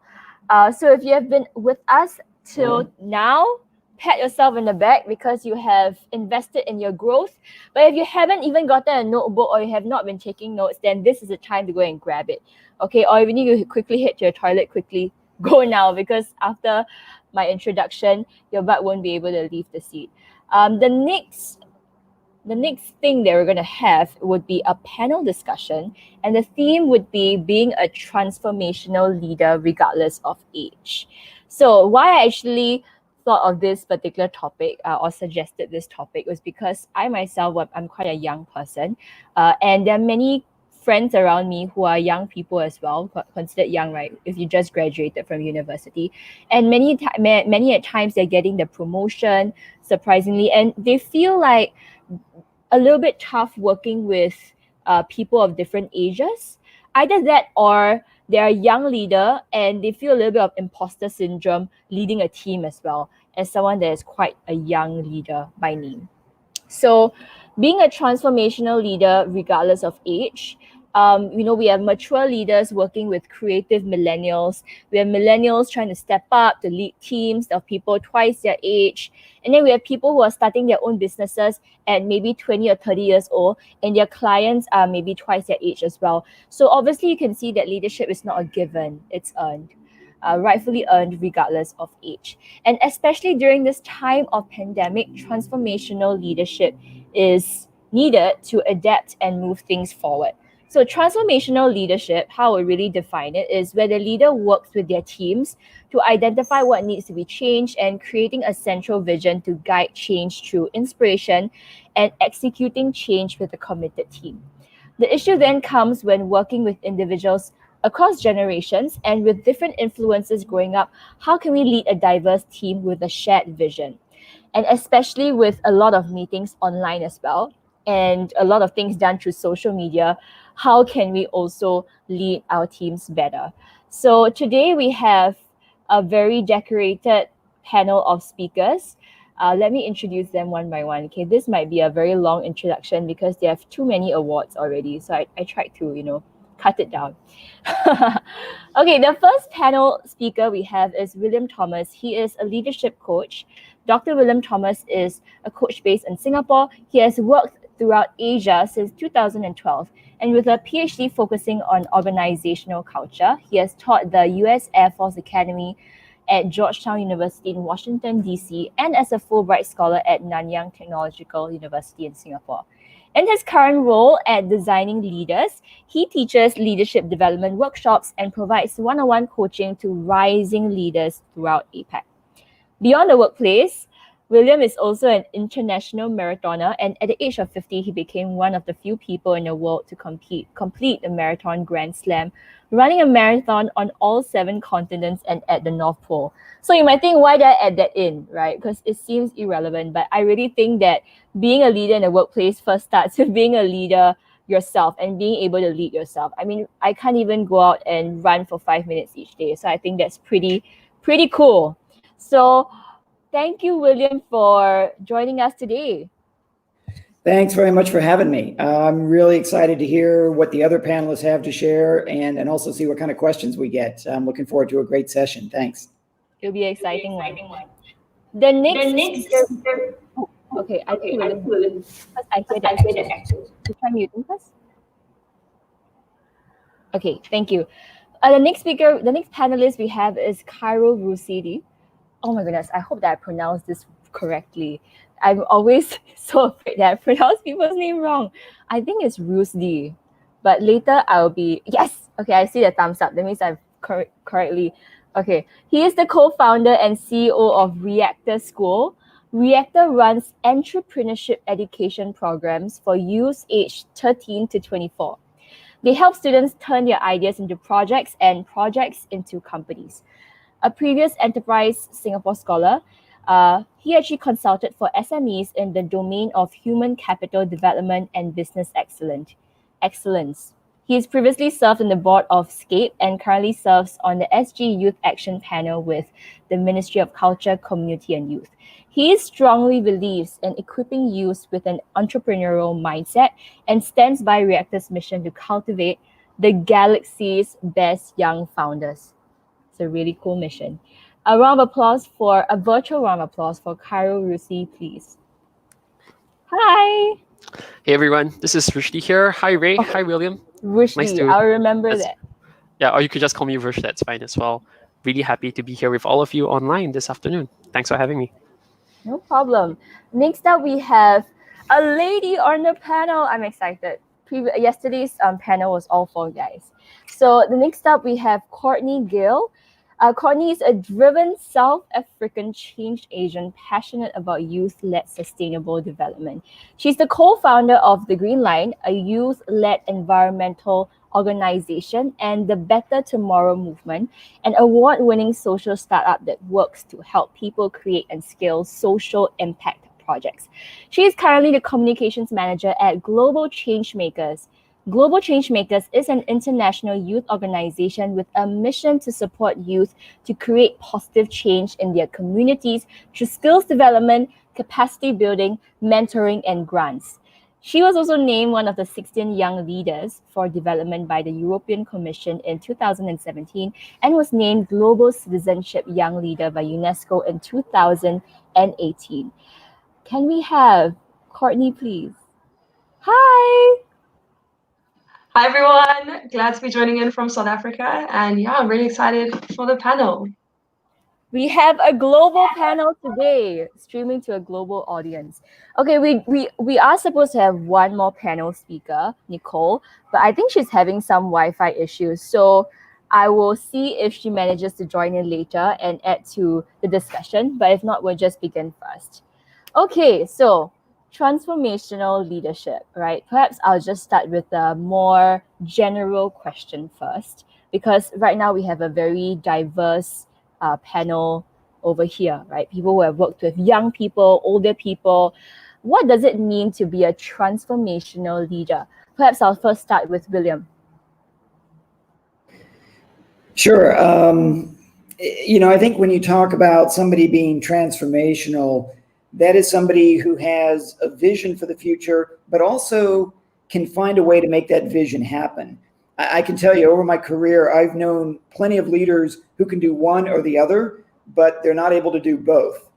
And somebody who can come up with a great new idea, but can't lead others to implement it, they're creative, certainly, but they're really not transformational in that sense. I love that. That's a very short and sweet point. You need to be able to help and guide people through execution and not just be that creative mind. Okay, lovely. I'll bring it on to Rushdie. So you actually work with young aspiring entrepreneurs. Okay, and I think that's brilliant because it shows that it doesn't mean you need to be 50 or 40 to get promoted to be the leader of a company. So what does it mean to be a transformational leader to you? Cool, thanks Ray. And thanks Dr. William for that sharing. Like for me, I'll be sharing this in the context of entrepreneurial leadership. Like for us, when we work with the student entrepreneurs and the young founders, it's about addressing a high stakes challenge, right? And being able to operate in extreme levels of uncertainty. So the interesting thing about working in a startup is you don't know who your customers are, you don't have a product, you don't have a validated business model. And the moment you have all three, you are by definition no longer a startup, right? So for us, transformational leadership is a co-founder who's able to get their team through this really difficult time of validating with the customers and with the market. Those are a lot of complicated words in one sentence. Sorry, we could break them down. I feel like I've learned something new today. I mean, I'm someone that is also interested in entrepreneurship, definitely. So that is a great perspective that you have. Amazing things that you do with people, students as young as 13 years old, right? That's right. Yeah. So we work with amazing. Like 100 high schools and universities all over Southeast Asia. Yeah. Okay, I see. We'll delve more into that later on. To bring it on to Courtney, I will ask you a little bit of a different question. What do you think makes someone a leader? What traits do they need to have in order for them to be a leader? Yeah, I think this is such a funny question because we all it's assumed that everyone knows what leadership is, but I think everyone has their own kind of understanding of what leadership is and their own definition of leadership. And I think, to me, there are so many people who have the title of so-called leader who really don't deserve it. Throughout history, we've seen people who leaders, I think in this case, let me distinguish them by people in positions of power who have led people to commit absolute atrocities. And so I think my personal definition of leadership comes into, what is your motivation? Do you have motivation to create positive impact on the world? And that is kind of, for me, when I look at a leader, it's someone who has a bold vision for a better future. It's someone who can, motivate people and lead a team towards working towards this vision. It's someone who can see the bigger picture but can zoom in on certain details. It's someone who can make hard decisions, perhaps unpopular decisions, but kind of towards this better vision. It's someone who can connect and engage and see the best in their team and really make their team shine. And I think my favorite quote ever about leadership is, a leader is someone who makes themselves redundant. And I think that says a lot to how leaders empower their teams, or at least how I understand a leader, to empower their team. Thank you so much for that insight. I especially think that in the age where social media is so prominent and everybody wants to be an influencer on Instagram and on Facebook, many at times they don't really know why they're putting messages out there. They just want to gain followers. But what they do with those followers, what they're trying to influence those users to actually do, is a whole other thing altogether. We want to know whether they have the right motivation and the why. So I'll ask a follow-up question, and this question is something that I'll actually give to all of the panelists so that we can get to know you a little bit better as well. So back at Courtney, what then is your why? Why are you so passionate about this, about social entrepreneurship and also about leadership? I think for me, I was raised in post-apartheid South Africa. I was born the year that Nelson Mandela became the first Black president of South Africa.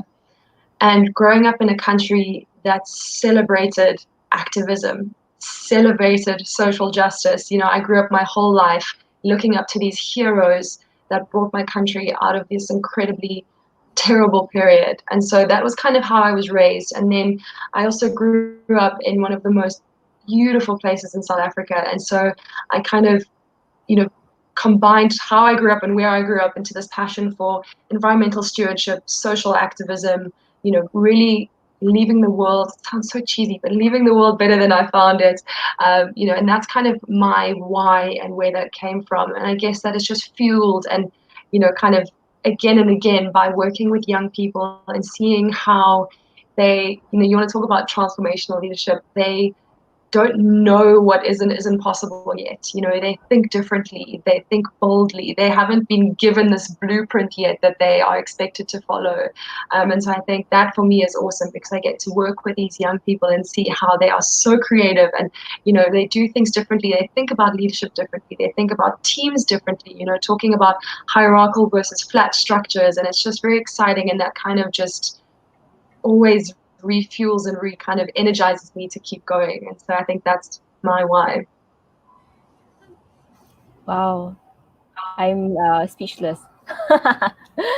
Okay, thank you for that. Let's then, so perhaps William can add on to that. What is your reason for why you decided to find designing leaders? That's your company name, so designing leaders, right? You're right. Yeah, so hitting rewind just a little bit, you mentioned I taught university and I've been working here in Asia for a few years. But before that, I had a completely separate career. I spent 21 years as an officer in the United States Air Force. And, I had some really outstanding leaders during my time there. And then I had the other kind who really weren't that great. And unfortunately, there were a lot of people in the military who thought that leadership meant yelling at people, or it meant hiding behind their rank or using their position to get things done. And that just really doesn't work that well. The leaders for whom I would turn in my best effort were the leaders who influenced me through their own examples, through their knowledge, through the way they communicated, through the way they influenced people. And I know how much fun that is. I mean, I know how much fun it is to work in that kind of an environment. And so I got started in leadership development a few years ago because I wanted to help other people have the same kind of environment that I had when I had those good leaders. You know, towards the end of my career, when I got selected for my last promotion, I remember going back to one of my first leaders that I'd had 20 years earlier. And we had not stayed in contact. I mean, I was in the Air Force before the World Wide Web, much less Facebook. So we were not still in contact, but I was able to track him down and let him know what an impact he'd had on me. And that's the kind of leader I want to help other people be, the one that somebody will come back to you 20 years later and say, thanks. Yeah, that's actually very much what I want to do too. Whenever I tell people why I want to do speaking and be a global speaker, is because I want someone to come back to me and go like, hey, Ray, this one thing that you said, or because of your coaching, I have become a better person. And it's always that. Yeah, thanks for that. Next, Carol, I mean, you're a scholar. Why not just go and get a normal job? Why do you find reactor? You know, that's really interesting because my mom asks me the same question. She's like, yeah, why do you bother like leaving your job, right? Stay there like 10 years, you become a director, something like that. And then basically I left. The thing is, I actually got into entrepreneurship by accident. It wasn't something that I set out to do. Like I wanted to be an entrepreneur. I just found that there were inefficiencies in the education system. You know, there's certain things that I wanted to do to change it for the better. I wanted young people to be able to build. Right? It used to be cogito ergo sum. I think therefore I am. But you know, I think the future is going to be constructor ergo sum. I build therefore I am. Right? And we want to get students to be able to build a better future. So for us at Reactor, we saw technology as an impact multiplier. How do we get young people to use technology for good? And if they're going to launch tech companies, are they cognizant that there could be, you know, unexpected outcomes, including negative unexpected outcomes? Can we get them to be responsible leaders in how they push technology products to society? Right, so we don't just train the student entrepreneurs; we also do invest in them, right? And we invest according to, you know, our investment thesis of building sustainable, profitable companies that produce lasting positive change to society. So going back to why we called it Reactor, I think that a lot of people ask us that question. It's basically, you know, if you have the right elements in the right environment, a reaction occurs, right? You want to catalyze that reaction. Also because I used to be a chemistry major, so. That was the influence behind it at the time as well. Nicely put. Okay, this explains why you decided to start it, right? Reactor. And I can see how much impact you actually make. I actually want to go deeper into that a little bit because I want to know some examples on companies that you have invested in, and you know, these young people, young entrepreneurs. Were there any success stories? Okay, we'll go into that in a little bit. The first question I'd like to ask, I'll bring back to William, because we talk about transformational leadership, and right now, especially during this pandemic, businesses have to pivot, things have to shake. Leaders will have to make decisions that they didn't know they had to make before, right? So for you, because you have a PhD focusing on organizational culture, and you also coach rising leaders throughout APAC, and you conduct leadership development programs, workshops as well. What's the role of the leader in building a successful organizational culture? And are there any principles that they have to uphold in order to create an organizational culture that's positive?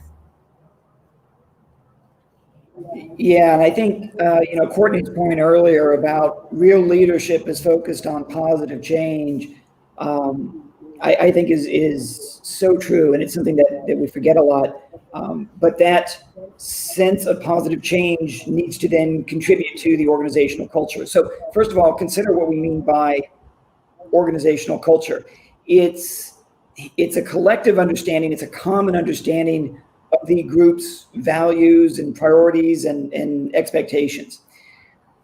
So that if I'm working in Singapore and somebody else in my company is working in New York, we have some common values. I know what I can expect from them. They know what they can expect from me. The leader is ultimately responsible for creating that vision for where the organization is going to go and what the values and the priorities are that are going to get you there.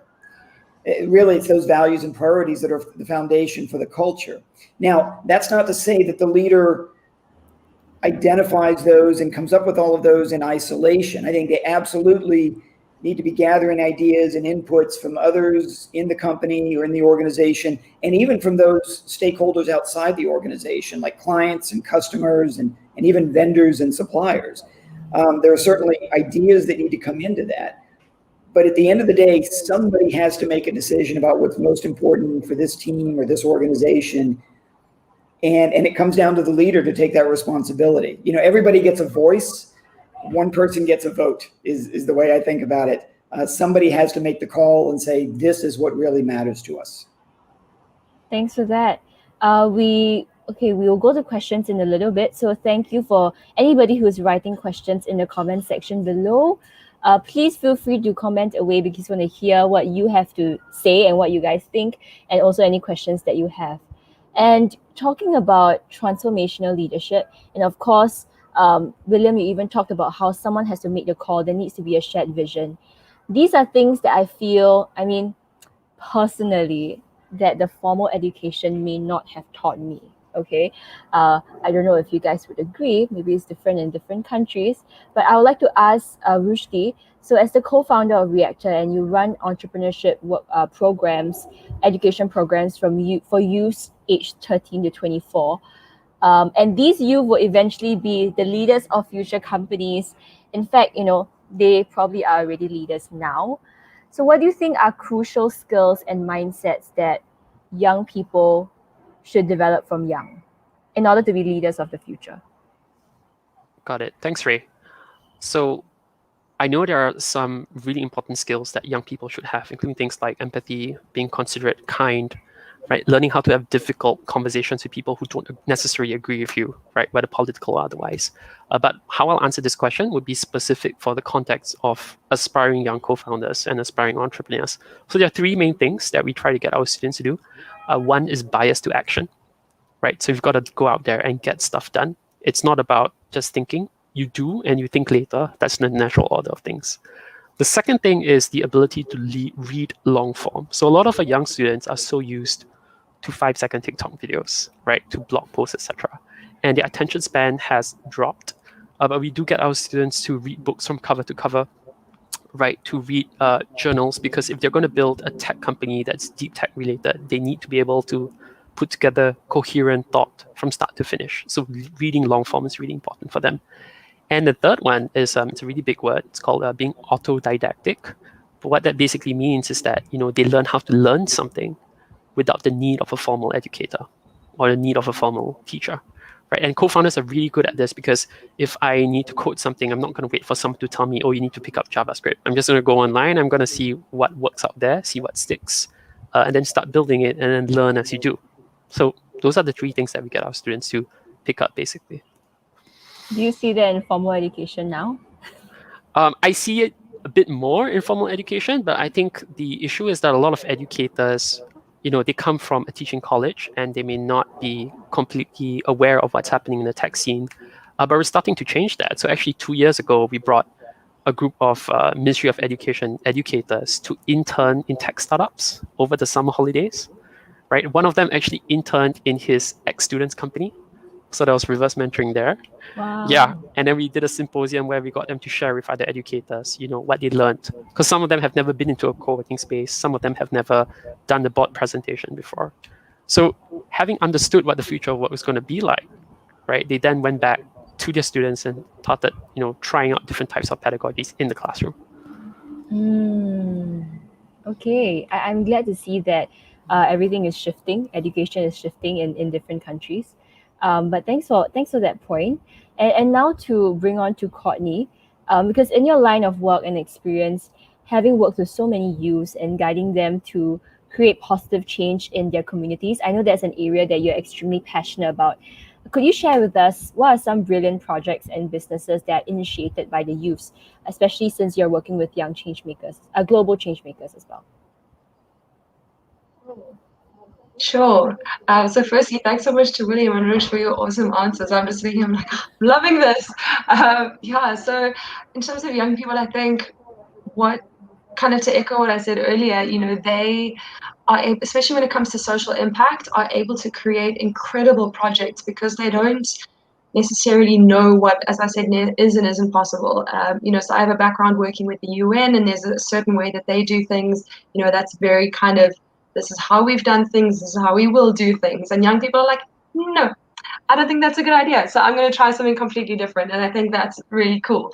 Some projects that come to mind, I have a friend, Mark, in the Philippines, who, as a 16-year-old, was really upset about the fact that so many people in the Philippines don't have access to electricity. And so he decided he was going to provide safe, environmentally friendly electricity, and has since provided solar-powered lighting to 80,000 Filipinos, Wow. starting at age 16. A friend of mine, Ellen, is from one of the poorest countries in the world, Malawi. And in Malawi, due to the socioeconomic situation, 40% of girls drop out of school and get married before the age of 18. 2 in 5 girls. And so Ellen decided that she wanted to help educate these girls who'd had to drop out, who are now women, who now have families, who now need to support themselves with income generating skills, as well as revitalize kind of her local economy through women-led entrepreneurship. And so she created this program, started training women in income generating skills at age 18, created a microfinancing scheme, started providing them with microloans, kind of started all these businesses who then reinvested the profits that they made back into her program to build a community center to continue training women in entrepreneurship skills, and has also set up a scholarship program in Malawi so that girls don't have to drop out and get married, that they can actually finish their education. I mean, unreal. I get goosebumps just thinking about her.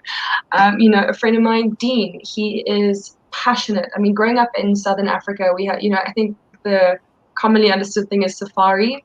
A friend of mine, Dean, grew up in some of the most incredible safari locations in the world and is passionate about conservation. And so he's just started a project that is planning to reach 5 million children with environmental education in Southern Africa in the next 3 years. He's 21 now.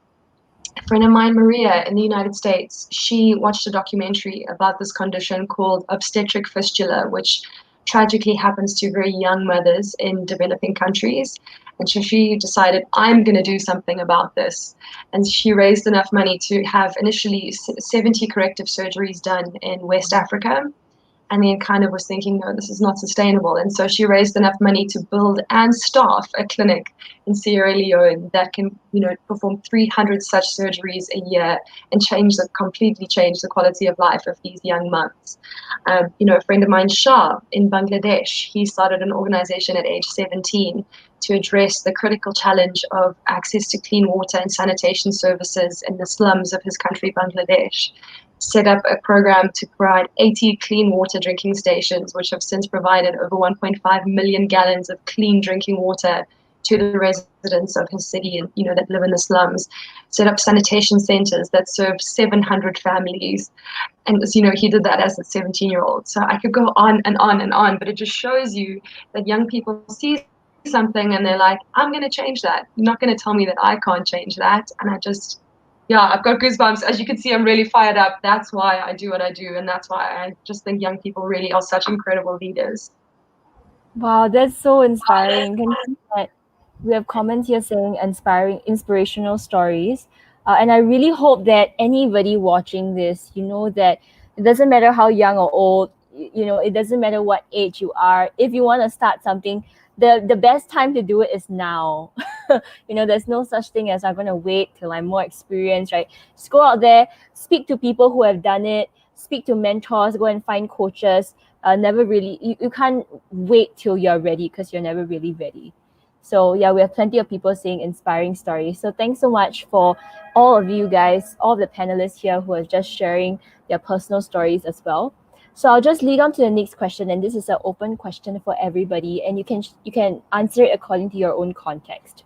So many people out there who are watching, they may not technically have a team to lead yet. Like there's nobody, like how can I be, maybe the question would be, how can I be a leader when I have no one to lead? I'm just an ordinary person. How can I start being a leader in my workplace or as a young person? It doesn't matter what age I am. I don't know how I can be the leader, right? How can I be a leader? I have no experience. I don't think I'm capable. What do you think would be your thoughts or advice to people who think this way? Who wants to go first? Okay, we'll have William go first. Yeah, I'll jump in because it comes back to something that you said earlier, Ray. If you don't have people working for you that you can lead, that's fine. There's nothing that says that you can't get started. So first of all, and as you pointed out earlier, practice leading yourself. Practice self-discipline. Practice the learning on your own, as Rush said. Lead yourself to be better tomorrow than you were yesterday. Set a vision for yourself and find a way to work towards it. Also look at leading your peers. And I will say that peer leadership is often a lot harder than leading a team of employees or a team of subordinates under you. So practice on your friends. Practice leading others for whom you don't have any direct authority, and use that to learn about influencing people.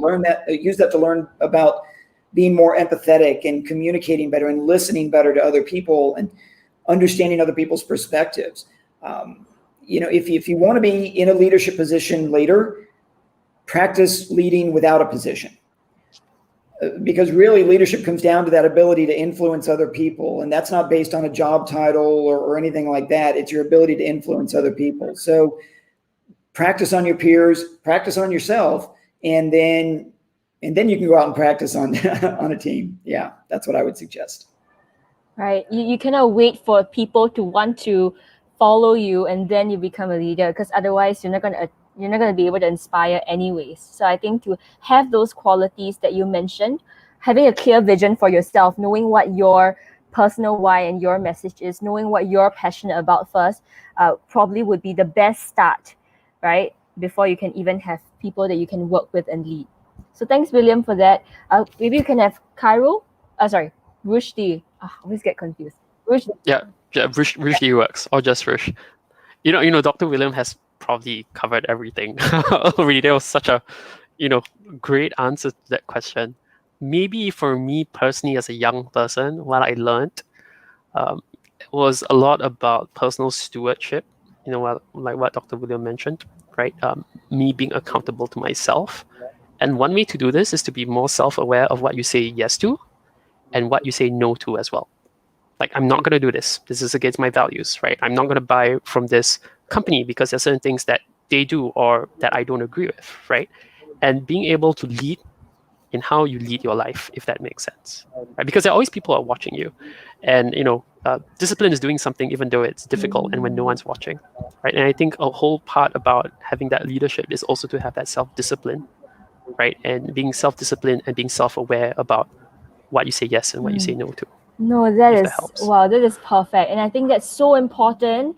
I completely relate to it, especially when you have friends around you, maybe having a certain lifestyle, like instead of going back to do homework or to study, they're just going out there playing. I mean, I'm just referencing my past days, like back then when I was still in school.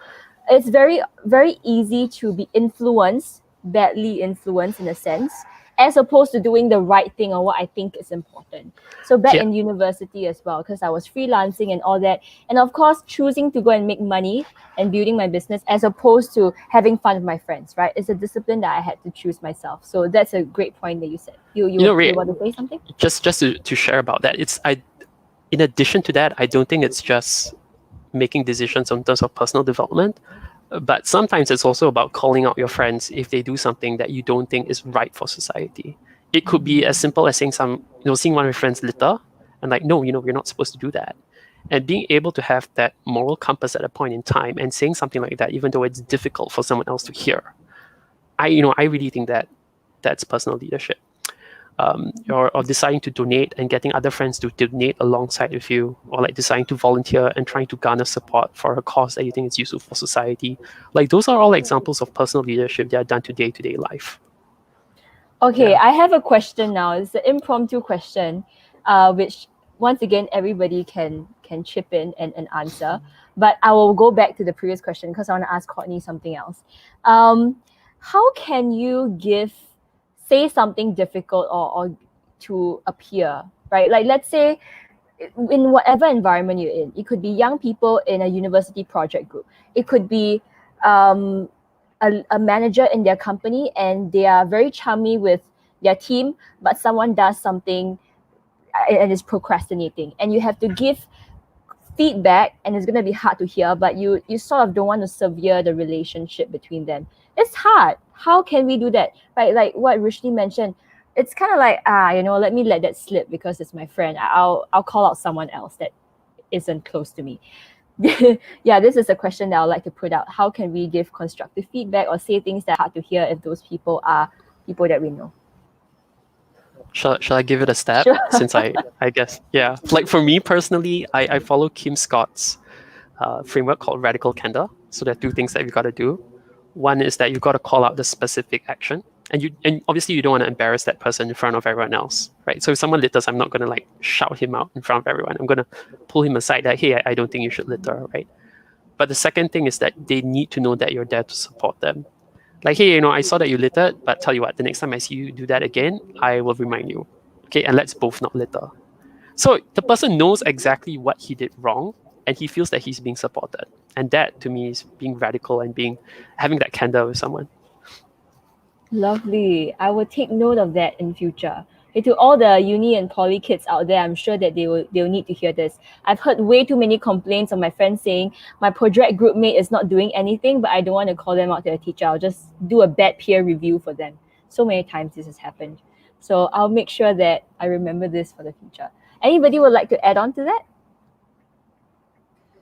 Yeah, one thing I'd throw in is that when you're going to call out somebody, and whether they're your employee or your friend, but I think especially when it's your friend, maybe try to understand why they're doing what they're doing. And that's not to excuse it, but if you can understand their mindset and their perspective, then you can offer an alternative that fits within their perspective, as opposed to trying to get them to think the way you do and meet your expectations that you've set for yourself. Try and understand what expectations they have for themselves, and then suggest an alternate action or an alternate approach that fits within their expectations for themselves. I think having some empathy there can be really important. And then following up on something that Rush said, criticize in private, praise in public. Yeah, don't embarrass people in front of everybody else, because then it doesn't matter what their perspective is. That they're going to hate you after that. Yeah. Yes, that will be on my wall. Criticize in private, praise in public. Awesome. And now I want to ask Courtney this question, right? Because you are someone that have seen so many friends of yours that have done so many amazing things in their country. People who are watching out there, if let's say they really want to start an initiative or a project for a social cause that they're really passionate about, but they don't know where to start. They don't have a team. They don't know anybody around them that are passionate about the same thing. They don't have money. They don't have funding. How do they really begin? And especially someone that's really young, thinking like, what can I do? I'm just a student. Or even if someone that is maybe much older and they have a full-time job and they don't know how they can put in space to do what they're passionate about. What would your advice be to start, especially with initiatives that require huge funding?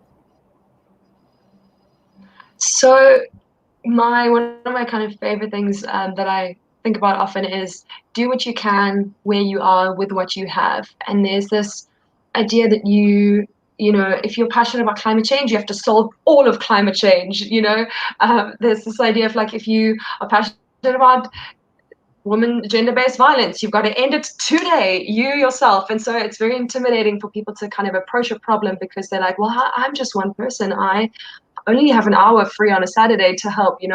What can I do? And so I think a big thing is a lot of people also feel like they need to do it alone. And I feel like this, not to take it to this place, but I feel like that's almost a product of capitalism, that we feel like we have to do everything on our own. But I think there are people who are doing what you're doing. There are people who care about what you care about. And so I think finding people who are also working on that issue, because I see a lot of people who start projects that are kind of addressing the same thing instead of working with someone to kind of combine your efforts, your networks, your resources to tackle a challenge. So I would say there's a framework called an impact gap canvas. So looking at your issue, and if you do want to tackle something alone, what is the gap in the impact that's already being done? What gap can you fill? What is important to you? What values do you have? What skills do you have? What time do you have? And then finding a solution within that. You can use something like the design thinking framework to kind of understand how do you take this big problem and break it down into something that you can use. Just to quickly drop in a plug, this is actually what Global Changemakers, the organization I work for, does. We support young people who want to make a positive difference. We have a lot of free trainings, webinars, toolkits, that kind of stuff. We have online courses. We have a mentorship program to help young people who want to make a difference. And we take you kind of through understanding the problem, understanding, as Rush was saying earlier, what are some of perhaps the secondary consequences that can come from doing something like this?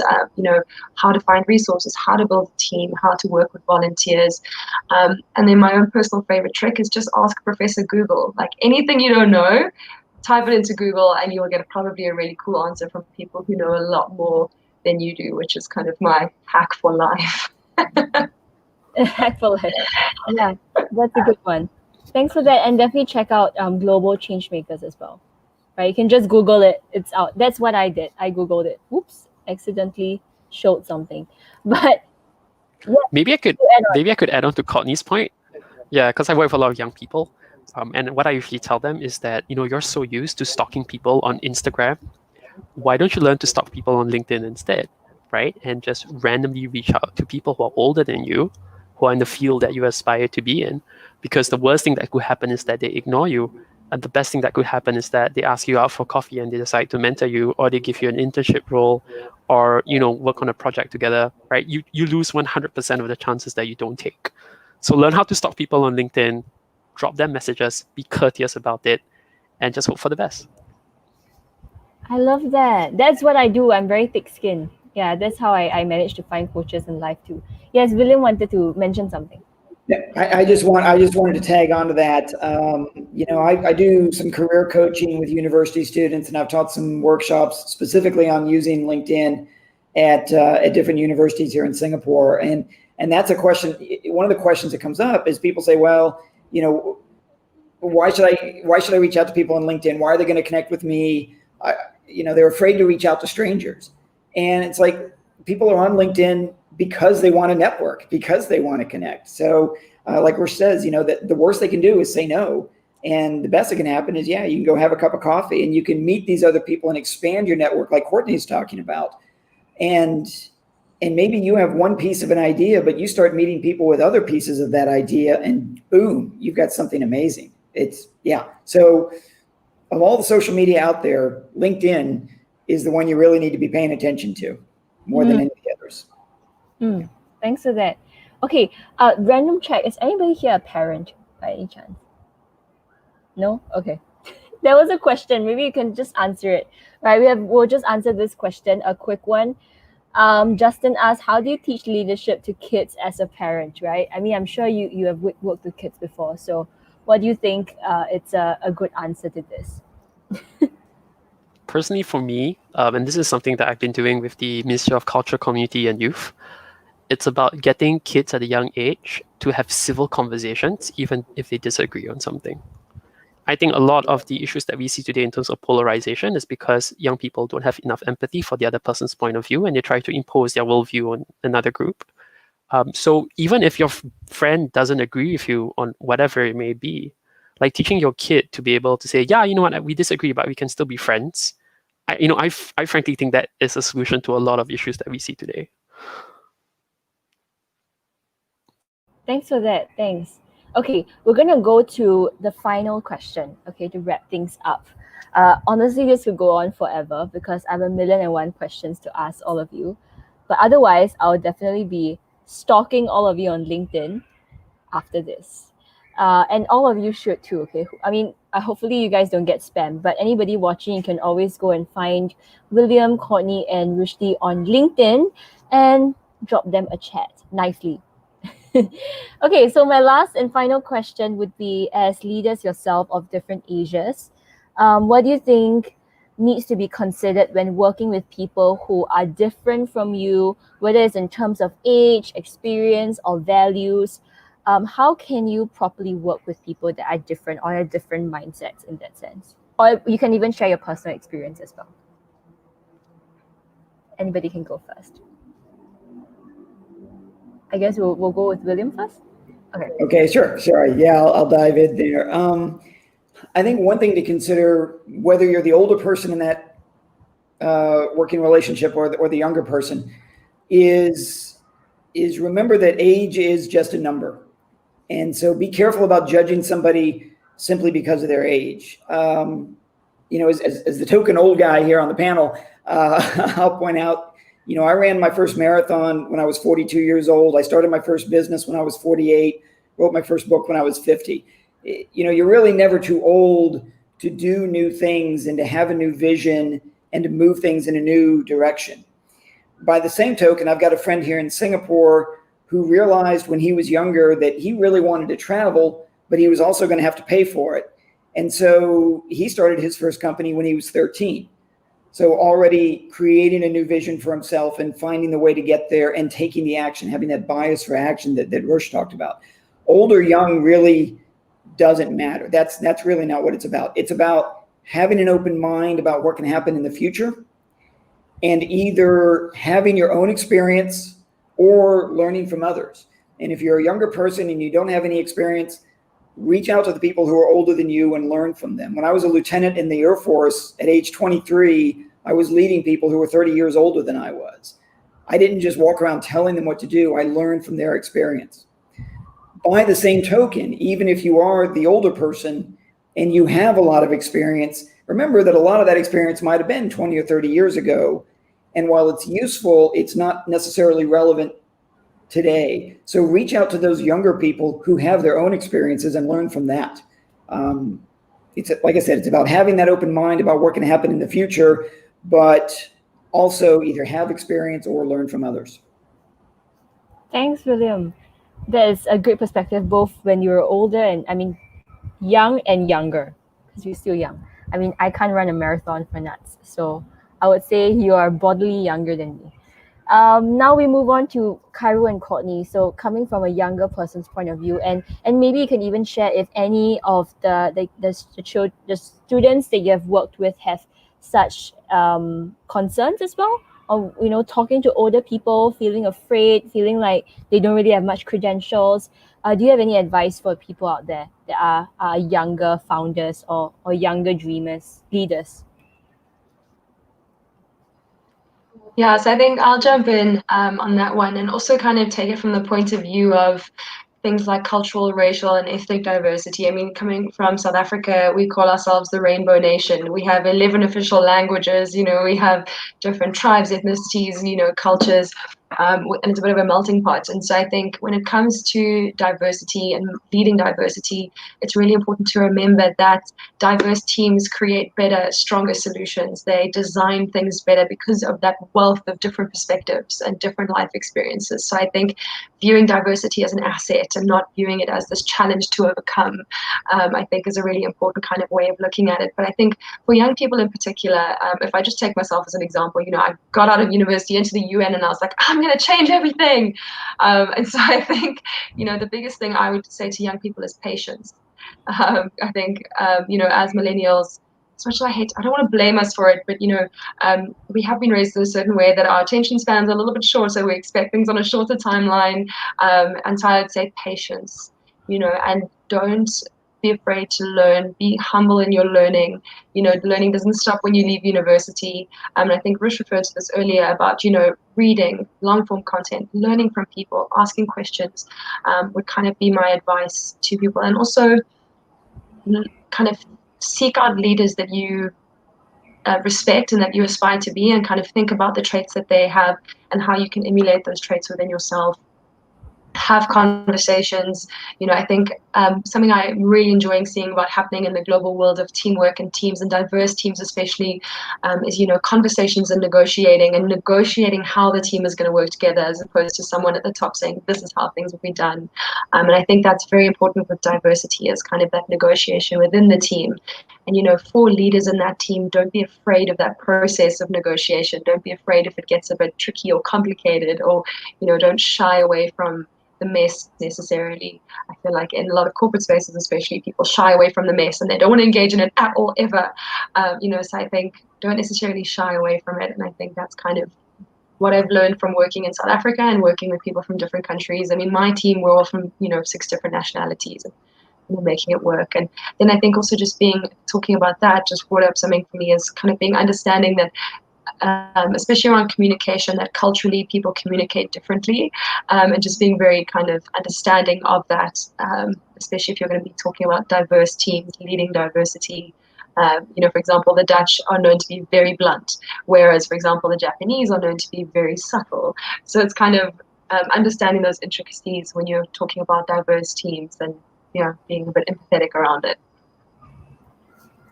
You just reminded me that I need to go and reach out to people from different countries and just have Zoom coffees with more people from other countries. I will remember that. Thanks for that, Connie. And we have Rushdie to share your views. Very cool. Thanks so much, Connie and Dr. William. I really appreciate that, the sharing. One of the things that I do differently is that when I meet people, I don't say how old are you. I always ask how young are you, right? I always feel that people are young and younger.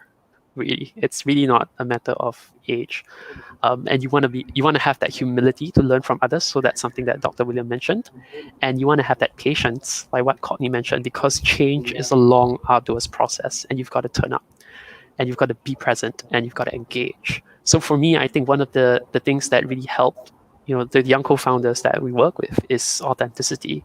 If you are genuinely interested in someone else, over time you will become interesting.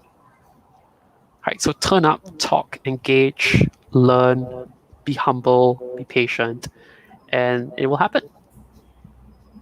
And that's a really brilliant wrap up of today's panel discussion. I've just been floored by the amount of value that I've just gotten. I need to go back and process it and then go and apply it. Okay, so for all you people who are watching out there, thanks so much for staying with us to the end. Do share in the comments below what you have learned from this panel discussion, and go back and really just reflect and introspect, because that is a lot of information for 6 hours today. Okay, my brain is bursting. Thank you so much, Dr. William, Courtney, and Rushdie. We can find you on LinkedIn, right? So do find all our lovely panel speakers today on LinkedIn. I think if you just search their full names, you'll be able to find them. So thank you so much once again. Thank you so much for taking your time out today to be on this panel. Thanks very much for having us. I took a lot of notes myself. Yeah, like typing away right now. Yeah. Thanks so much, everyone. Thanks so much, guys. For this. Thank you. Awesome. Wow, that was a really power-packed panel. I'm honestly just floored by the amount of value I've gotten and the things that I've learned. I can see in the comment section below people saying excellent stuff.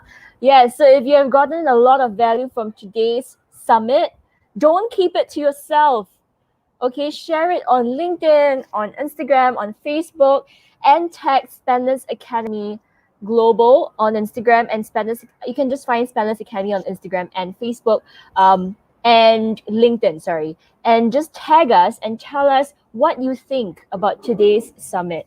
All right, is there anything you have learned? Share with us your insights. We want to hear all of your insights and your questions, and of course, feel free to always connect with our experts on spendlessacademy.com as well.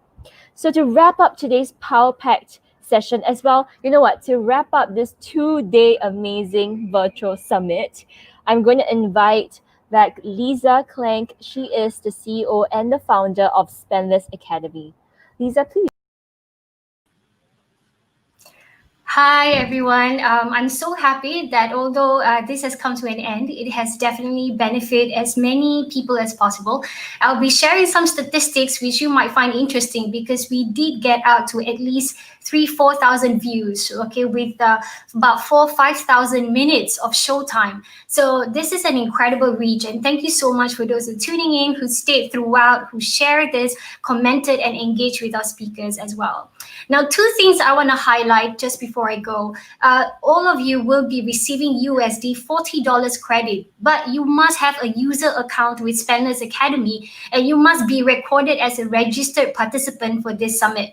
So if you join us out of the blue on LinkedIn or jump on YouTube for the last 2 days without proper registrations, we're unable to tell your attendance, and therefore we're unable to deposit $40 into your account. So it's very important that you go back to spendlessacademy.com before midnight today, find the registration booking event of this particular event, and register your email address there. So once we have your email address, by Tuesday, we'll be crediting US $40 into your account, which you can use to offset coaching classes, coaching calls, workshops, and more. In myself, even I also have a one-day workshop. I'm running it for the last time this year about personal branding, which is on around the 19th of December. So if you want to join me as well, you can offset using your USD $40 to attend my workshops. Now, the thing about Spendless Academy is you will constantly get rewarded for learning. So if you attend any of the free webinars right now, let's say from now to the next 30 days, you attend 5 or 6 more free webinars that's happening on academy.com. For every webinar that you attend, you get another US $5 credit. So if you attend 10 in the next month of December, you'll be getting US $50 credit into your account. So the more you attend, the more you will earn. If you attend the paid workshops, like for example, my workshop, okay, to attend this, you get 200 US dollar credit. So after attending my workshop, you get US $200 in your account, and then you can book me for coaching calls if you need guidance, or you can also use it to offset every other speaker on the platform.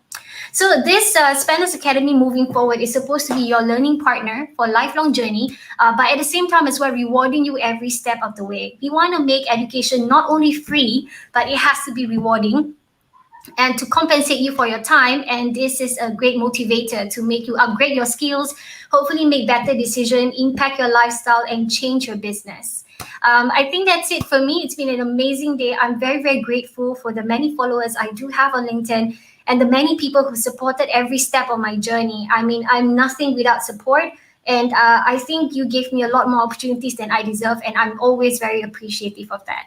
So I'll see you soon on spendlessacademy.com and catch you on LinkedIn from time to time. Thank you so much, Leza, for that amazing closing speech. And yes, we are all here from Spendless Academy. We're also appreciative for everybody who has tuned in, who has invested your time in your growth, in your personal growth, who have shared this with your friends and your family. Thank you so much for making this event possible, even across borders, right? We really have people streaming in from India, Mumbai, from UK, from Malaysia, and here in Singapore, where I am. Thank you, everybody who have just streamed in here. So I've been honored to be your MC for these 2 days. Be sure to follow Spendless Academy on LinkedIn, as well as on Facebook and on Instagram, and also on the website at www.spendlessacademy.com to get any updates that you need. Okay? And till then, I guess this is Ray signing off. You can contact me on LinkedIn as well. And I will see you on our next webinar/summit. Bye.